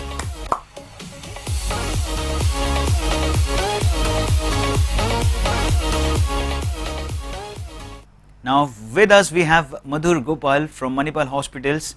Madhur, we would like to definitely understand your views on winning such a great award. Hi, on behalf of Manipal, I would like to thank Social Star Awards to recognize our Doctor's Day video as the best video for the year 21. This year, we took an anti-stance because we wanted to address the issue of violence against doctors. So we said, Happy Doctor's Day, really. And this was so much appreciated by the medical fraternity per se, pan-India.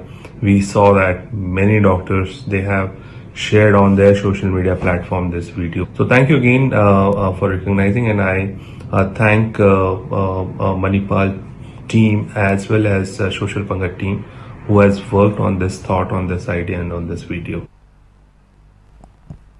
Thank you so much. That was definitely a very meaningful creation. Now let's go ahead everyone. Best technical content, and the award goes to STT GDC India. Congratulations.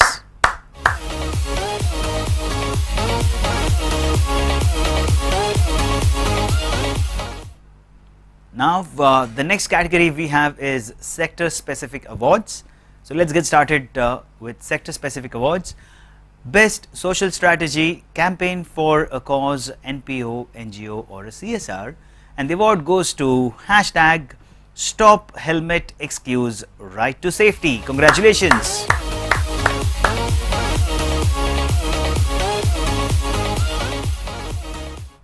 We must wear helmets all the times, guys. Well, best social strategy for a CPG, that is durables or non-durables enterprise, and the award goes to Neighbour's Kitchen for Glen India by HT Brand Studio.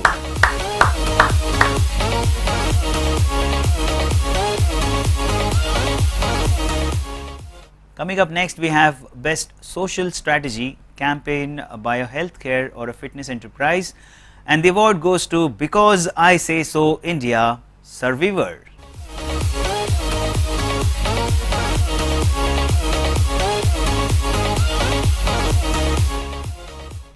So we have Sami Mukadam and Maitreyi Ray. Let's understand what are their feelings, how does it feel to win such a great award? Over to you guys. Hello everyone, and thank you so much for giving us this opportunity as a part of Surveyor and as a part of BIS team to speak here today and to award us with this recognition. We are very happy and thankful that we were able to provide content that was actually helpful for our audience, and content out there was meaningful to everybody. Thank you so much. Thank you from Surveyor. We are always at the forefront of patient-centric activities, and this recognition coming from an eminent award such as you means a lot to us. So thank you once again from Surveyor. Well, absolutely happy to receive such a great award. Congratulations. Let's go ahead guys. Best social strategy for a financial services or a banking enterprise, and the award goes to HT Friday Finance for Aditya Birla Group by HT Brand Studio. Congratulations.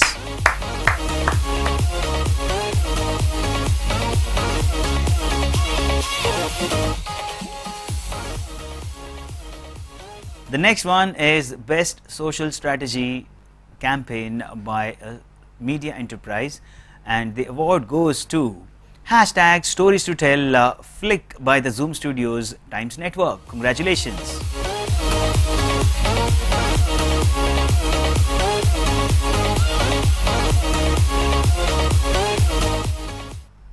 The next one we have best social strategy campaign by an organization, and the award goes to News Broadcasters Federation. Congratulations.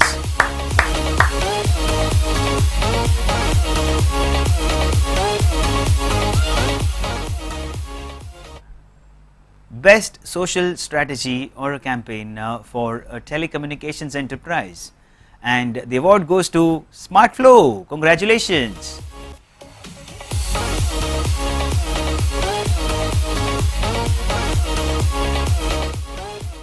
Well, with us we have Sumit Pahwa from SmartFlow. Congratulations, Sumit, and please tell us how do you feel about this award? Hi, it's a great feeling to be awarded the social media campaign in telecom for our marquee product SmartFlow, a cloud communication suite. Our social media campaign focused on communicating the benefits of SmartFlow to businesses as a business continuity enabler. The campaign had multiple legs comprising of leadership talks, industry-specific use cases, demo videos, and success stories among other content pieces. Would like to thank Simrit and Riya for putting in a phenomenal effort behind the campaign, and also would like to thank Social Stars, Inkspell for recognizing and awarding us this. Thanks a lot. Congratulations, and very pleased to have this award is what we could hear from him. Congratulations once again. Well, let's go ahead. The next category is individual awards, and let's get going. The first one is Best Brand Marketing Manager or a Team Lead, and the award goes to Bhavna Sharma from Realme. Congratulations.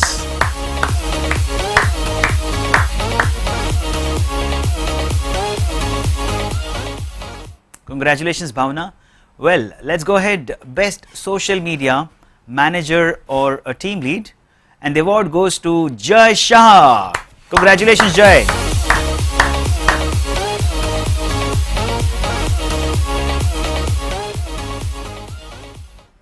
Coming up next, we have Best Marketing Manager or a Team Lead, and the award goes to Anchal Kohli from So Cheers. Congratulations.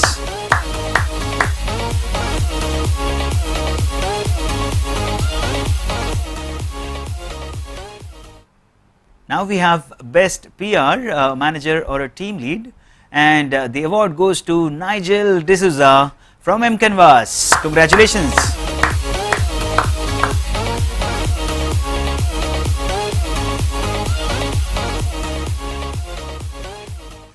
So with us we have Nigel. Hi Nigel, we are really excited to understand how does it feel to win such a great award. Please tell us. Hey, I just want to say a very big thank you for honoring me with this award for the Best PR Manager. Thank you to the jury and to team in Inkspell Media for this. It's amazing to have this recognition, and congrats to all the other winners. Cheers. Cheers, definitely cheers. Cheers to your success and success of all the winners.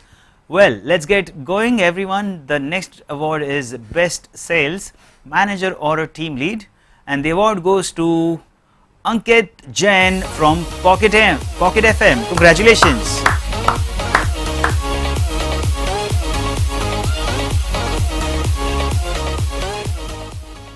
Well, with us we have Ankit Jain. Ankit, congratulations, and please tell us how does it feel for you to have such a great award. Thank you, Global Trends Forum and Inkspell. This is indeed a big surprise. I'm extremely elated and humbled to receive this one. A big shout out to jury who thought I'm worthy enough to get a gold in this particular category. Thank you so much. Cheers. Well, he's definitely pointed out a great fact. I think we must thank all the jury members. I think they have put in phenomenal efforts of scrutinizing all the entries and then recognizing the best out of all such a great response that we had received. So I think thank you so much all the jury members. Once again, we must appreciate all of you. Well, let's get going ahead. Best Communications Manager or a Team Lead, and the award goes to Sonali Bagal from Media Brands India.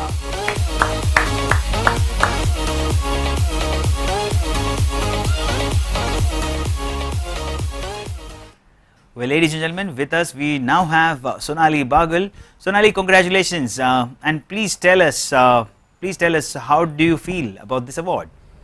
Hi, this is Chanali from Media Brands India. Very grateful for this recognition. What a fabulous way to start the new year.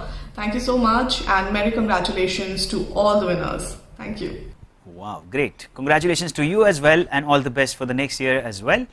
Let's go ahead, everyone. Best content manager or a team lead, and the award goes to Alisha Khanna from Alt Balaji. Congratulations.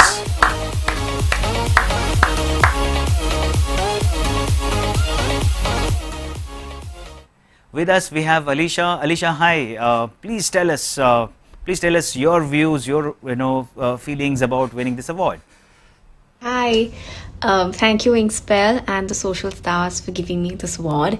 I'm extremely excited and humbled and very grateful on receiving it. All the best for all the good work that you guys do, and Gitika, this is a big thank you to you. Thank you so much, Alisha. And on that note, I think the entire team of Inkspell, Gitika, Prashant, Chitra, we have Vipul, the entire team is doing absolute fabulous work. I think day and night they're working absolutely hard. So I think kudos to their efforts as well. Definitely, I must appreciate. Well, let's get going, ladies and gentlemen. The Social Stars Awards for Social Media Champions. And now, finally, we have come to the most important segment, the Epics Awards. Let's get going. Social Media Person of the Year. And ladies and gentlemen, the award goes to Apurva Garg from Meri Buddy.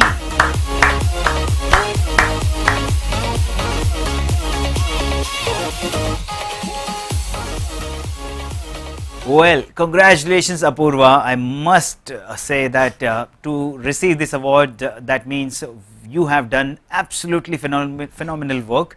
So congratulations, and please tell us what are your feelings right now, right here.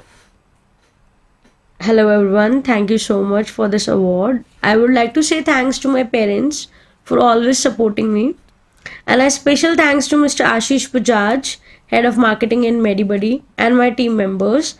Thanks a lot for always helping me out.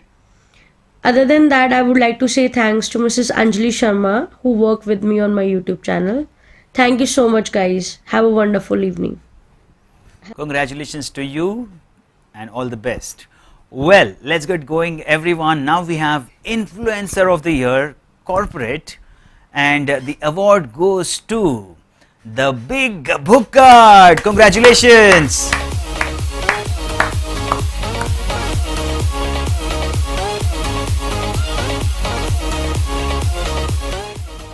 Well, इतने बड़े award से ज़्यादा किस चीज़ की भूख लग सकती है. Congratulations. With us we have Adarsh Munjal. Adarsh, congratulations, and please tell us what are your feelings right now. Action. So I just got an email from Inkspell informing me that I have won the Influencer of the Year in the Apex Awards category, and I'm so thrilled, so thrilled and so elated and so happy.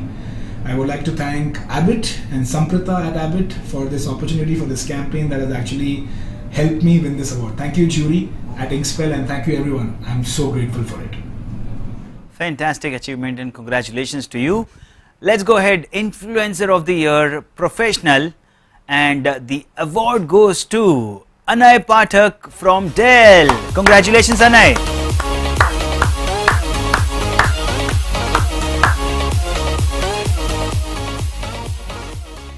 Well, Anay, this must definitely be absolutely a happy moment for you. Please tell us what are your feelings right now, right here.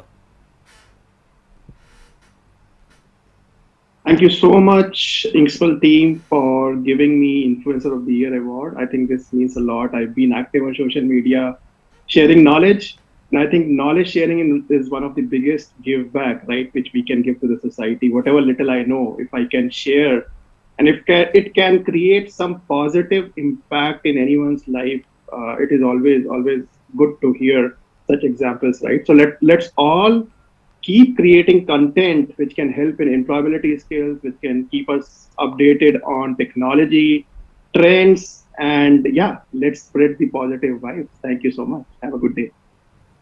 Very well said. Let's spread the positive vibe, and all our social stars are doing exactly so. Congratulations. Absolutely fantastic. Well, ladies and gentlemen, let's go ahead. The next one is Social Media Strategy of the Year.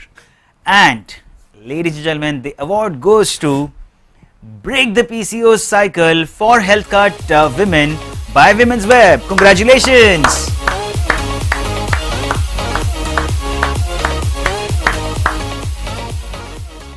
So with us we have Anju Jairam. Anju, congratulations first of all, and we are really excited to listen to you. Thank you, jury and the team at Inkspell for the Social Stars Award 2021. This is a great recognition for us for the campaign that we did, which was Break the PCOS Cycle for HK Women.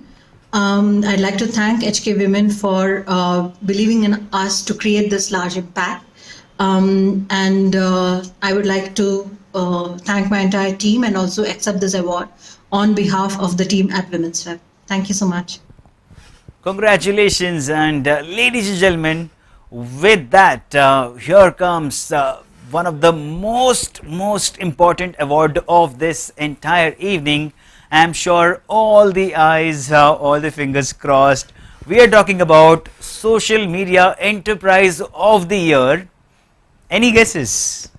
I'm sure right now everybody is thinking about their own enterprise, their own company. And 3, are you ready? 2, are you ready? Is it going to be your enterprise's name? Ladies and gentlemen, Social Stars 2021 Social Media Enterprise of the Year, and the award goes to Voot Select. Congratulations.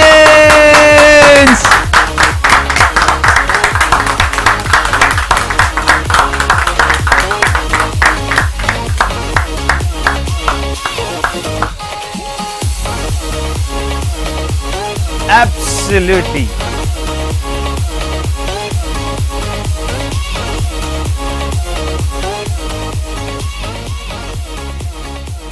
Well, absolutely thrilling moment. Congratulations, Voot Select. Definitely, all of this is possible only because of the collective team effort, and I'm sure many more to go, many more awards to go to you and your team. But this one, let's take a pause and let's celebrate the moment. Congratulations, Voot Select, once again, everyone. So with that, we have